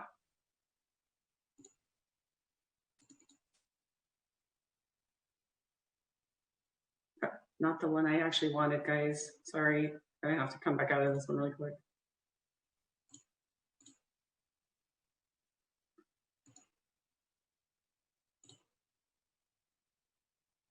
You know, it's really hard to go on after such a great act like that. But we'll give it a try because I get to give all the icky news. For some reason, I got everybody on where I don't want you guys. There we go. Okay. So tonight we're going to have a conversation around the third budget revision for the 1920-21, the 1920 school year. This report shows the district's financial position. You know what? Actually, before I get started, I would like to. Everybody can hear me, right? Think so? Okay, before I get started, I would like to give a shout out though, because this stuff also does not get put together just by myself or just Gerardo Cruz, our finance director, but we have a whole team of accountants and folks in the payroll area and what have you that are continuing to do this work from home and trying to come in the office, you know, once a week or what have you. So I want to say thank you all of you guys. I think some of them might still be up watching it. Thank you so much for all the hard work that you actually put into our budgets and getting all of our accounts into the right places. Also want to give a big shout out to Gerardo at this time and just say I appreciate each and every one of you. Right down to, you know, our bus drivers and what have you. This is Classified Appreciation Week, and I want to show that I have that great gratitude to everybody. Now back to the presentation. So this report shows the district's financial position as of April 30th, 2020. With that, it displays the second interim budget, the third budget revision, and the changes that are in between those two periods. It includes the analysis actually includes the major changes since January the 31st of 2020. It outlines our general fund activity for the current year, and it certifies one of three conditions, either positive, negative, or qualified. Obviously, we're always shooting for the positive, and that's why we're doing all the hard work at this time. And then this particular report includes our fiscal stabilization plan for the fiscal years 2021 through 22 per LACO, and this is our. I'm not sure why it's not moving for me, but here we go. So what we're going to look at is the unrestricted general fund at this point in time. I'm going to try to make this kind of quick. This is the LCFF calculation. I know that you've all seen this LCF calculations many a times, and it not only just gives us information about our base grant, augmentation grants, and supplemental grant, you know, the transportation and all those pieces, and what is our minimum state aid, but it also gives us our understanding what is our position as far as being a basic aid district or a state aid district. At this point in time, we are definitely a basic aid district because of that number that you see highlighted down there at the bottom. It says $12.5 million or $12,593,037. That shows for 1920 that we continue to be strong into our basic aidness. With this is Fund 01, our unrestricted general fund, and the total revenues actually decreased by $1,707,080, and however, our total expenditures also decreased by $1,733,192. Some of the reasonings behind that, on the revenue side, is that we did have a large amount of money that came in as a one-time dollar of a little over $2 million, and that's in RDA funds. We have actually gone back to the County Auditor Controller's Office and looked at these numbers. Well, we will one more time, just because this kind of happens around April 1st, thereabouts. We will ask one more time to make sure that that's a definite, but it looks like that's probably happening. We did have a decrease of $519,723 in other state aid, and I'm not going to read every one of these to you. You can kind of see it. The reason I highlighted those is so that you can kind of catch it a little bit fast. What is it? What's happening? What's not happening? Local, we did have a pretty large decrease. So for that $2 million that we increased in RDA, we decreased by $2.3 million in local revenues. And it's very understandable why that is actually happening with COVID-19 and the situation that's happening at this point in time. You can see what's listed under that of those actual losses. And then we do have a little bit more of a contribution that the special ed department ended up needing to be able to complete their programs for the year. On the expenditure side within the unrestricted, we had decreases in both certificated and classified and in statutory benefits. And the reasoning behind that, once again, is COVID-19. We're leaving, folks are sitting at home. Maybe folks are on the payroll or what have you, but we do have a lot of certificated hourly, classified hourly. You have overtime, you have substitute salaries and things of that nature that create this shortfall or a decrease in that particular area. And then we also had $90,750 of decrease in services and other operating costs, which is within the legal, the independent contractors, conference and travel, once again from the COVID situation where we're not spending those dollars. So it's kind of like, a pendulum or a scale trying to weigh all these pieces out. One thing goes away, something else, makes it a little bit more difficult. So now into the restricted general fund. With the restricted general fund, the total revenues did increase by $660,791, and the total expenditures also increased by $549. Some of the reasonings behind that, I'm just going to highlight some of the big stuff. On the revenue side, we had a decrease of $234,813 in projected revenues from the PTA boosters clubs and gifts, and that's so understandable when it comes to what's actually going on in our world and our environment at this point in time. Within that, you'll see that $919,730. That's an increase to the revenues on the restricted side because we took that for special ed from the general fund on the other side from the revenues, and when we put it into the revenues, we can't count it twice. On expenditures, we had a decrease once again in the salaries and overtime substitutes and what have you. And then on statutory benefits, they also decreased quite a bit because of that. Then there was a $1,216,230 increase in services and operating costs in legal and independent contractors and conference and travel. And you can see those that are listed underneath that. This one we've actually talked about many times. It's the components of the ending fund balance. I'm not going to go into great detail only because we don't have a tremendous amount of time tonight. And we've all talked about this before. One of the things that I've highlighted in there that you'll see in the bottom quadrant of this particular slide, it says reserves for up to 2 months in general fund expenditures. Right now, there's $2,383,583 that has been designated towards this. However, we really should be about $26.8 million. So we're way far off of being able to meet that standard at this point in time.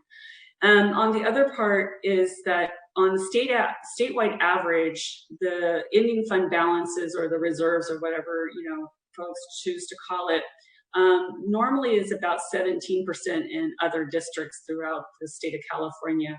We're sitting at 8.66%. Now, the reason that we're continuing to have these, tough conversations and making the choices that we're having to make at this point in time. On to other funds. So on the adult education fund, there was no changes in the total revenues. However, there was a real slight change of a decrease of $8,341 in expenditures. And you can see here what those expenditures actually were, or what caused all of those things to kind of move around. and it's just a little bit of something decreasing and something else increasing. Supplies actually increased. However, once again, those salaries decreased because we didn't have overtime and substitute salaries and what have you. On Child Development Fund, we actually had a total revenue decrease of $1,291,012. And we had total expenditures also decreased by $888,756. Obviously, COVID-19 is playing a huge role in all of this. As you can see, that full revenue drop is because that is a fee-based program, and so $1.2 million is what the loss is at this point in time. On the expenditures, once again, the reason that those dropped to $888,000 is COVID-19, overtime, substitutes on certificated and salaries, the corresponding salaries and benefits that go along with that. And also less supplies that were needed at this point. So on the cafeteria fund, something similar to that, they decreased in their revenues by $387,457. And their total expenditures actually increased by $593,372. On the revenue side, once again, it's all COVID. You could kind of see them listed there. On the expenditure side, same thing. It's once again those overtimes, those substitutes, and those employee benefits and statutory benefits. 460,000 of it is a decrease in food costs. If we're not feeding as many children, there's no reason to purchase all of the food. Then deferred maintenance had a revenue increase of $11,485 due to additional interest earned received. And then we had expenditure changes of $186,559. And I won't go into all the details there because there's only 3 there. You could pretty much see that yourselves. Then on the building fund for measure B, B, ES, SMS, and M, all series, we didn't have a change in total revenues. However, we did have a change in I apologize, I think I said that wrong. No, that's right. We didn't have it in total revenues, but we did have it in expenditures, and that's pretty obvious as we're seeing buildings go up around us and all of the things that are happening out there in our school sites, Samuel High being one of them, Malibu High being the other. One of the big reasons as to why those dollars have actually been spent. This is actually an accounting of each of those series and what the dollar amounts are. These amounts over here are in the millions, so that's what's been actually allotted and spent within those particular programs. Then on capital facilities funds, we had an increase in revenue of $1,983,603. This is due to additional developer fees received above the projection that we had in there before. So that is something that we're definitely looking at to try to figure out how to project that a little bit better.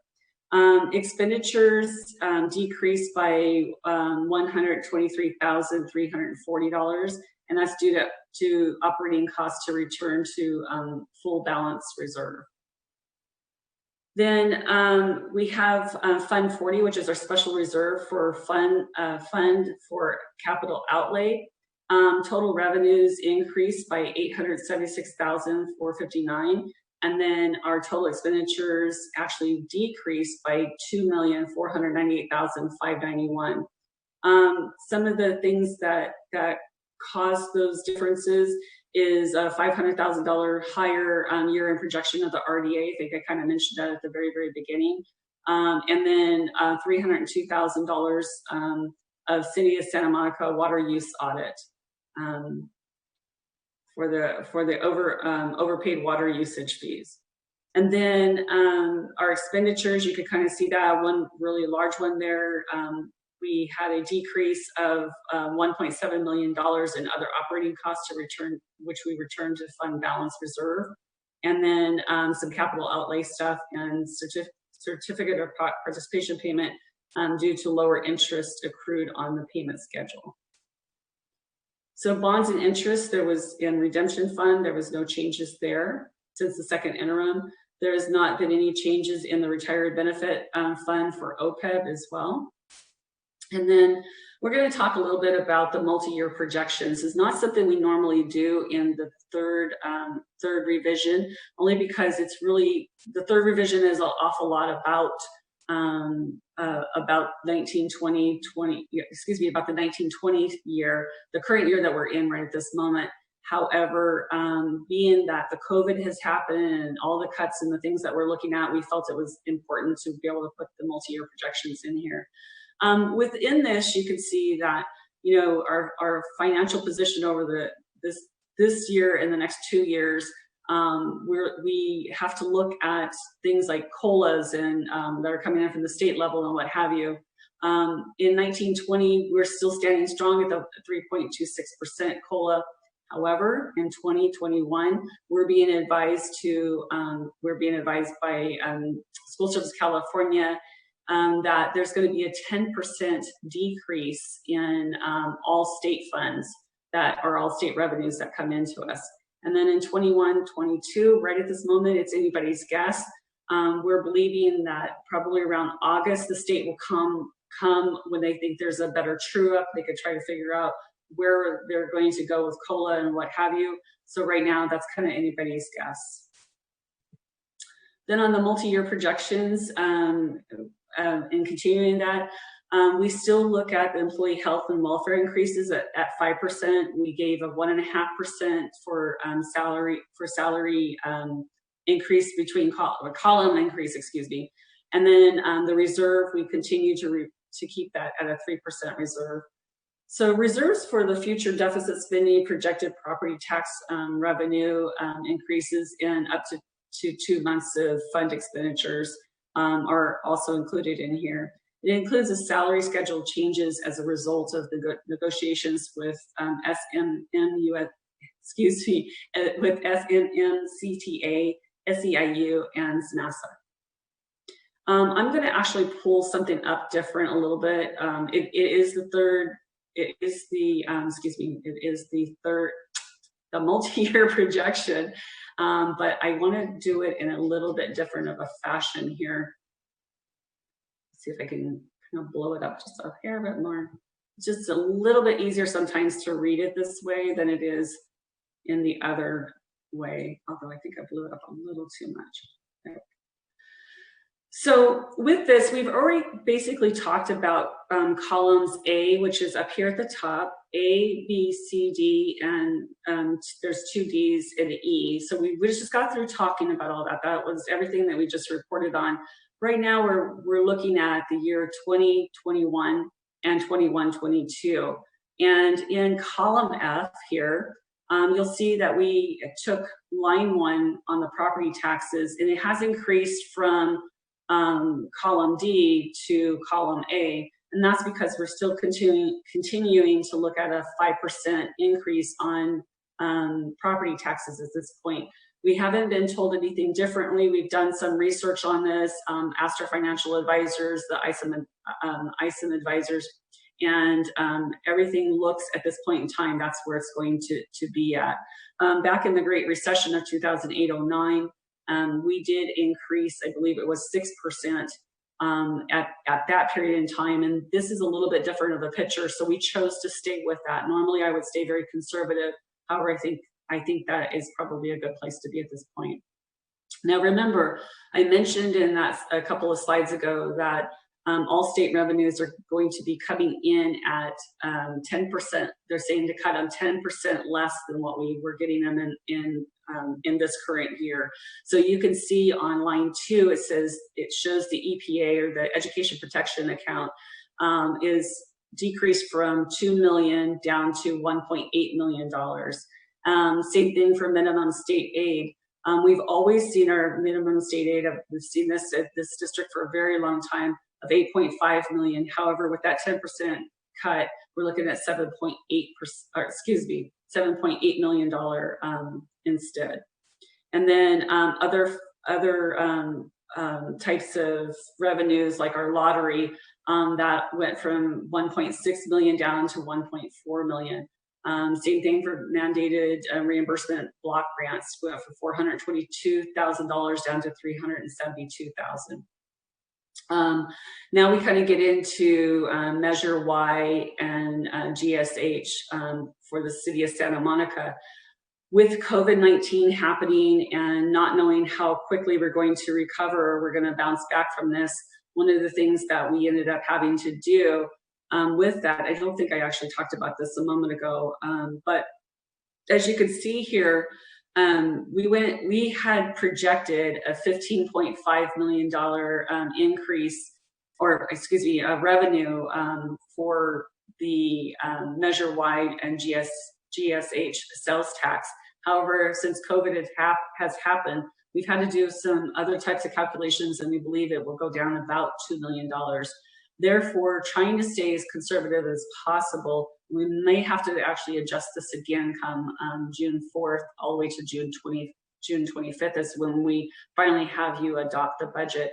But we're looking at $13.8 million for the 2021 year and 21-22 at 13.9. I think those numbers might get fluctuated. They may change a little bit, but right at this moment, as of the time we put this to print, this is was our best guesstimate at this point. And then on Malibu lead donation, we're believing that there might be about $165 donations in there for those 2 fiscal years. So, Melanie, where's the Malibu City joint use monies? Pardon me? Where are the Malibu City funds? They will be in, let's see if I could figure out where we got it. Leases and rentals in that area. It's in line 15. The joint use agreement. Oh, there we go. Yeah, line 15. I apologize. He's right. There you go. That's City of Santa Monica. That's the joint use agreement for the city of Santa Monica. Where's the one for Malibu? In Malibu, yeah. For Malibu, it's the 200,000 we normally get. Right. I'm just saying it's not. Asking where that is. I don't see it listed. It would be in other local. Let me finish this and I'll get right back to you on that. Right. I'm just for next time, but if it's there, it's there somewhere. All right, because I'll let Gerardo speak to that whenever I get through this. So anyway, you can see our revenues actually kind of they're actually not kind of, they're actually declining, decreasing year after year. So let's kind of scoot down here a little bit. You can see where we captured all of those COVID-19 situations, all of the things that we just got through talking about. However, we're really still playing in it. We're still looking at this particular piece of the, at this particular side of the equation at this point in time for the next 2 years. In here, you'll see that we went from having certificated salaries at $53.9 million in the current year to the next year at $55.5 million instead. You might say, well, why is that? We're anticipating that we're not gonna, we're gonna be back in the fall and we're gonna have everything, and it's not gonna be the COVID-19 situation. We're just kind of giving our best guess at this point in time. And then that everything else kind of falls in suit with that, when it comes to your benefits and what have you. Also, another thing for me to note here is that we did have the $750,000 for the fees people lawsuit. We were putting that into the current year that we're in, and we don't believe that we'll probably have any of that settled and try to figure out exactly how much we do owe or don't owe before June 30th of this year. So we're moving those dollars over to 2021. However, we did kind of bump it up, just being on a conservative side. Just want to make sure that we do have enough dollars in there. So we bumped it up to $1 million instead. I'm going to drop all the way down here to line 62, this kind of a salmon type color. And this is our fiscal stabilization plan budget reductions. I know Dr. Andrade spoke to that earlier, and he said it was, you know, around $8 million. It's actually $8,440,142, and I have that in a moment, and I will actually pop that up for you. So we put that in there as a lump sum instead of going into every one of these line items and trying to figure out exactly where they're at. Not that we don't know that, it's just right at this moment, this is such a fluid document. It's like trying to hit a target that's going by you at about 300,000 miles an hour.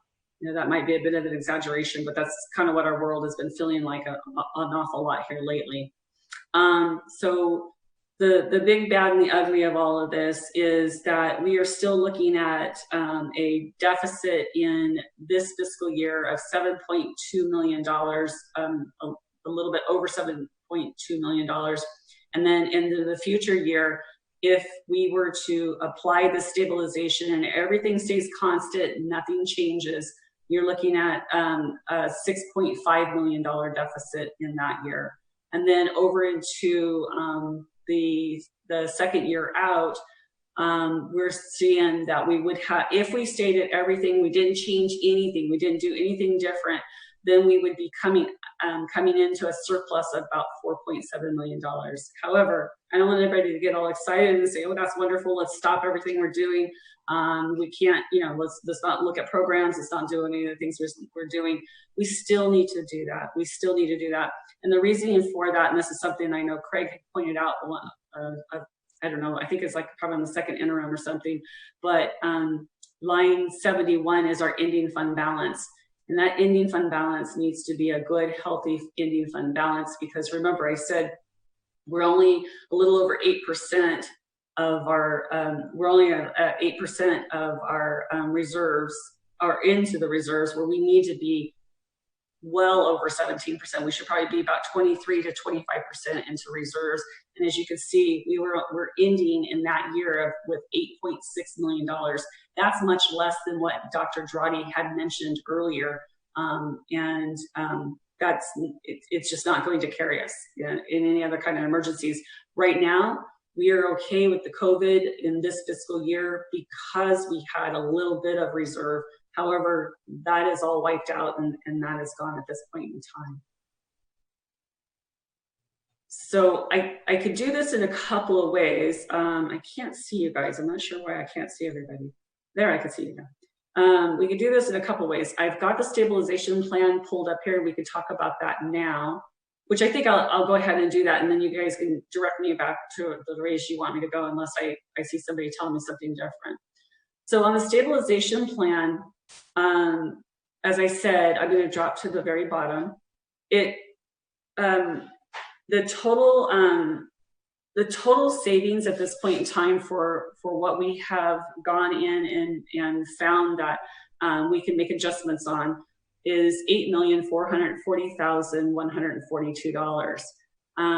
The things that make all that up are we're looking at a revenue increase, and this was pre-COVID-19 at this point in time, but we're looking at an adjustment to the City of Malibu's joint use permit to the direct rate, and it's the same thing that Santa Monica, the City of Santa Monica is already doing. So the rate would change from $116,445 to $349,335 instead. So that's a $232,890 revenue increase. So that kind of helps a little bit. The other piece is the reductions that we've been having conversations about for quite some time. And this is on those 11 FTEs. I think it's a little over 11, it might be like 11.7, somewhere in there. And that's $1,671,319. Now I want to remind everybody, those were not necessarily reductions so that we can save money and do all the things that are happening at this point in time. I believe a good portion of those are about the realignment of what Dr. Andrade had in his presentation with the alligator chart that showed how off-skewed we were from our staffing ratios to our student average daily attendance. Again, on the business services side, $882,622. You can kind of see all the things that are underneath that that make that up. And then on human resources, we had $176,397 worth of a reduction there. And then on the ed services side, we've already had some conversation on this, but you can see all the components that make that up, that $5.4 million. Once again, bringing us to that $8.4 million savings. I'm going to run right back to this presentation quickly, just to make sure that I got everything for you. Oh, I did want to show you this. I have to move everybody on my way. Remember at the first slide I showed you, if that was 1920, it was the 1920 LCFF calculation, and it was a little over $12 million in our basic aid situation. With those 10% cuts that they're stating across the board, now we're at $21.3 million that the community is actually funding versus the state. So that is really somewhat, I guess you could say, of a shortfall in itself. So with the preliminary budget update, we'll provide the board the 2019 preliminary budget at our Thursday, June the 4th board meeting. We'll review most of the current revenue and expenditure projections and the impact of the fund balance, the impact of the funding status, as well as the RDA funds and on the district budget. And hopefully we'll receive, well, I know we will, we'll receive board direction from the board at that point. With that, I have pretty much given you everything I can give you. And I can either stop sharing or we can go back to, I think, the piece that Ralph was asking about. Okay, why don't we keep the sharing up for that? Because you can you also showed it in the fiscal stabilization plan, that increase in Malibu City contribution. Correct. Hey Gerardo, do you want to have? I know you're doing research really quick. What line was that in again on the multi-year projections? It falls under the other local income, line 24. We hadn't called it out in the past because it was in relative terms nominal. So if we would like to have its own line, that's fine. We can do that. It may not be a bad idea for us to go ahead and lay it in there for the June 4th. That way, whenever people ask the question, we can actually show that to them. Sure thing. Yeah, I think it's important though, Melody, so we remember for tonight. It's great to see the budget and how this stuff will be incorporated, but what we're doing tonight, we're here to approve the third interim. Correct. So I think this is something that we'll come back to on June 4th, Yeah. and then that second time on the 25th. So are there questions from the board on the third interim? Anything that Ms. Kennedy can expound on? I can't see anything. Maybe we can take the presentation off the board. Stop sharing. Everybody should have it on their desktop. There you go. Oh, great. Do we have? I see Oscar with the question and then Lori with the question. So you want to do the speaker? And Oh, I'm sorry. We have a speaker on the topic. So we'll do the speaker and then we'll go to board member comments. If she's still here, Lydia Marraro. Well, good evening. Are we still Thursday? Is it still Thursday? It is. Lydia, every day is just today. You don't have a name for that. Every day is Thursday. Every day is today. All right. So about these budget things, before I get to these things that buzz me about Measure R, I just wanted to answer Dr. Dratty on his question, why mariachi and not jazz band? As a jazz band president, of course, I was a little annoyed by this comment. Simply because jazz band is not paid by SMMUSD. It's financed at the high school with the participation of our partner at SMC and by the parents. Same thing at Lincoln. And at JAMS, it's a program that happens during lunch. So indeed, it doesn't cost any money to SMMUSD, and it has no business in being questioned in the evaluation of the programs.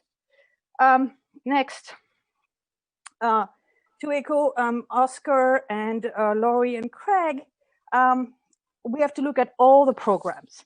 And when I look at all the programs, mainly I focused on Measure R. And indeed, in your budget right here on line 13, you have Measure R as part, the entire amount of Measure R as a unrestricted general fund line, which is actually not its intent. It's supposed to be dealt with separately and accounted for separately, which leads me to believe that, for example, we saw this mariachi happen on the Measure R, but that's really the least amount. That leads me to believe that a program like PBL, which is new, Measure R, if I may remind you, is to preserve the quality of our programs and prevent them from being cut. It's not about adding new program and maintaining them.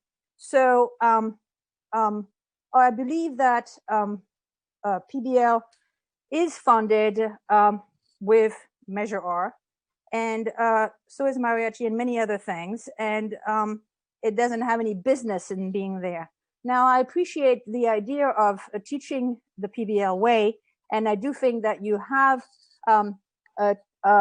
given professional developments to our teachers so that this wonderful PBL way can be taught to all our children, not just 45 children in a building on Olympic. So I would like to say to this effect that regarding looking at the programs, what seems to me the most is that we should dismantle PBL, which to this day, I still can't get a straight answer from the district as to how many kids, well, I know how many kids were involved in this past year, but I don't know how many kids at this point will be involved next year. And I just can't see the justification of that. So I ask that you dismantle PBL and you just apply the techniques to the entire school district. Great. Thank you very much, Lydia. Appreciate that. That's our only comment for this topic. So I will go to board member comment. I know Oscar had his hand up, and I would like to see if anybody else, any of the board members want to get in the queue. Lori's in the queue, and then anyone else, just raise your hand and I'll see you. I had a question, Melody, in terms of the savings that might be COVID-19 related. You know, you mentioned food, but what about like utilities and water use, transportation? I mean, I'm sure there's a whole list of potential savings. And are you and your staff working to identify those savings?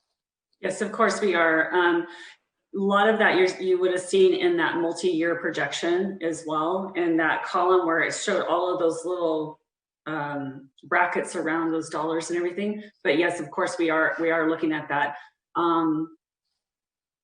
It's like I said, it's been like trying to hit a moving target. However, we've been capturing an awful lot of that information. Can I mention something about that? And Oscar, I don't know if this is where your question is coming from. You're probably wondering, well, how are you not saving money if other people are not working like they normally would have? You know, so if you remember what the governor said, directed all districts to do during this time, they said that because of the COVID-19 pandemic, they will keep school districts harmless. Okay. So in turn, school districts will keep everybody else harmless. So we have been paying for contracts and staff and things like that throughout this year because of that promise. But going forward to the next school year, they're not going to keep school districts harmless. So that's why we will have to engage in conversation around if there are massive dips in revenue, we have to talk about what other cost savings we have to engage in as early as August or in the fall. So that same dynamic is not going to exist of keeping people harmless next year. Also, as we go to close the books, we will have a better idea on that as well, on the savings. Oscar, is that good, or did you have anything else? If not, I'll go. That was a clarifying question I had. Okay, then Lori, then Craig. Oops. I wanted to clarify something. So you've shown the projections for 2021 and 21-22, but all we are actually approving tonight is the third interim. You're correct.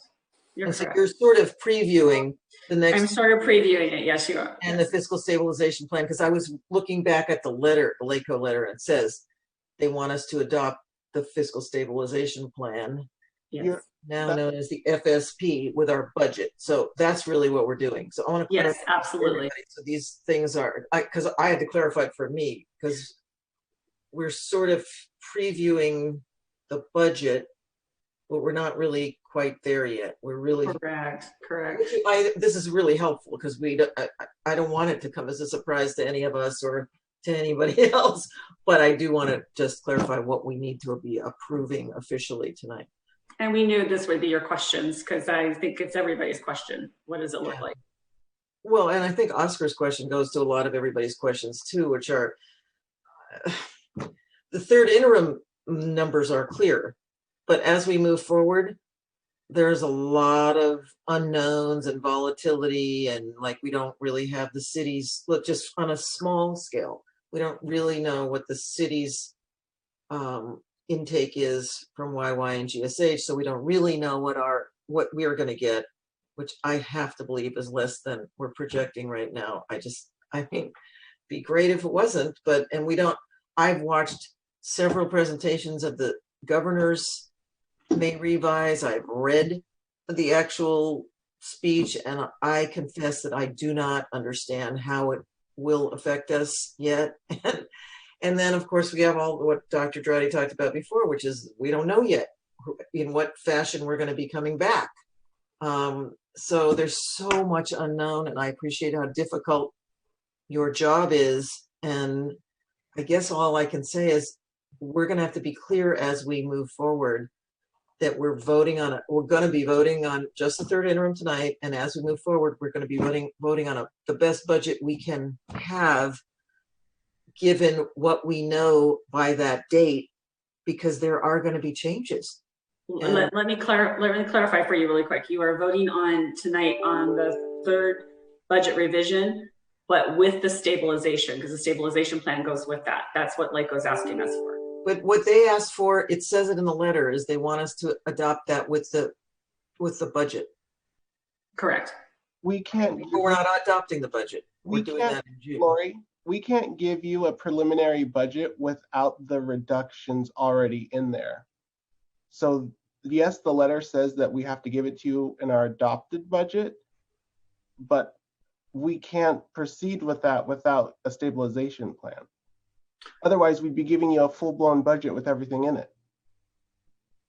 Well, okay, so in a sense then, you want it's speak up tonight about those items or forever hold your peace, because we're not really voting. I don't think that's what we're voting on, but I don't know. No, I mean, just for clarity, the fiscal stabilization plan that Dr. Droddy presented is, I believe, to be a living document that could be tweaked over the coming weeks. And then within the budget that's presented on June 4th, we'll see the integration of the fiscal stabilization plan as we see the budget. So as I saw tonight, we are only here to approve the third budget revision. So do we have direction to proceed with building a budget with $8 million less? Yes, the direction was given earlier tonight. The board gave when Dr. Droddy presented, the board was in favor of the recommendations, and we instructed staff to take that and incorporate into the June 4th budget. Which is what we're doing. Correct. Yes. Yeah. I think we're all saying the same thing. We're just saying yes, we are, but we're saying it again and again because it's late. So let's stick to the third interim now. Do you have Craig? Did you have something for the third interim? Are you shaking your head? No, you did not. No, I'm ready to vote in support. So Craig was moving the item. Richard is seconding the item. Do we have any more discussion on the third interim as presented? Wonderful. Then we'll roll call. Craig? Wait, John, wait. I keep tapping on you, but you don't. I'm just looking for thumbs up, man. I didn't see a thumbs up when I asked 3 times for comments. So forgive me if it is a little bit the same thing again, but what, Oscar and Lori are saying. Then in 2 weeks, when we get a budget, we're going to have to, we're going to be talking about some of these things for the first time. How impacts of the coronavirus pandemic, some of that needs to show in our projections. That's all I'm going to say. Gotcha. So let's Great. vote. Terrific. Craig? Yes. Lori? Yes. Ralph? Yes. Richard? Yes. Maria? Yes. Oscar? Abstention. Okay. And I am a yes. So that is 6 yeses and 1 abstention. Terrific. So we look forward to seeing the budget on June 4th. Our last agendized item tonight is authorized one-time exception regarding fundraising for district approved programs and staff SMMUSD schools in Malibu. Is there somebody introducing, or should we, Ben, do you want to just do a quick intro and then we can go into what we have? Yeah, so I'll introduce, just to catch up the board on what's been happening. If you recall, the Santa Monica Malibu Education Foundation split 2 years ago, where the Santa Monica Education Foundation for the last 2 years has been fundraising strictly for centralized fundraising program in Santa Monica, and a foundation was also established in Malibu called Malibu Lead to reciprocate what is happening here in Santa Monica. We've had some rough times over there with the fires and all that stuff, and then so some internal things that have somewhat halted the progress of that, and then all of a sudden the pandemic hit, and then so we are still behind. So recognizing that there's tension in that, that'll be tension if I continue to backfill Malibu with general funds while I'm not doing the same for Santa Monica. It has become problematic. So I've been in communication with representatives from Malibu and the PTA leaders and Malibu lead representatives. We actually met this past Saturday to talk about the situation we're in. I think from there, I explained to them that we have to have some kind of a donation to give so for me to continue to fund those programs. And I believe I had an okay for that to occur. So the only issue is I believe there was an issue with Malibu Lead at some point. There was confusion about whether they're going to continue to serve as that entity or not, or whether of establishing that. But in the meantime, there are some monies that people in Malibu want to be able to donate. So we did. So I'm bringing forward a possible way to make that work, by way of you amending the policy of PTA being able to give money to the district, or finding some way for Malibu Lead to for PTAs there to give the money to Lead, and for Lead to give to the district. So that's kind of like where we are right now. But all week there's been some back and forth about which path we're going to take, whether money is funneled from PTA strictly to the district or to Lead. So I think we have to kind of talk through that. Okay, so here's what we're going to do. I think we might have a solution to the motion that's presented, but before we do that, we have a few public speakers on this item. So we'll take our speakers, and I'm going to take a crack at creating some sort of solution, and we'll see where our conversation goes. So Lori, if you could introduce the speakers, please. Yes, I think if I'm following this correctly, We have 3 speakers on this item. One is, I'm losing the names, Jane Schmitz, and then Lana Negretti, and then Claudia Sizer. And I believe that's all of them. So if any, hopefully. Somebody else raised her hand, Lori. Jane is unmuted. I can't, oh. How come you can see these people and I can't? I can't see anyone. Lori, somebody raised her hand. I saw over here in the participants. Sarah? Maricela, or 2 participants raised hands. Yeah, they didn't fill out the form though. Jane has been okay. unmuted, and I have 3 minutes ready for her. Okay. Hi, everyone. This is Jane. I'm a Franklin parent and the Ed Foundation liaison person for Franklin. So I interface with parents and I encourage donations, but more than that, I try to connect the dots for parents between what their donations fund at our school and in our district.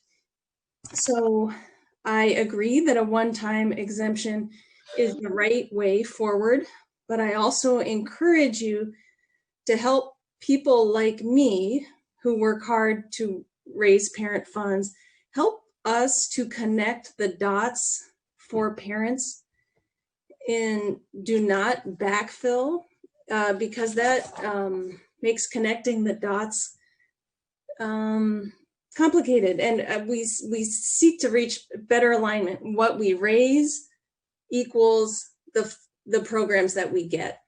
So I ask that you not backfill. I appreciate your past generosity, but I think the time has come for alignment. Thank you so much for all your hard work, everybody on this call. Thank you, folks. I see people with their hands up, and my question is, if the people want to make comments, if members of the public want to make comments, have they gone to the comment form? It's the same as submitting a chit. Have they tried to do that so we know if there wants to be a comment? Like I saw Nicole Farias had her hand up. I'd like to hear from Nicole, but did you try to go and fill out a form, fill out the chit online? That would be helpful. If you do want to make a comment, it just would be most helpful if you could fill out the Google Doc form so we know you want to make a comment. I'm sorry, Lori, who are the next speakers? Lana Negretti and then Claudia Sizer. Am I unmuted? Yes. Okay. Hello. So I am a longtime parent in the district. I have 2 older stepdaughters, 24 and 21, and then I've got my 10 and 12-year-old. So I've seen what it looked like before there was centralized fundraising, and was definitely a huge supporter. And at those late night meetings out in Malibu, and many parents of the Malibu community did not want the centralized fundraising. So I was there at the beginning and really trying to gather all the parent support from both ends at our own schools in Santa Monica when they created the liaison positions out there, trying to convince parents that putting their money in this pot in this way was really beneficial to all students. And that took a lot of work. And now here we are, Malibu has asked to be separate from that. They said that they would benefit greatly if they, and raise more money if they could, have their own entity, their own, lead or whatever it was to raise money. And that has not happened. And I don't think it's fair to backfill. I think we do all or nothing. We either support Santa Monica and Malibu, or we don't support either. And now, although it's, being, in music and arts myself and a huge supporter of those programs, I think sometimes people have to lose something to really see how important it is to fundraise, because, if they don't, then we just keep backfilling. No one's going to step up to the plate. And I think also Malibu has until June to continue to contribute. And there's definitely a possibility that they could raise enough money for their programming.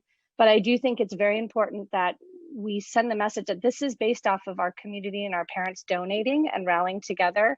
And if we just keep backfilling it, we're never going to, unfortunately, get people to step up to the plate. Sometimes if we have to take these programs away and people suffer the loss, then they'll all of a sudden rally together the same way we've all rallied together during this pandemic to do pivots and do things virtually and whatnot. So I think we have the capability to get in there and raise the money. I think Malibu has the resources. I think they've got a great set of parents and families that can get the money together to rally around their students. I just don't think the motivation will be there if we keep backfilling it. And that is all I have to say about that. Thank you, Lana. That brings us to Claudia Sizer. Hi, guys. Oops, sorry, hold on. Hello. I just wanted to make some clarifications as some things did come to me from 33rd and State this evening, or earlier this evening. I don't know how long ago this was when we started this meeting, but I just want to, I heard the motion, but it needs to change a little in the sense that PTAs, I understand, are since centralized fundraising happened, right? PTAs cannot pay directly to the district, but you're making this one exception where PTAs can pay, and 33rd and State gave the approval that they can, as long as the PTA's full associations have approved this, okay, and have approved the exact number that's going to these particular programs. It should also, if they don't give directly to the district, they can give to the Shark Fund. LEAD, apparently, from what I have from them, and I can send you the email that I got sent from State, are not an entity that are connected with Shark at the moment, at least not from what they researched. There's no DBA for LEAD, so PTAs can make a donation to another 501c3, which that is the Shark Fund. So as long as there is also a contract, an MOU between the Shark Fund and the PTAs stating that these funds that are being donated to the Shark Fund are going to be donated then to the district for these programs. So I just wanted to clarify that for you guys as a school board, that that's what really needs to be stated correctly. So just wanted to say that. If you have any questions, I'm here. Okay. I don't know. We have new signups who signed up once the item started. So we have Catherine Newell, Nicole Ferries, and then someone just wrote Malibu LEAD donation. Okay, I don't even have these. So I guess they're additions to the Google Doc sign in. So it's as if they turned to chit in during the item.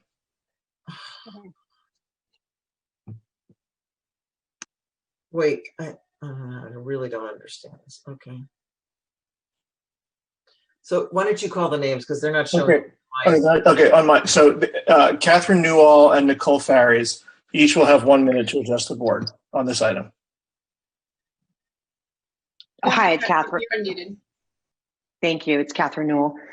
I just, point of a clarification for Claudia, I just wanted to ask, is that saying that the state is saying that it's a restricted gift? Because if you're donating to a 501c3 and you are saying it has to go to the board, that would be a restricted gift. Is that correct?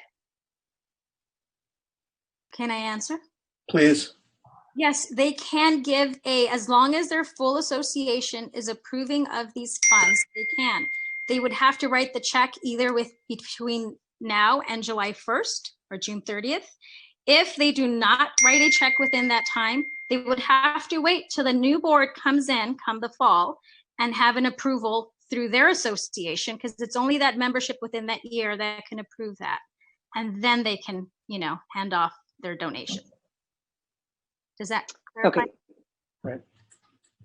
All right. So then thank you, Claudia. So I quickly just wanted to touch on the same as possibly like others have spoken, having sort of been at the forefront of the centralized fundraising and being out at all the original meetings and even speaking at the board meeting when we were doing our sort of first handoff to creating centralized fundraising. We had a lot of pushback and from Malibu and wanting to create their own entity, which was then created. And within that, it was going to be that Malibu felt that they could really get the support from their community by creating their own entity. And as we're seeing, if we're going back to backfilling and we're creating an opportunity where we're not really teaching people how to participate, because we're then saying, well, you don't need to participate and donate to the Ed Fund because they're going to be backfilled anyway. And I feel that we're not, the 1 minute. Thank you.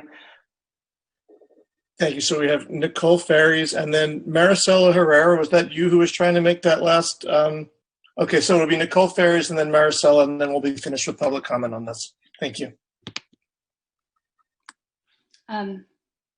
Should I go ahead and start?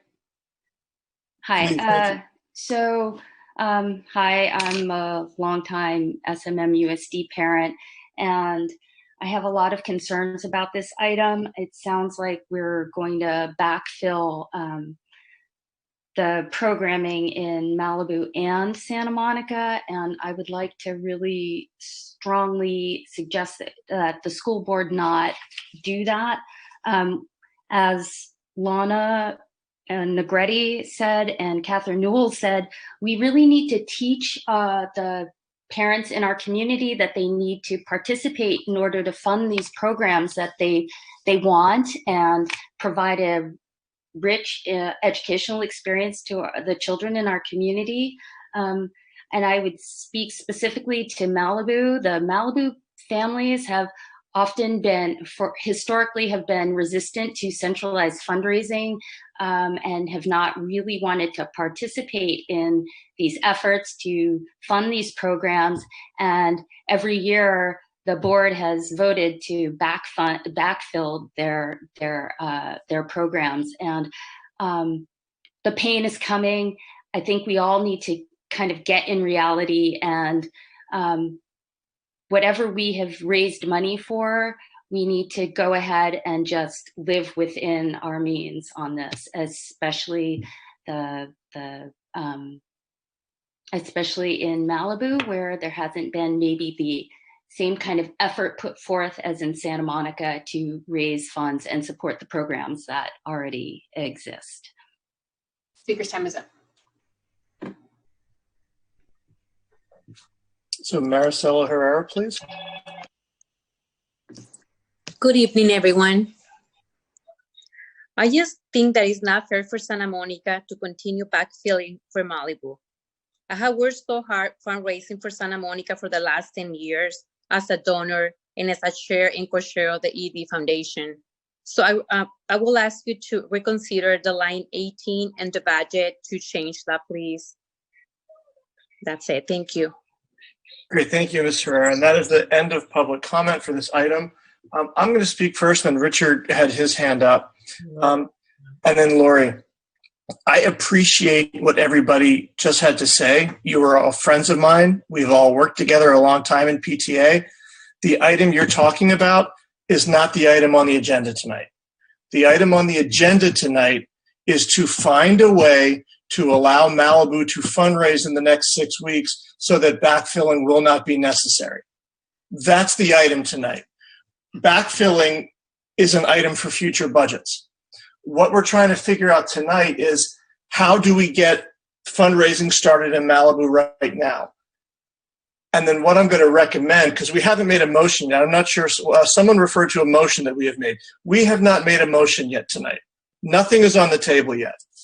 The recommended motion was when we thought that, okay, the goal of tonight is to come away with a motivation for Malibu to start fundraising.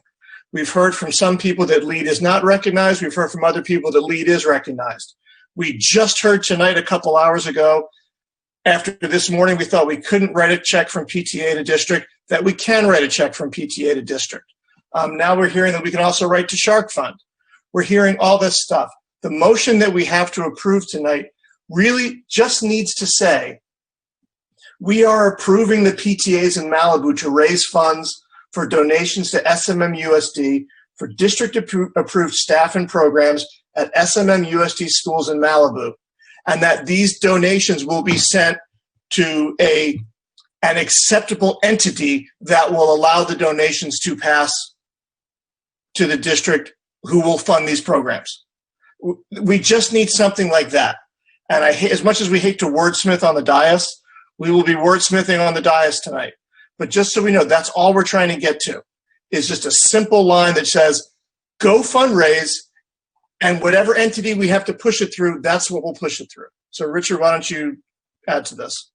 I don't need to add, but just say ditto to what John Keane has just said. I wanted to just draw our attention to the fact that we're trying to get to what you said, an opportunity to make an allowance to our district board policy so that PTAs in Malibu could give to the district for staff.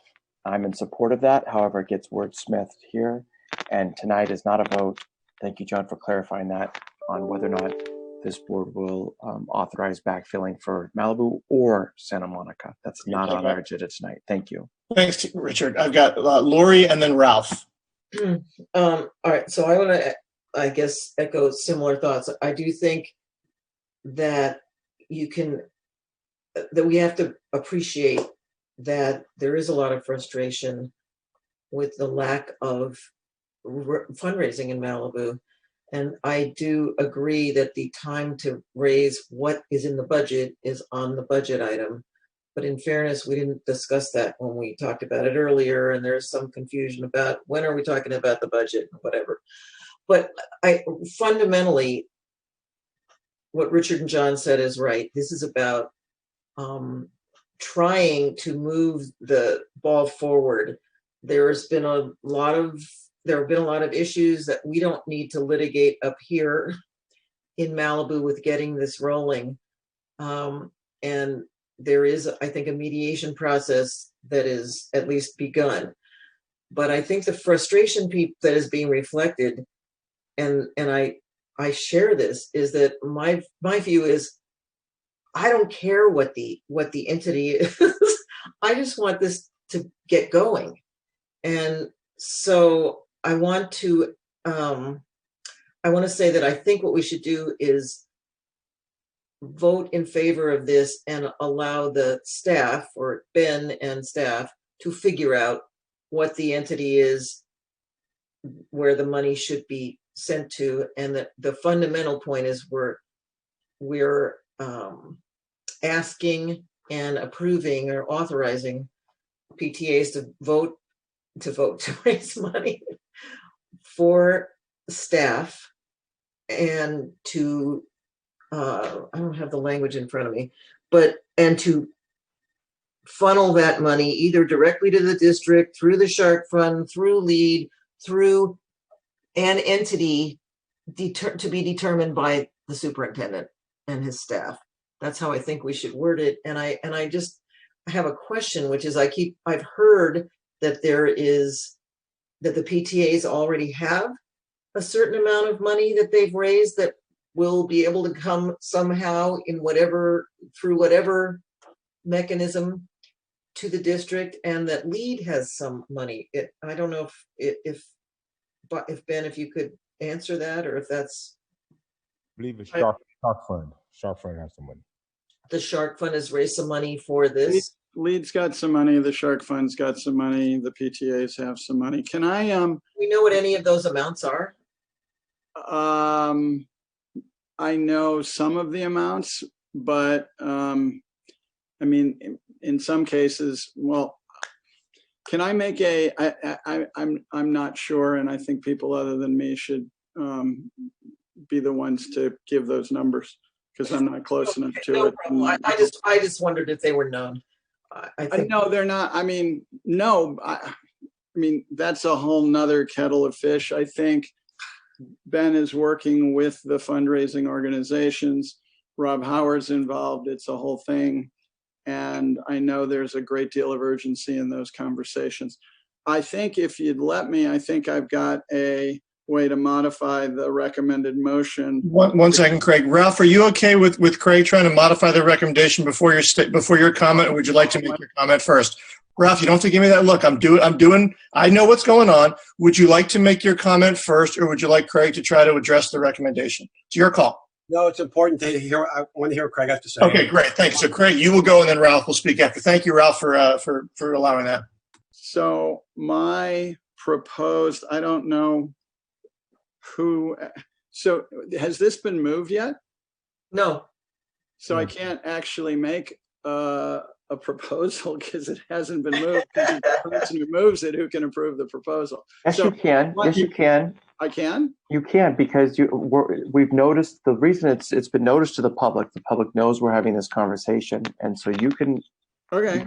You can move whatever. Yeah. All right. So, well, I can move it and propose whatever. I'll just say what I think in the bottom line where it says existing MOU with SMMUSD, comma, I think it gets us where we need to be if it says, or if that is not possible, comma, to whichever organization, including the district itself, which staff deems appropriate.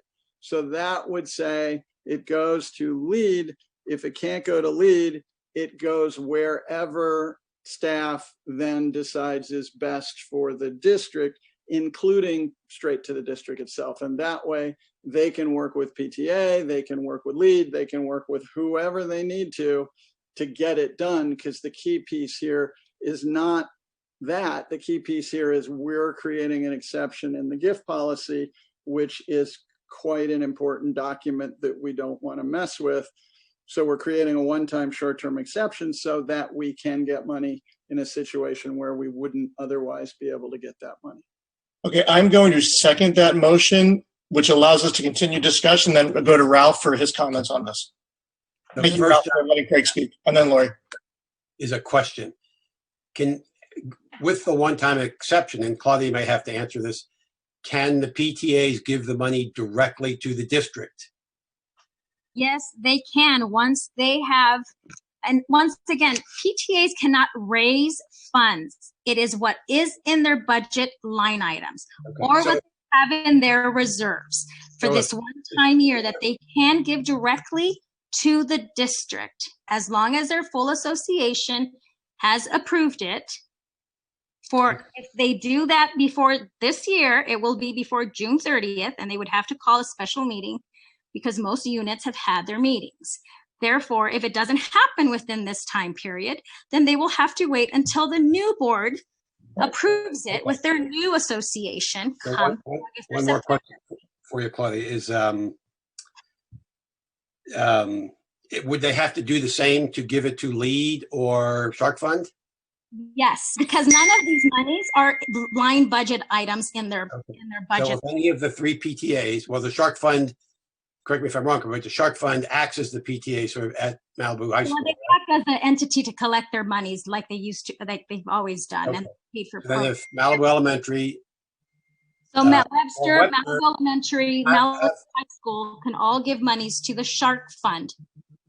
Right. They have to be written out to the Shark Fund, and then the Shark Fund, then they have to have an MOU between the PTAs and the Shark Fund to state where these monies are going. Then they can give the monies to the district, or they can just bypass that route and give the monies to the district this one time. So I don't understand why, for saving for time, we have, look, whoever wants to raise funds up there, that's really great. The LEAD wants to raise funds, the Shark Fund wants to raise funds. If the Malibu Elementary and Webster, PTAs want to raise funds for this next 30, 40-day period, and just each of them, just give the money, rather than having PTAs are give not the money directly to the district. Take their votes as individual groups and give the money to the district. PTAs are not. I'm sorry, Claudia. I'm so sorry, but this is a board discussion right now. If Ralph is asking you a direct question, then take as much time as you need. My understanding is that the PTAs on their own can give the money this time for this, because the objective here is to do some fundraising. If we spend another 1 or 2 weeks or whatever trying to resolve this issue, we're just cutting the time short to do the fundraising. So that's my concern. Okay, I've got Lori and then Richard. I guess I have a sort of similar concern to what Ralph just mentioned. My view is this is about getting the fundraising moving. And the reason I don't think we should sit up here and decide to prioritize one way over another is because I don't think at this hour that any of us know enough or can figure out what's the best way to do this. And I don't think it's the right way to go for us to grill Claudia, who just learned whatever she learned tonight. I think we should leave it to the superintendent. And the key is that we are authorizing the raising of the money and to allow the to me, I would like to amend the motion to allow the superintendent to figure out with whoever raises the money. I mean, I don't think it matters if we got 3 different checks to the district from the Shark Fund, LEAD, and PTAs. It doesn't, I mean, that's sort of the point I think Ralph was making. It doesn't matter to me who writes the checks to who. What matters to me is it gets done, and that people understand that the reason people spoke earlier, even though they were not speaking, I don't think directly to the topic, is everyone feels this urgency. And I do think that there are people in Malibu who feel it too, and who want to start fundraising or want to keep fundraising. And what we should be doing is encouraging them to do that and making it as easy as possible. And so I don't feel comfortable making a decision personally to choose where the money should go. I'd rather Ben do that offline, or they can continue that in the conversations with Rob Howard. But getting in the middle of what is like a family dispute here over the thing that shouldn't matter, which is who gets to write the check ultimately to the district. It should be, why don't we get together and collectively try to raise money for these programs that we want our kids to have. So I feel like we're getting twisted into addressing the piece that is the least important. Okay, so Laura, if I hear you right, so if I hear you right, it sounds like you were trying to make a friendly amendment to the motion that's been made and seconded, and the friendly amendment would be that the money would be raised, and then the superintendent would make a designation as to how the money would be. I mean, how would you like to say that? Well, wait a minute. Think it's paid to the district. John, are we speaking? The way I mean, Lori, there's a motion. There's a motion. There's a second. There's a motion with a second, and then Lori made a comment that said she did not support it. She wanted to. It inferred to me that she was making a friendly amendment. If she didn't say she was making a friendly amendment. Then I apologize. And then no, you don't. There's no need to. Then we'll go to Richard and then Craig until we have substitute motion. How's that? Okay. I'll do that. Okay, then let's go to Richard and Craig and see where we go. I don't think an apology is necessary. I was going to agree with Lori. I support the motion as read by Craig Foster. And I think if we're speaking to the motion that he read with that amendment, it says staff. The staff is Dr. Drotti. I don't understand the distinction here. I don't think we should be, I'm with Lori, we shouldn't be debating who it is or what it is and asking Claudia. Our staff should be able to provide us with that information, not from our public comments that come on this item. And the bottom line to me is, are we going to steer clear of our existing gift policy in this moment and leave it to staff to figure out how that happens? It's pretty simple. I don't understand why if we're saying that we don't have to have the conversation, or we're not supposed to have the conversation about backfilling, about how the money comes to us, why are we having any conversation to that effect? Okay, well, Craig is the next speaker on this topic, so maybe that will resolve it.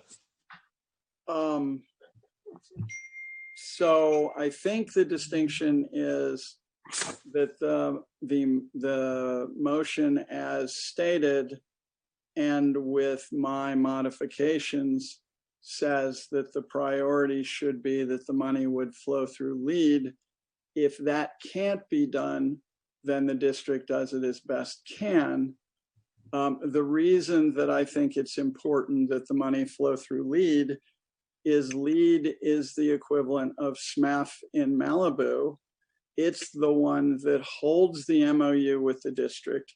It's the organization that has been in place for a year and has been being built for 2 years. And is likely the structure upon which whatever happens in Rob Howard's work will be built, because to all the arguments I've heard about, you need to go with the easy thing and the thing that's there and blah, blah, blah. If LEAD doesn't fulfill this function going forward, there's no MOU with any other entity. There is no other entity. There is no entity with a 501c3. So we're really wiping the decks and starting from scratch again in Malibu. And my attention has turned from looking forward to what Malibu could do with its own fundraising to a real strong fear that with so many cooks telling us what can and can't be done and who can do what and who can't do what, and no, you know, the fundraising structure from 2010 was done under intense scrutiny and persuasion and focus. And there isn't that, there has not been that, that the district's pressure that things will operate in a certain way. And that's led to the situation we have now, which is beyond unacceptable to every single person who's involved wherever they are. So the reason that I stand by the motion as written is it creates, it attempts to hold the existing organization in place such that it becomes, it can become the foundation of where we go from here, knowing that if it's not that, there's literally no 501c3, no other organization, no MOU in place, no nothing. So to me, in a desperate attempt to get this going as quickly as possible, I want to keep the blood flowing through LEAD so it's there when we need it. And if it can't go through LEAD, it can't go through LEAD, and the motion allows for that too. I would also suggest it's very complicated, and I think it would be best not to manage this from the dais unless there's an overwhelming reason why it should be a different way, and I don't know what that overwhelming reason is. Lori, you were next in the queue. Maybe Richard could restate what I was. I mean, I don't know where we are. I don't know whether I should make a substitute motion or what. I just wanted to make the authorization broader and leave the superintendent to sort out the details on how it reaches the district in the end. And I don't think I can see straight enough to figure out the right language. I think, John, I understand what Lori was after hearing Craig, and so it'll depend on what the will of the board is. But it sounds as what was before us and noticed right in our packet is that this would be an allowance for LEAD, and of course, I think what Lori is suggesting is similar to what Craig has suggested, is that we leave it to staff and that means our superintendent, but Craig wants to keep LEAD in there as the beginning point to make that attempt. But I think we're hearing, and I think we have some confidence, at least I have confidence in what Claudia has said, that doesn't look like it would be possible. So Lori would think, why aren't we just saying, hey, make this happen and leave it to the superintendent and staff to figure it out to go? I think that was the distinction that I wasn't hearing at first. Is that correct, Lori? I think that Claudia is wrong in what she told you. LEAD has an MOU, and I could go into the details of why she thinks it's wrong, but it's just going to hurt everybody's head more. And if that's not true, then no harm has been done doing it the way I ask you to do it. Gotcha. Well, I think there's two ways we can go now. I mean, we can try to see if there's 4 votes for Craig's proposal, and then if not, we can go back and do a more blanket proposal that would allow us to funnel the money through any entity. I'll make a bad decision because it's 11 o'clock at night, and I'll say what I think needs to be said. We need to just do this. I understand that there is friction between the people who worked so hard to found LEAD, and then the people who are on the ground doing this work through some of these PTAs. I understand that there's a butting of heads and there's friction there. But for the next 6 weeks, can we put that aside and just raise the money that we need to raise the money? If it flows through LEAD and you dislike LEAD because of some of the people who are there, so be it. But can we be adults for this 6 weeks? Or can we just raise the money for the next 6 weeks and send it right to the district? It doesn't matter as long as we raise the money. So Can you please reread the motion?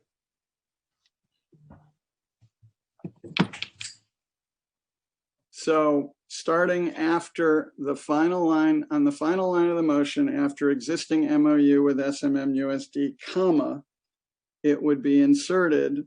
Should I read it? And do you want me to read the whole thing so everybody can hear it, or just the insertion? The whole thing. All right.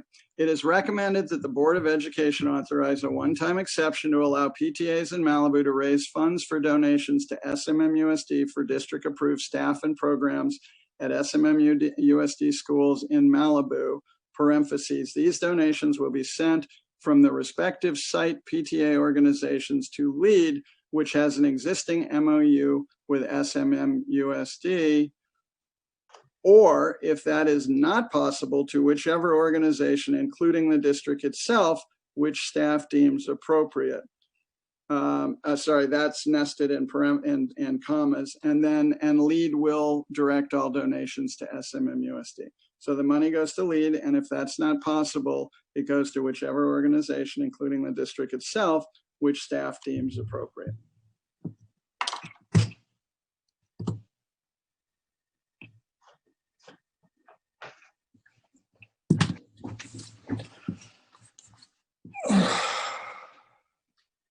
Lori? I don't know whether to make a substitute motion or ask if it's an unfriendly amendment. This is usually where I turn to Richard as our parliamentarian.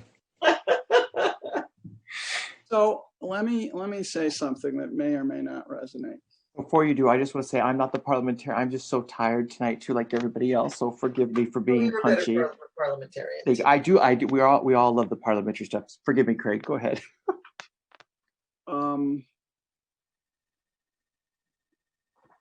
I don't.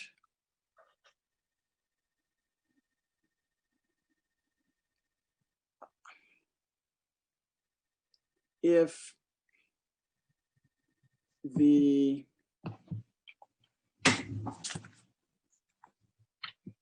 I think that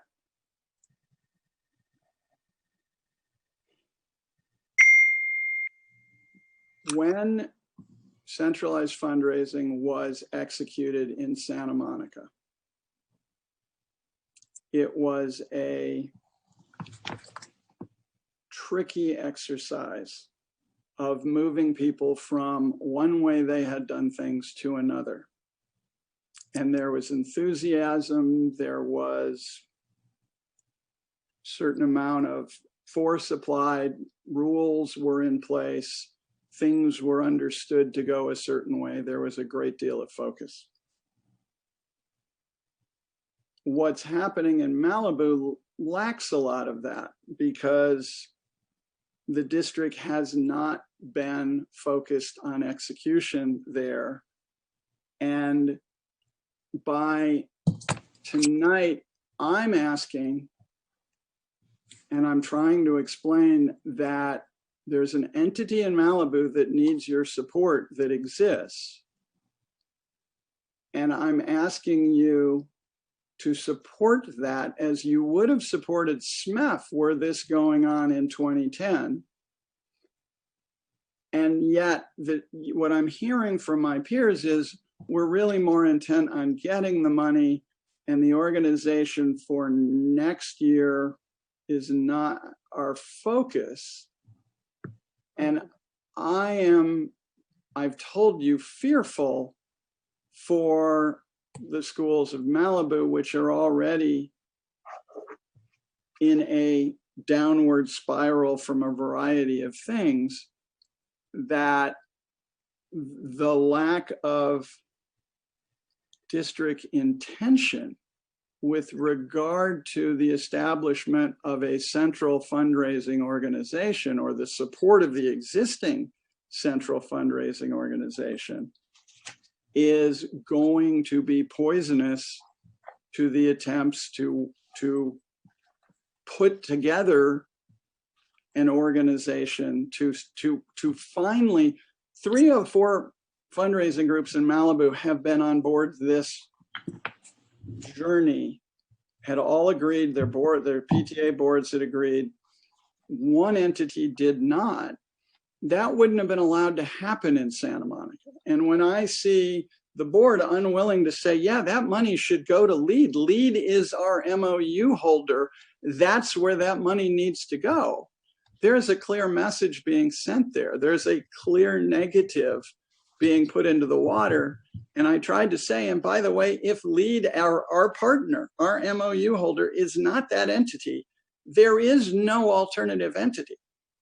So from my point of view, I don't understand why the board would choose to do other, because there's nothing in what I've suggested that holds the board, that prevents the board from having exactly the outcome they want.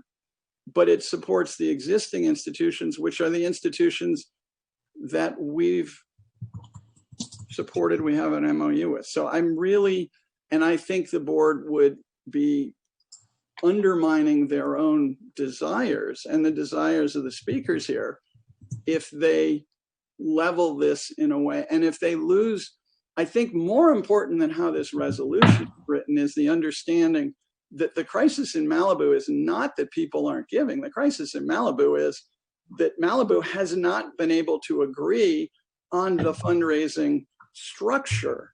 And therefore, a year's been lost in arguing about whether we're in LEAD or out LEAD or anything else. So what first has to happen is the structure's got to get put in place. And that is going to need some focus from the district and some intolerance for people running to their corners and not playing nicely together, which is what's been happening. So it's really time for the district to get serious that there needs to be a structure in place. As serious about, yeah, we want money, but you can't tell people we want money if there's no structure. That won't serve us in the long run. So whether LEAD's the structure in the long run or not, that will be determined. But LEAD sure as heck is the structure right now. It holds the MOU, it's in place, it's a 501c3, it has raised money, it has represented itself as the structure. So to me, it's madness not to at least attempt to keep momentum in that direction. And if LEAD, if this ends up going to mush and becoming nothing, I would say this is a small but important piece of why that happened. And I think that would be a very foolish choice by this board. John, just Sir, Ralph. Thank you, Craig. I will support the motion, but it's got to happen quickly, because I think what I'm concerned with, I think we're all ultimately concerned about, and what's getting in the way are the adults, is the kids, and we want the kids to have the programs. And I think, everybody's heard that there's frustration, and it has taken time for, in Malibu to work out stuff that maybe was worked out here 10 years ago in terms of structure and all of that. So let's support it, but it's got to happen quickly, because if it doesn't, then the kids are going to suffer. They're not going to have the programs. So let's all agree that we're going to make the best effort to figure out what to do right now, and move on and develop the long-term structure. All right, here's my concern. Here's my one concern right now, and then maybe we can keep moving forward. I can do a quick search of the Secretary of State. I can find info for Shark Fund. I can't find LEAD. Now, that doesn't mean LEAD isn't incorporated, doesn't have the right DBA. We're hearing from one side that says LEAD doesn't have the right DBA. If they don't, then we go to the next entity. Then we go directly to the district or through Shark Fund. I understand that if PTAs are worried that, well, I can't donate to LEAD because LEAD doesn't have the right DBA right now, then it doesn't matter, because then we go to the next entity on the motion, which is what is on the table. If LEAD is not a valid DBA for what we're doing, it goes to Shark Fund or directly to the district. So that's why I don't have a problem with this, because it's for 6 weeks. It is just for 6 weeks to get it started. So if LEAD is not in the right business model right now, then it's irrelevant. So anyway, if there's no more discussion, or if there's not an amendment or a substitute motion, we can take a vote and we can see what's up. Ben. Let's vote. Ben has his hand up. I respect the superintendent. Take the vote because I don't want to muddy it up. So take the vote and then I'll make a comment afterwards. If you're going to make a comment that's going to affect the vote, you should make the comment. I don't think it's going to impact the. All right. So the motion on the table, Craig, could you read the motion one last time, please? It is recommended that the Board of Education authorize a one-time exception to allow PTAs in Malibu to raise funds for donations to SMMUSD for district-approved staff and programs at SMMUSD schools in Malibu, parentheses. These donations will be sent from the respective site PTA organizations to LEAD, comma, which has an existing MOU with SMMUSD, comma, or if that is not possible, to whichever organization, including the district itself, which staff deems appropriate, comma, and LEAD will then direct, and LEAD or the substitute organization will then direct all donations to SMMUSD. Sarah, I'll send you that last piece too. LEAD or the substitute organization. Okay, and just so we all know, there is, reading the MOU right now, the master agreement entered on August 15th, 2019 by SMMUSD, a California Unified School District, Santa Monica Education Foundation, California Nonprofit Mutual Benefit Corporation, and the Shark Fund, a California nonprofit mutual benefit corporation doing business as Malibu LEAD. So if Malibu LEAD, it does not have the proper paperwork filed, Shark Fund is an existing entity, and PTA has given us a 1-year dispensation to donate directly to the district. So the motion, so that's the motion that's on the table. I'm sorry, it has been said, the Shark Fund will have to very quickly create an MOU with the district saying that they're collecting that money to come to these programs. LEAD operates out of the Shark Fund, so it's the same entity. It's fine. We'll know very quickly if the paperwork is in place. If it's not in place, we'll go the path of least resistance, which is donated directly to the district. Okay. I'm not sure why the last piece about LEAD will then, I mean, it's not written all that great, but if that's what we've got, that's what we've got. All right. And Malibu LEAD tax ID is right now is the Shark Fund. So, all right, we have a motion and a seconded motion. If there's not a substitute or any amendments, we'll take a roll call. We'll see where it takes us. John, but if it's going to come through the Shark Fund, I mean, Craig, can you respond to that? If it's going to be the Shark Fund, shouldn't it say the Shark Fund? LEAD/Shark Fund, something. I mean, really, I don't know what's really happening here. That's why I wanted to make it. Yeah, can we just say that LEAD, but or the fiscal receiver that LEAD chooses, because LEAD you can have a fiscal receiver if it doesn't have all that. I think all that is covered, and that's where the hand wave of if it can't go to LEAD, it goes to whoever. It's exactly Lori's motion, except the priority is LEAD. If we can get it to LEAD, great. If we can't, it goes wherever it needs to go to get it to the district promptly and in as large a quantity as it can. The only difference between Lori's suggestion and mine is that I think it's very important that we flow the money through LEAD if that's possible. Is there anything else on this? Because it's now, remember, the goal of this is to start raising money. The goal of this is not to, I don't know. All right, we have a motion and a second. Let's do a roll call and see where it takes us. Craig? Second, I apologize. I didn't hear who the second. I seconded it. Oh, okay, thank you. Yes. Craig, that's a yes. Lori, Abstain.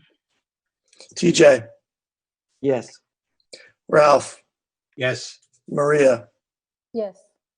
Oscar. Abstention. All right, I'm a yes. So that's 5 yeses and 2 abstentions.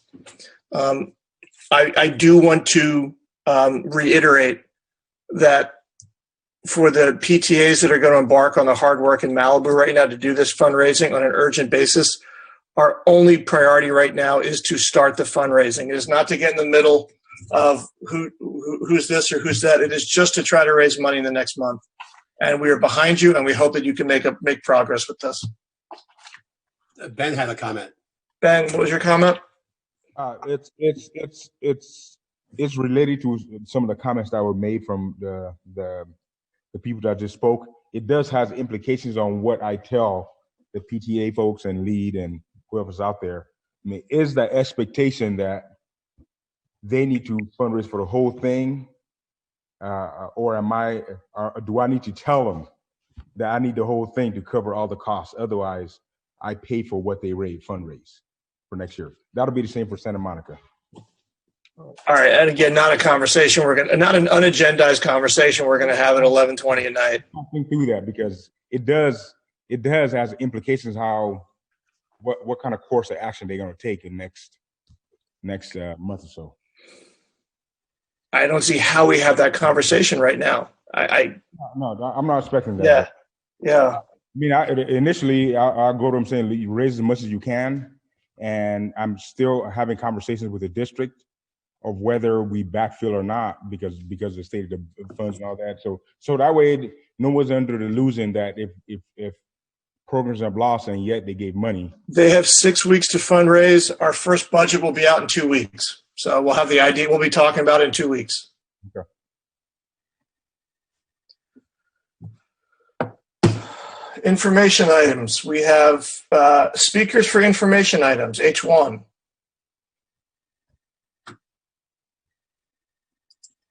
If they're still here. We do. Carl, I know, had to leave. He apologized for leaving. One, Sarah Braff is another.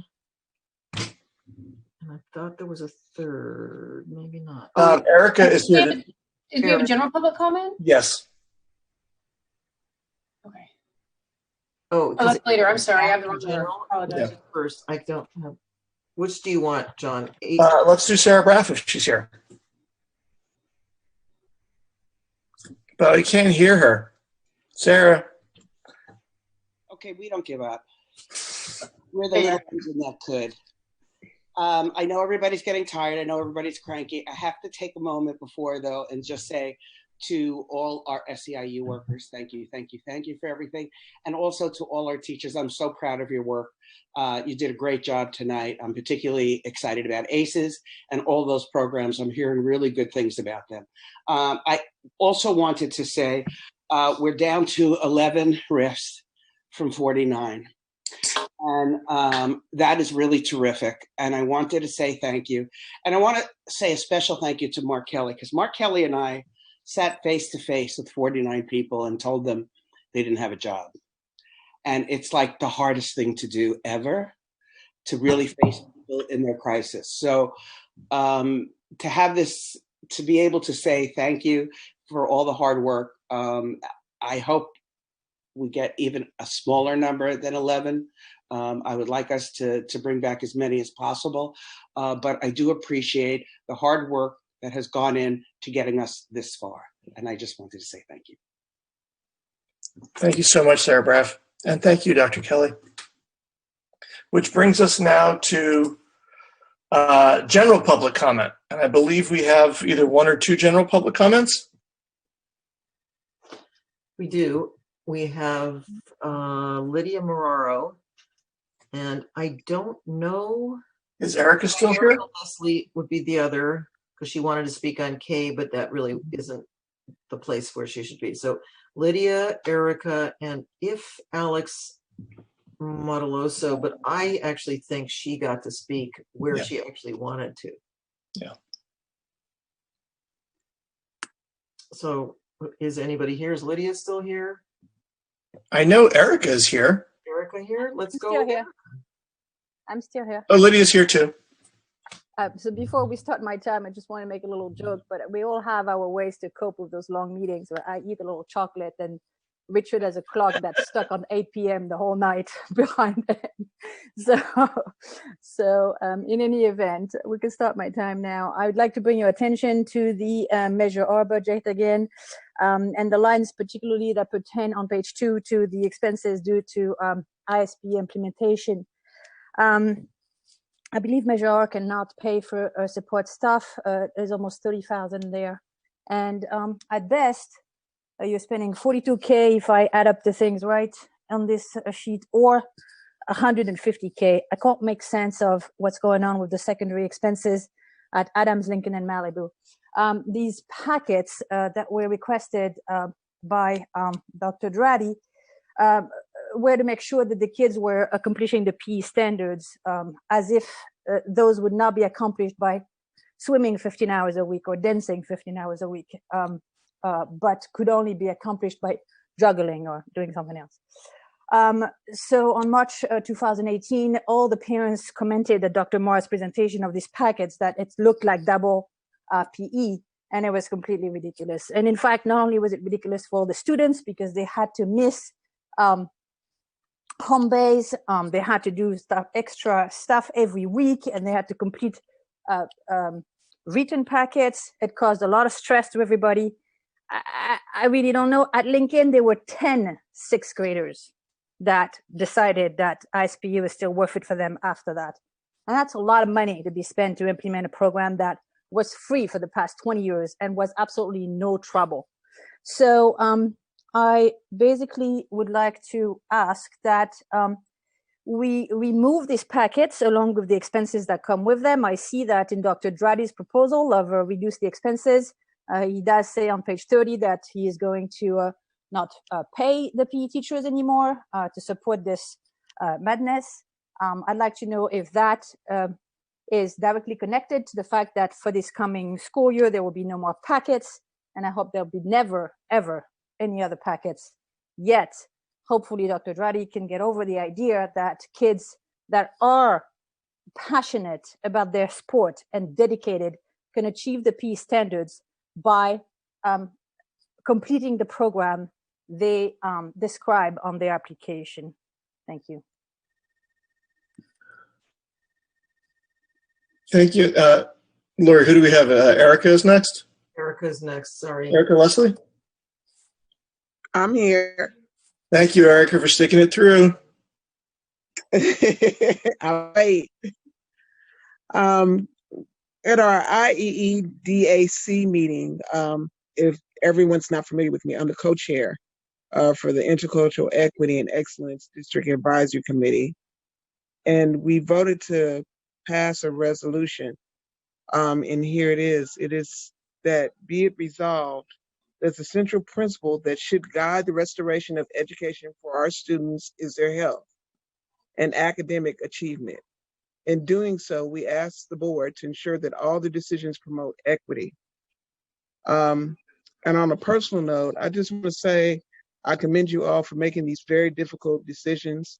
I thank you all for the time that you guys have committed to making sure that this is a thorough decisions that you guys are making. I know this is not easy, not at all, but I thank you for doing so. Can you hear me? Yes. Yes, hello? yes, Erica. Okay. That's all I had to say. Oh, okay. I didn't know if you had a second long. part. I'm sorry. I thought maybe there was part two. No, I'm not a long speaker. We're all kind of paralyzed. No, I thought you might have had a part two. I'm so sorry. No part two. No part two. So no part Thank you, That's Eric. it for general public comment, I believe, Lori, right? Yeah, I think so. All right. Any board member items? I know it's late, but I'm just going to shout out Samo High. If you didn't see the YouTube honors assembly that they did, that Dr. Shelton and team put together, it was wonderful. They recognized all the kids. They gave out the awards. They announced the valedictorian candidates. And I'm really looking forward to see what Malibu has coming up to recognize their kids. It was a lot of fun. They're missing a lot, but it showed a lot of spirit. So kudos to Samo and Dr. Shelton. Anybody else? No continuation, no members of DAC. Any future agenda items? All right, we got a lot done tonight, y'all. Thank you very much. Thank you, everybody, for sticking through in the audience. Thank you, staff. Thank you, board. Let's go home, but we are. See you all in the parking lot.